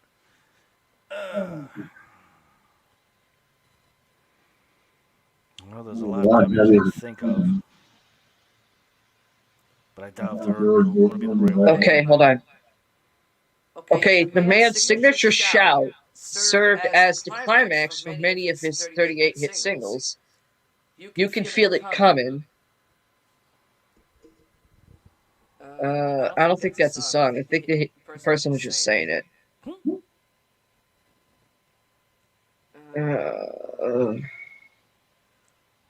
Immortal Songs, 1965, The Midnight Hour. 1966, Mustang Sally. Brought a new level of ferociousness to R&B belting. I've heard of the second song. Which one? Land of a Thousand Dances or Mustang Sally? Mustang Sally. Okay, you give up? And I know it's a W, and I want to say Willie Nelson, but that wasn't him. Willie, no. It wasn't Willie Nelson. But it's W. Yeah. Wilson Pickett. I was going to say that. Yes. Okay, this is a male, I think. Was never really sure on any of his shit that he did. But Wilson Pickett, he influenced Bob Seger, Bruce Springsteen, another person I don't want to hear, and Joe Cocker. Just say the last name again because it sounds funny. Cocker! I may be 39, but my head. I may be 39, but my head goes into the fucking gutter. I don't give a fuck. That's how I've always been. Hey, it's the weekend. Why not?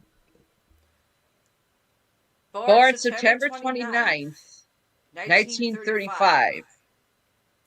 He tracks, breathless. Whole lot of shaking going on. Great balls of fire. Chubby Checkers. No. No. No. Shit. I'll give a hint. His name has 3 parts in it.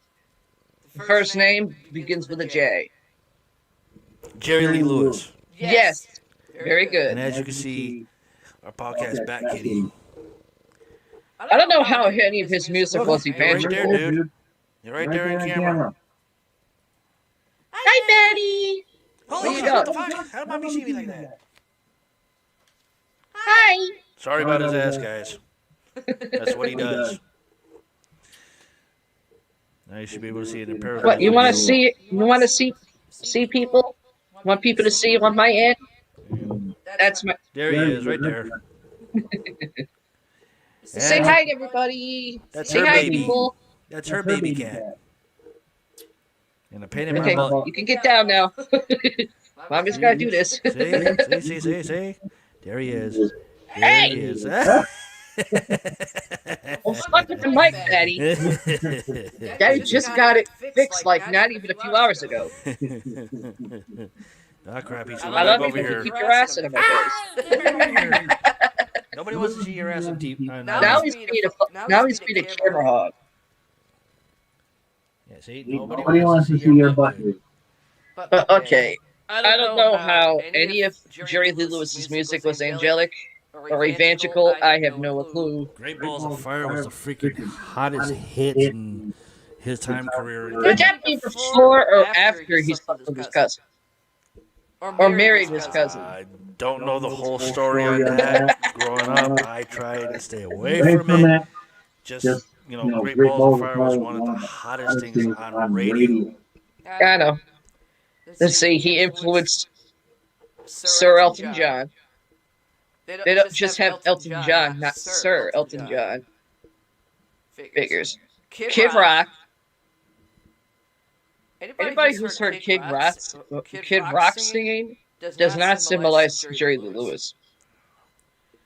And John Fogerty. Okay. Male. Born October 7th, 1968. He tracks fake plastic trees. That's what you see if you're having too much acid. Karma Police. And everything in its right place. Hold on, I'm trying to...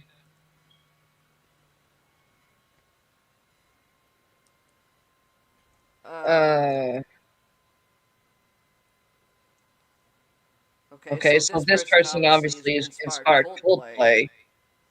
Travis, Muse, Elbow, I don't remember a fucking band called Elbow. I never heard of a band called Muse. Sounds like the bad laxative that you buy at a pharmacy. Mucilin. Okay, Tom York. Never heard of the name. And that's the guys on the He show. influenced Chris Martin, Jim James, Tom Chaplin, or Champlin, sorry.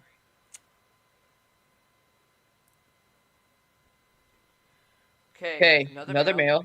Born January 18th, 1941. Died June 1st, 1991. Key tracks ain't too proud. Bleh. 2 shots and 2 chokes. Ain't too proud to beg. Walk away from love. And my girl. Crap. I heard of the song My Girl because it was played on Big D 103 from my home state. But I don't remember the name.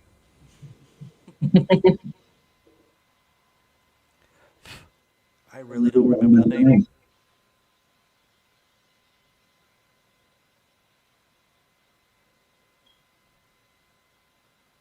Come on, guys out there, help me. Okay, I'll give you another hint. From what I'm reading, he was the lead singer of the Five Temptations.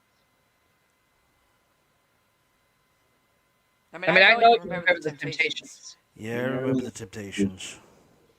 Apparently, he was the main singer. I don't know. I can't remember.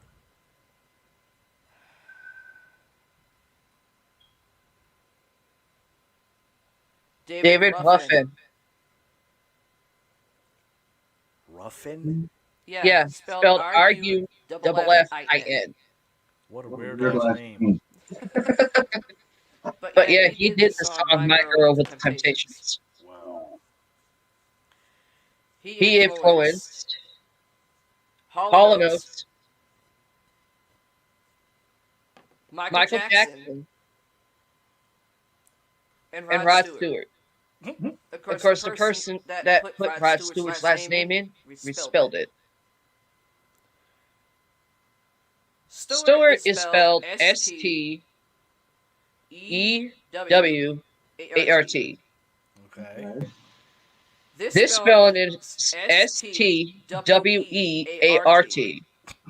How the fuck that? How the fuck can you mess up a guy's fucking last name? Every goddamn single Rod Stewart's ever did, it says Rod, and Stewart is spelled Stewart. Fucking titty! Yep. Learn how to fucking type or get the fuck out of the fucking business you're in. Or use spell check. It works. Oh, okay. And if not, you can always download Grammarly for any type of stuff that you do to make sure everything is spelled correctly and everything is grammarly correctly at Grammarly.com. Okay. A male. Born February 6th, 1962. Key track, Sweet Child of Mine. Paradise City. November Rain. Guns N' Roses. Yeah, but who is the singer? I want to say Bret Michaels. Huh? I want to say Bret Michaels. But No, it was not Bret Michaels. It was someone else. Wasn't Slash.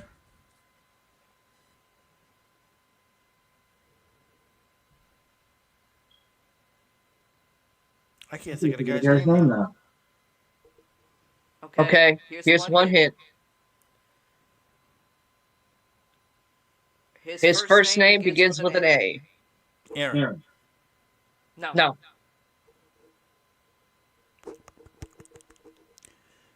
Adam. Nope. Andrew. No. Adrian. No.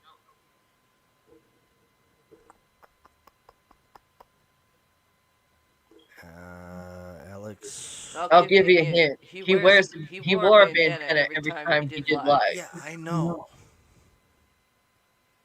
I know. I just can't think of the name.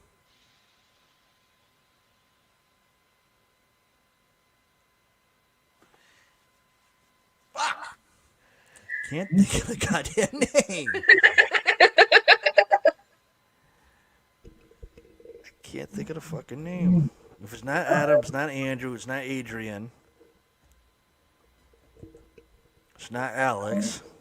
No. Definitely ain't Amadeus. No. In fact, that's somebody's first name. Alan? No. You give? Yes. Axl Rose. Son of a bitch. I was about to say, Guns N' welcome to the Roses. jungle. See, now if you said that, I would have gotten it. I would have gotten the lead singer's name, you bitch. Well, if you said, hey, give me one more hit, I would have given that to you. I figured you would already give me that. No. November Rain. November Rain, I thought it was, at first I thought it was Stephen Color. Then I said, no, that's not it. It's got to be Mick Jagger. No, that's not it. It's got to be somebody else. Somebody like from Poison or something like that. Well, Then I was thinking I think Prince. Welcome to the Jungle came out before November Rain did. Yeah. See, because I know the song Welcome to the Jungle. Yeah, I know that. I know that for a fact. But if you said the other song, I would have gotten Axl Rose right off the bat. For some reason, it wasn't on the key tracks. See, but I love to see. Welcome to the Jungle can still peel paint off the walls more than 20 years later. Welcome to the jungle. We got from the gate. Batty's over here like, what the hell, man? You want to say hi? Let's see. He influenced He doesn't want to be out.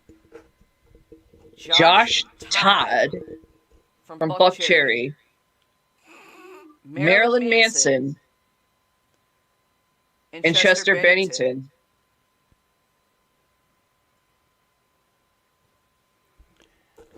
That's surprising. Okay, this might be before your time. That's surprising that Marilyn Manson's mentioned in that one.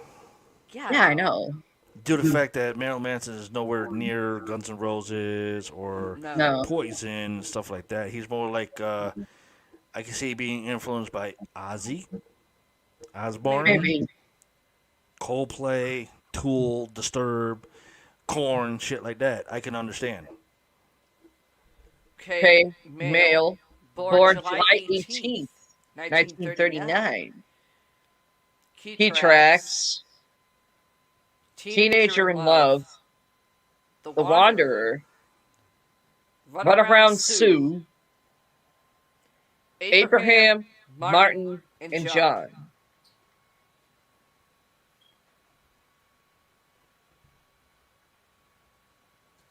Damn it, one of the songs was used in Back to the Future, too. And the only thing I come up with is a B name. No. It actually starts, it's one word. The name just has 4 letters and starts with a D. Starts with a D? It starts with a D. So it's basically a band, not a person. It's actually one person. Apparently, this the way this is described. Obviously, he's from the Bronx. Ah, shit. And supposedly he's singing rivals Sinatra. Say that in front of my father and see how quick his Cadillac goes up your ass.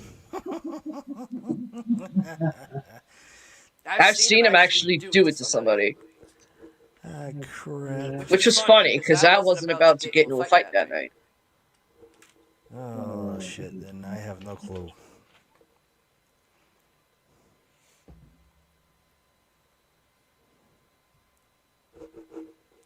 Dion. Dion? Dion. Dion. Dion, How however you you want want to to fucking pronounce pronounce it. it? Ah, crap. I was thinking like Buddy Holly or Buddy Daniels. Or Billy Daniels. Sorry.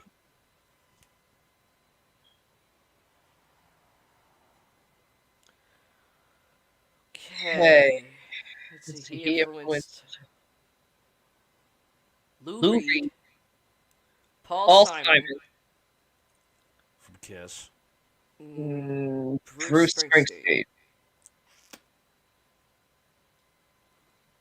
Okay, Okay, another another male. male. Born Born March March 2nd, 2nd, 1942. 1942. Key Key tracks. tracks. Satellite Satellite of of Love. Love. I'm I'm waiting waiting for the for the man. man. Venus and and Furs. Furs. The No. The Velvet Velvet Underground.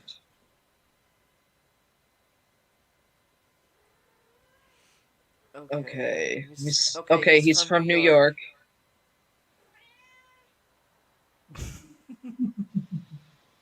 He okay, the Velvet Underground. He was a part of as a singer.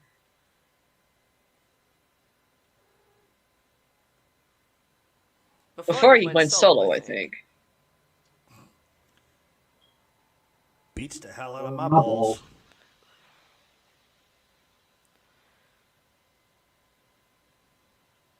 Lou Reed.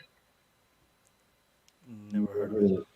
So he influenced the Strokes, David Bowie, and and Patti Smith.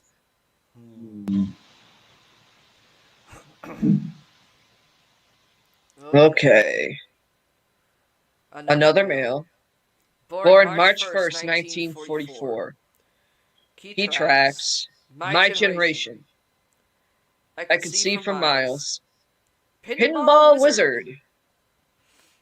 Won't Get Fooled Again.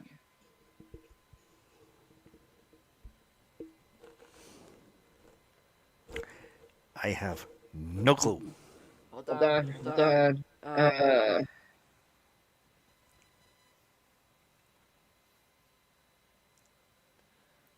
Trying to see if I can find something that's another clue.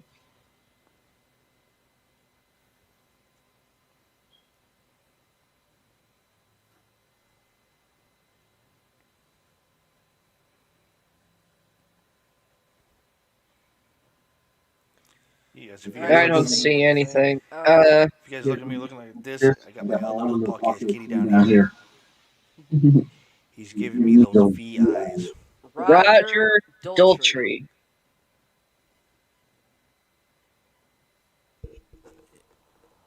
Roger Nope, I haven't Daltrey. heard of him either. He He influenced Ian Gillan from Deep Purple, Robin Zander, Eddie Vedder. Okay. This is a female, I think. Born November 1st, 1965. Key tracks. Army of Me. It's oh so quiet. Sometimes I wish it was in my fucking head. When I sleep at night. Human Behavior. Oh, God. Trying to see if I can find something else here.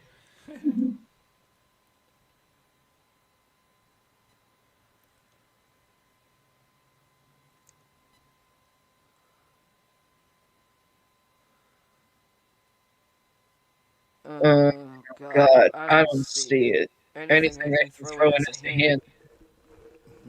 Just say it. Bjork.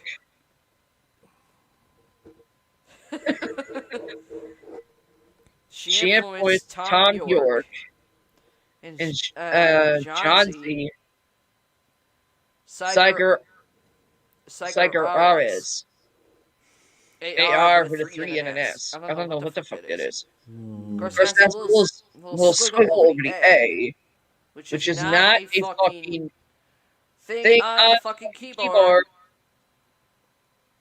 The freaking key that cannot find on a freaking keyboard. Okay. Okay. Male. Male. Born Born January January 10th, 1945. 1945. Key Key tracks. tracks. Maggie Maggie May. May. Tonight's Tonight's the the night. night. Parentheses, Parentheses, gonna gonna be be alright. alright. Downtown Downtown train. train. Okay, let me see. Hold on.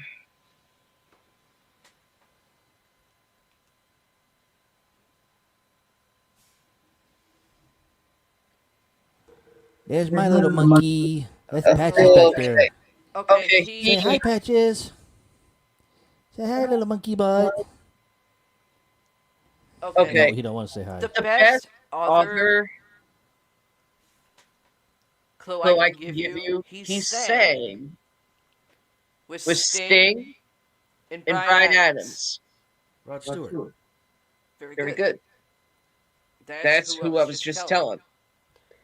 He He influenced influenced Brian Brian Adams Adams and and Melissa Melissa Etheridge. Etheridge. Say hi, monkey. Say hi to everybody. Oh, good God, God. this This bitch bitch is is on on here. Okay, Okay, this this is is a a female. female. There you are. You're on camera. Yes, you are. Yes, you are. I See? can't believe this bitch is a year older than me. It's my little baby boy. This is Patches. We call him Monkey, Milk Ball, Pain in the Ass, everything. Okay. This is Born my Born baby December December boy. 18th, 18th, 1980. 1980. Key Key tracks. tracks. Ain't no other man. Don't do that. Beautiful. Beautiful. And And Genie Genie in in a a bottle. bottle. Okay, a male doing it? It's a Oh, female. female. Christina Aguilera. Very Very good. All I right, don't. Let's see. Oh, I love this name. Herbie Hancock. Hey, I got one of his songs. He did Robot. Hey, nobody wants to see your little hairy butt. You don't sniff your brother's butt either. Okay, apparently to this article, Christina Aguilera has had the finesse and power of a blues queen ever since she was a child star. She appeared on Star Search at age 11. Shocking. I think I remember that. Even in her teen pop, Genie in a Bottle, days, she was modeling her dramatic, melismatic technique on old school soul heroines like Etta James. You can hear it first come to fruition in 2002's Beautiful. I did not.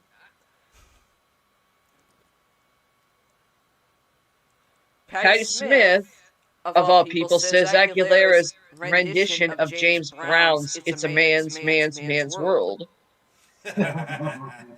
At last year's Grammys was one of the best performances that I've ever seen. I would not put her in the same category as James Brown.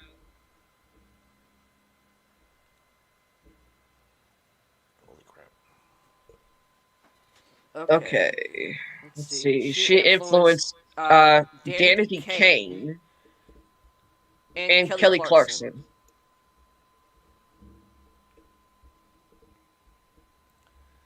Okay, this is a male. May 11th, 1941.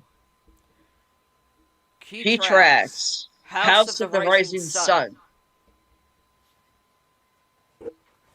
We gotta get out of this place. It's my life with the animals.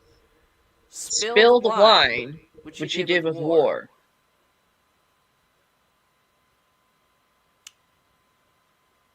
Of course, he's from England. but doesn't mean anything.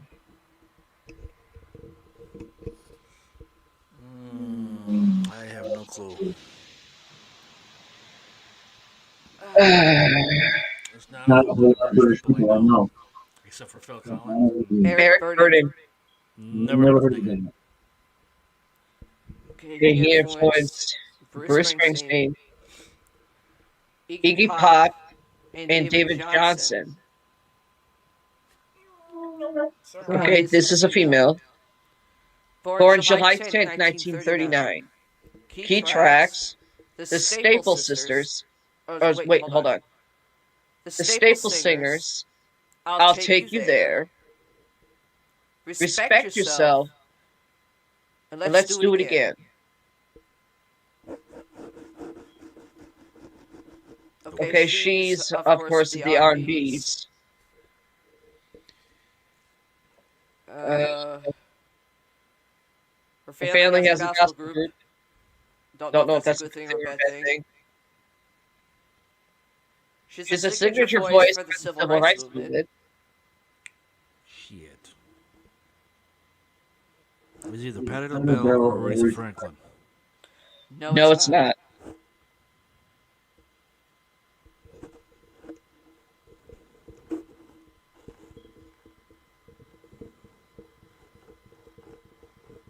I give up. Mavis Staples. Never heard of her. Okay. She influenced Prince. The Pointer Sisters. Don't know who the fuck they are. Who the fuck would you name yourself that? Pointer Sisters? Pointer Sisters. I think that was Diana Summers. Or Diana Ross was too. Amy Winehouse. I thought she was a female comic that just said, "Oh fuck it, I'm not that good enough." No, Amy Winehouse? She was a singer. Oh, And she died of drugs. She was that female with the black hair and everything. With a bunch of tattoos. yeah. Okay, male. Born December 17th, 1949. He tracks All Right Now. Bad Company. Can't get enough.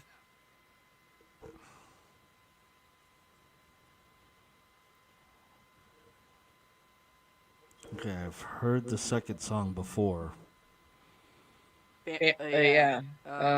Bad Company. I can't think of the guy's name. I know it was the 70s from what I'm reading. I heard Bad Company in the late 80s, early 90s for maybe like a year, and then it just disappeared. Hold on. The The guy was idolized by by the late Freddie Freddie Mercury, Mercury, whom whom he is is now now replacing replacing Queen. Queen. Adam Lambert? Huh? Adam Lambert? No. Adam Adam Lambert Lambert is not even on this. But isn't he the head of Queen? That's what I thought.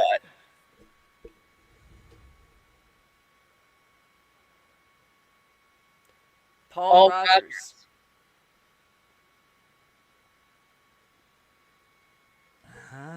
Something doesn't make sense with this. Huh? Something doesn't make sense with that. I don't know. Last we heard, when Freddie Mercury passed, Yeah. Queen was looking for a new front person, Yeah, I know. and we all saw that Adam Lambert was going to be part of Queen. But Paul Rogers, where did he pop out of? I have no idea. Last I heard of Paul Rogers was the song that you mentioned, and that was it. After that, I thought the dude was dead. I don't know. He influenced Ronnie Van Zant, Lou Graham, and Brian Johnson. Okay, this is a male. Born April 20th, 1951. Died July 1st, 2005. Key tracks, Never Too Much, Superstar, A House Is Not a Home. Never heard those three songs. Okay, he worshipped Aretha Franklin. There's a lot of people that worshipped her. I know. Okay. Okay. He was an R&B vocalist of his era. Never too much to find soul. During the years between disco and hip hop, influencing a generation of vocalists, including Mariah, Please Shoot Me, Carrie. That's what I say every time I hear her squawk. Someone shoot me. Who was petrified to duet with the person I'm reading about on a cover of Endless Love in 1994.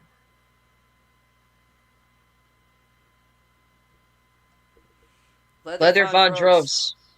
Sorry. Oh, Luther Vandross. Yeah. Oh. See, he influenced Alicia Keys and John Legend.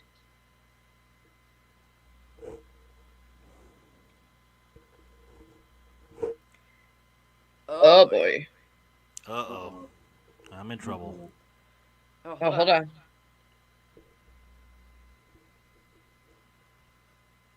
Okay, this is a male. Born April 4th, 1915. Died April 30th, 1983. Key tracks Got My Mojo Working, Manish Boy,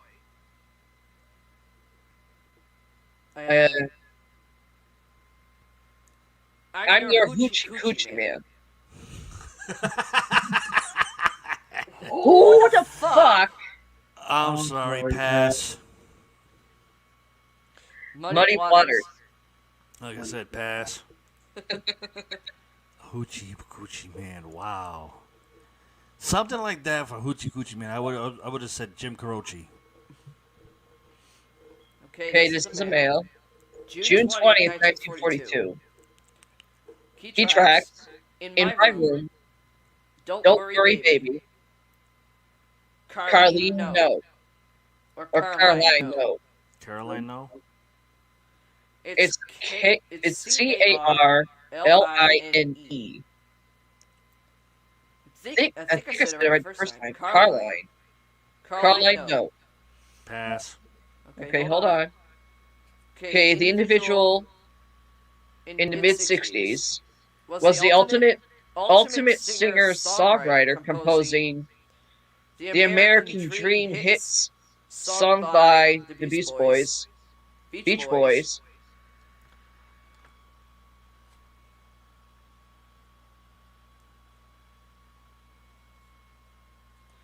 Trying to see.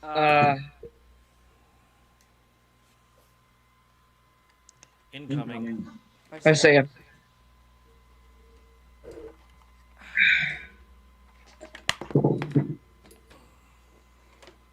Okay, Brian Wilson.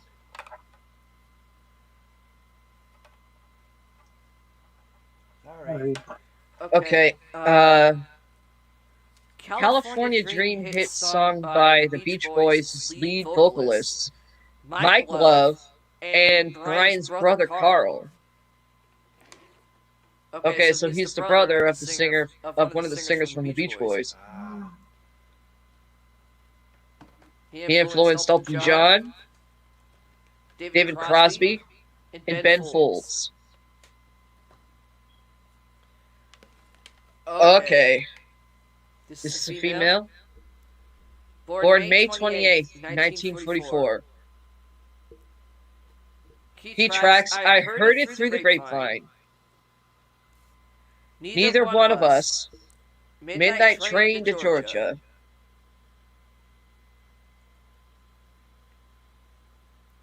Okay, Midnight Train to Georgia was Patti LaBelle. No. Or Aretha Franklin. Nope. Tina Turner? Okay, hang on.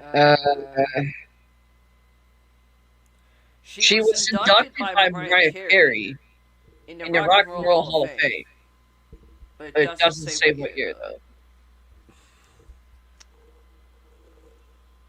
But that doesn't help. I mean, I mean, she is considered a soul artist. Yeah, like Aretha Franklin and Patti I don't LaBelle. know. Patty! I told you incoming. No, he's literally laying on my hand.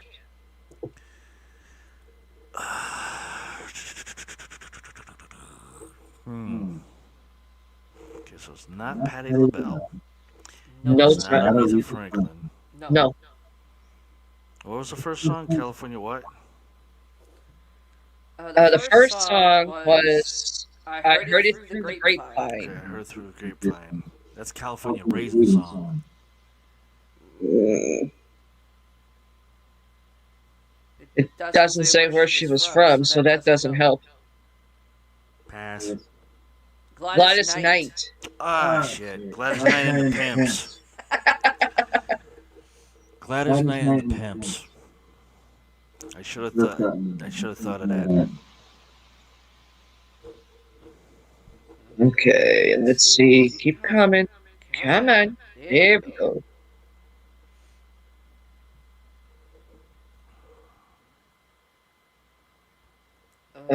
Okay, hold on.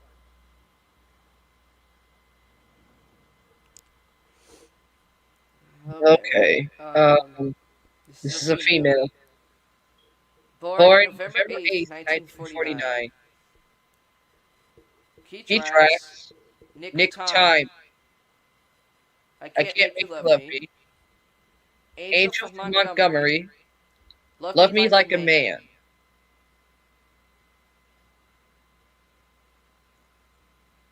Okay.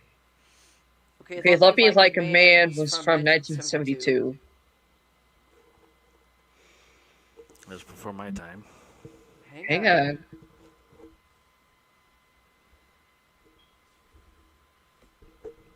Oh shit, it doesn't have anything I can give you a clue on. Pass. Ronnie Wright. Or Raitt. I mean Bonnie Bonnie Raitt. Raitt.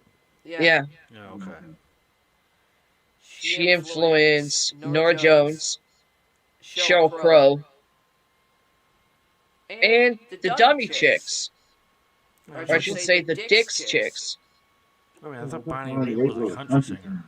Huh? Isn't Bonnie Raitt a country singer? I think so. There's a picture of her who looks like a country electric guitar or something.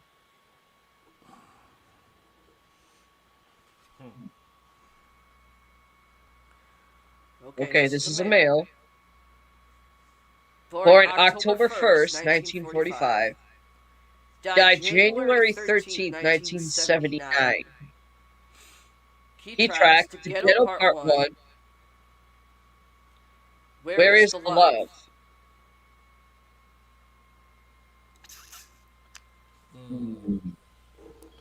Okay. Let's see, I've heard of Where's the Love, but that's by the Black Eyed Peas. Huh? I've heard of Where's the Love, done by the Black Eyed Peas. Hey, them. But I know, but they were doing an homage to the one that originally did it, but I don't know the name of it.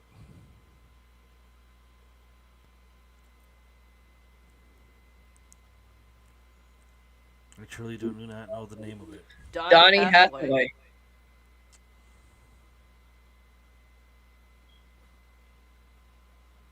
I don't think I've ever heard that. Huh? I don't think I've ever heard that name before. Let's see. He He influenced Alicia Keys. John Legend.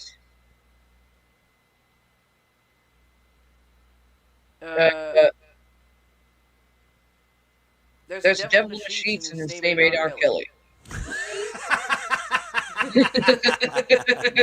Does it really say that? Well, there's R. Kelly, but I just put that in there.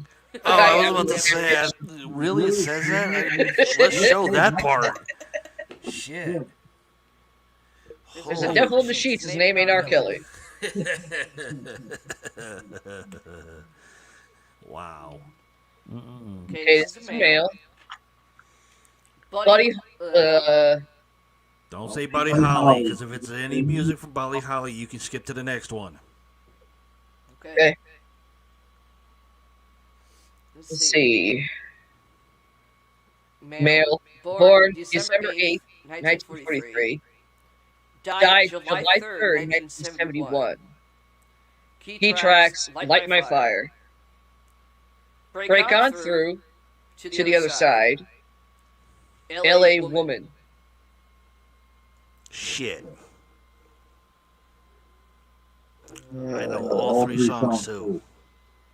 He was influenced by Frank Sinatra and Presley. Presley, Elvis Presley? Yep.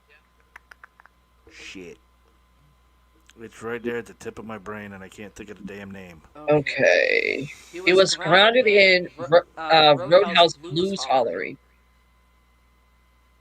Unless he's talking blues country. I don't know what that's supposed to mean.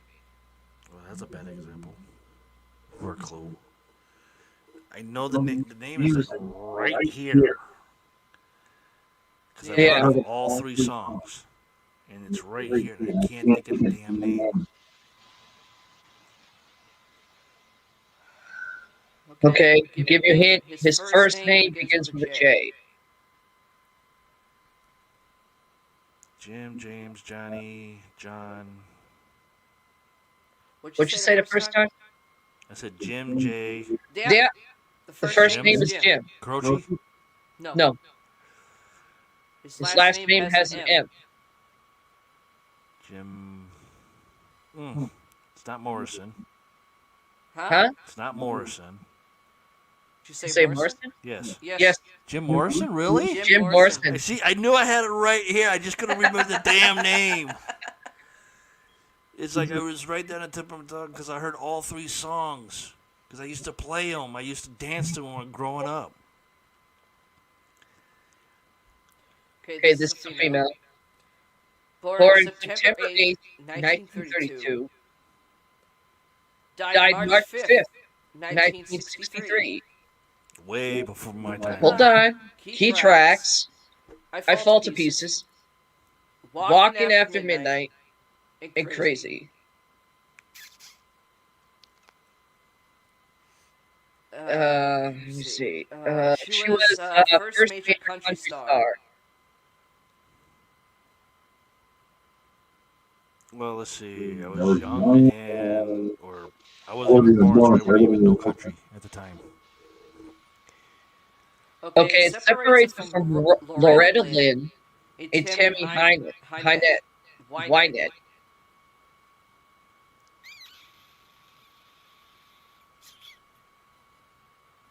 Patsy Cline. Oh. And she did influence Loretta Lynn. Linda Ronstadt. K.D. Lang. What the fuck is that? Katie Lang is... Huh? Katie Lang was a person that came out a while back. I mean, we've seen some of the music videos with her in it when we were at Mom's house. Okay, this is a male. She kind of looks like Meredith Brooks with the long black hair with the song "Bitch," but her hairstyle and the way she is like a dyke. It's the only way to put it. Okay, this is male. Born February 20th, 1967. Died April 5th, 1994. Just started my senior year in high school. Lithium. All apologies. Smells like Teen Spirit. Kurt Cobain. Very good. Crackhead, I shot myself, Cobain. Sorry. It's okay. I mean, people already know he did that because of the movie Stadium. Not much of a Nirvana fan, don't get me wrong. Some of the songs Patty, can can you kind stop of bullying?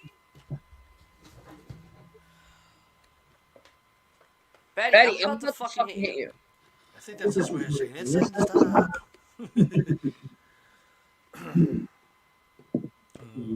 Wow.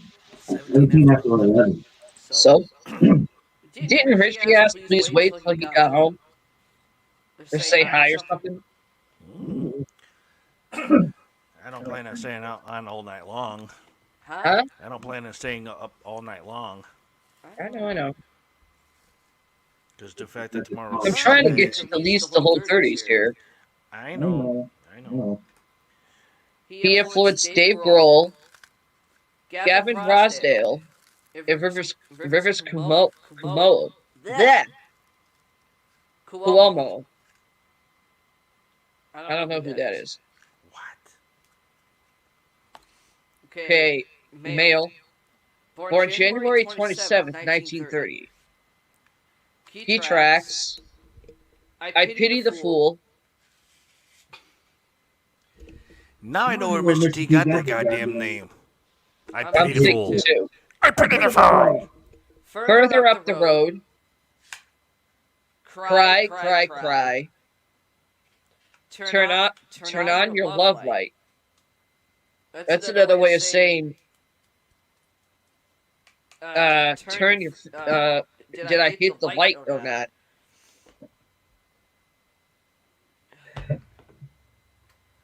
Okay, so okay. From what I'm seeing, he was gospel inspired. Uh, dear Dear stop. stop, We you did did get get uh an an email email about about not not about you. Please not doing that.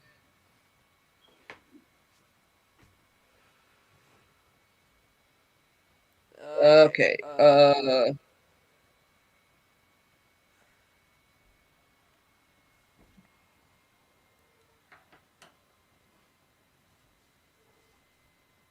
Oh God, God, I I don't don't see see anything. anything. Pass. Bobby Blue Blue Bland. Bland. Sorry, never heard of him. He He influenced influenced Van Van Morrison Morrison and and BB BB King. King.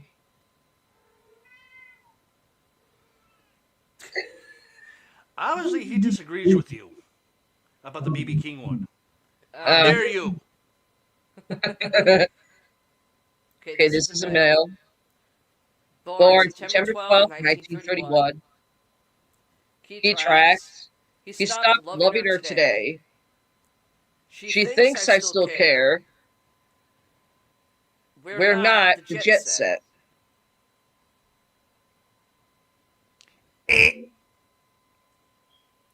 Okay, hang on. Okay, so he was into country singer.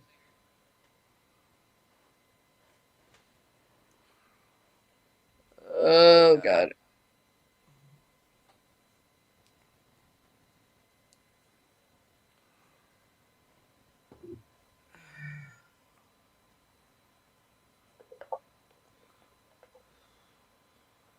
Okay, hang on. George Jones. Don't know it. Okay, he influenced the racist douchebag Garth Brooks, Oh, go figure. Elvis Elvis Costello, Costello, and and Alan Alan Jackson. Jackson. No, wrong one, sweetheart. Huh? Jen just popped on. She said Conway. No! No! Where Where the the Hold fuck fuck did did on. you you get get Conway? Conway? There it is, right there. Where? Conway. Nope. If you're thinking of Conway Twitty, no way. Eh. Oh, no. Sorry, Jen. Jen. Okay, this is a female. Born Born November November 7th, 7th, 1943. 1943. Key He tracks. tracks Both both sides sides now. now. Help Help me. me. Raised Raised on on robbery. robbery. Okay, so she's like a folk singer. An An heir to Joan Baez. or bass. Nope, sorry. She influenced jazz and the blues, or was influenced. Trying to see. Okay, so she kind of sang with like a jazzy tone.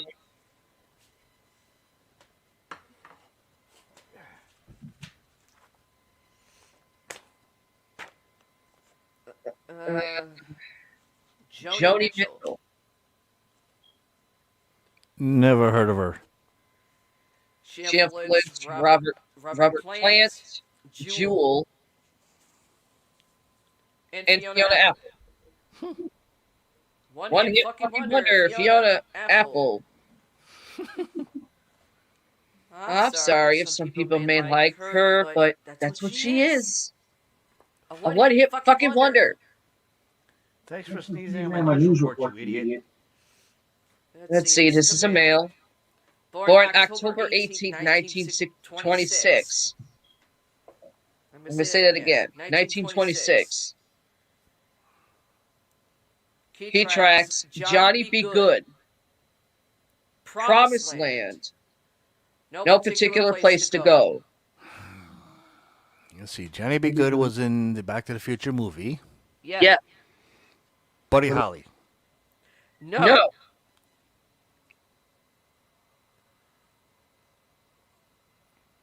Am I at least right with the B? Or am I way off on the B? It starts with a C. That's what the first name starts with, is with a C.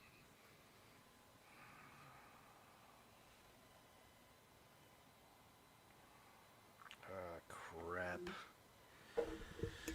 I don't know. Hang on.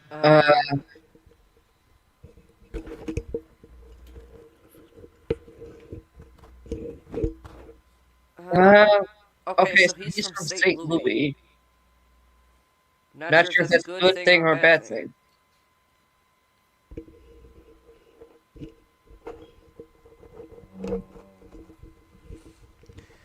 Okay. Chuck Berry.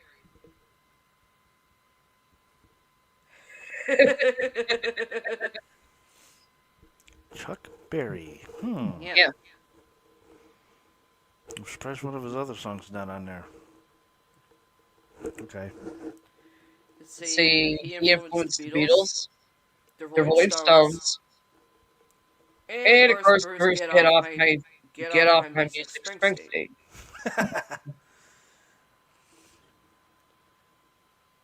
Okay, born June 3rd, 1942, died December 26th, 1999. Key tracks, People Get Ready, Superfly, I'm So Proud.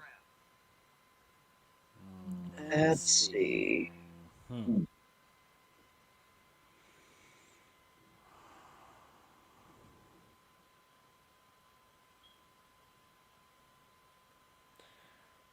Okay.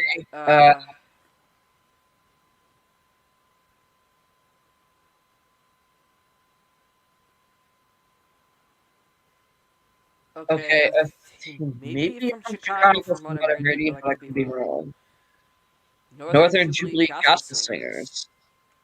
Okay, that's kind of what started his singing. Wouldn't know then. I'll give you a hint. His first name starts with a C. Yeah, I know that. There's a lot of C's. There's Carl. There's Chuck. There's Clarence. Carl. And I asked, you got Curtis. Curtis? Curtis spelled with a C. Okay. His last name starts with an M. Shit.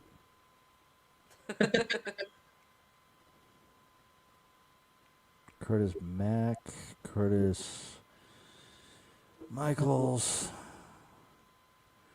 Curtis. Morse. Curtis Moore. I have no clue what the guy's last name Curtis is. Curtis Mayfield. Ah, Mayfield. I should have thought of that. Okay. Male. Male. Born November 17th, 1966. Died May 29th, 1997. Key tracks: Mojo Pin, Last Goodbye, and Hallelujah.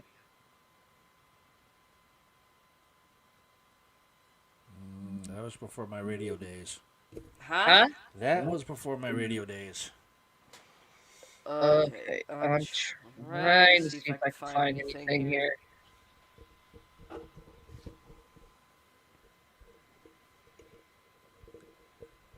Okay, so his songs, I guess, they were almost like punk rock Tennessee, or something like that.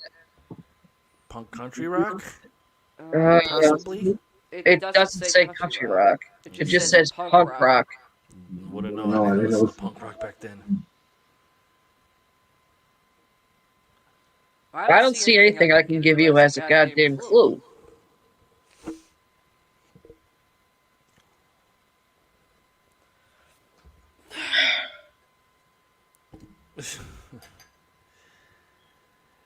Well, I guess her cat doesn't want us to keep continuing on the podcast show.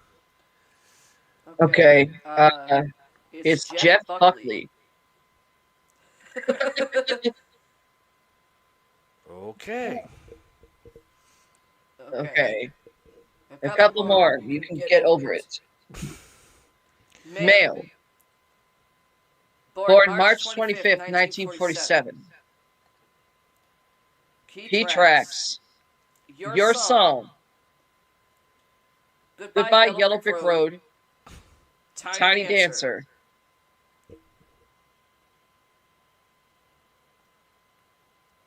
His music is almost like a deep soul type of thing, or type of sound.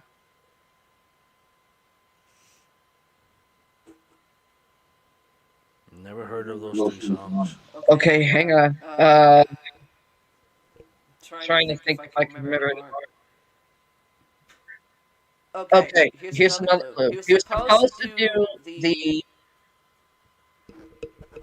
soundtrack for a Disney movie, and he got booted out because he was gay. Oh, that's Sir Elton John. Yes. Okay, he got booted out of doing The Lion King after he did the song for it, Circle of Life. Yeah, no. He influenced But Rivers Tiny Dancer, I Cuomo. don't remember him ever doing. What? Tiny Dancer. I don't remember him even doing that type of music. If you didn't get that one, I was going to put Cher, because I know he did one with her. See, he influenced Rivers Cuomo, George Michael, the late George Michael, and Axl Rose. Okay. That's weird. Born November 12th, 1945. It's a male. Key track: Heart of Gold, Powderfinger, Rockin' It Free World.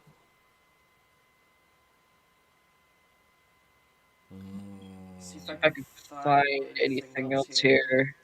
Okay, three other songs. I'm thinking it's almost like a country thing, or like something like acoustic country. Oh hell, then I wouldn't even know. And that's straight up honest. I wouldn't even know. Neil Young. Neil Young. Yep.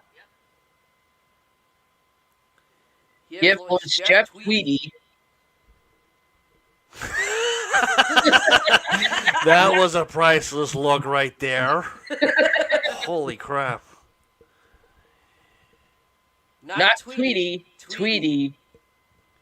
Wayne Coyne, or Coin, however you want to pronounce it, Connor Oberst.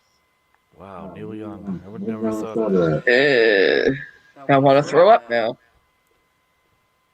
Born September 23rd, 1949. He tracks Thunder Road.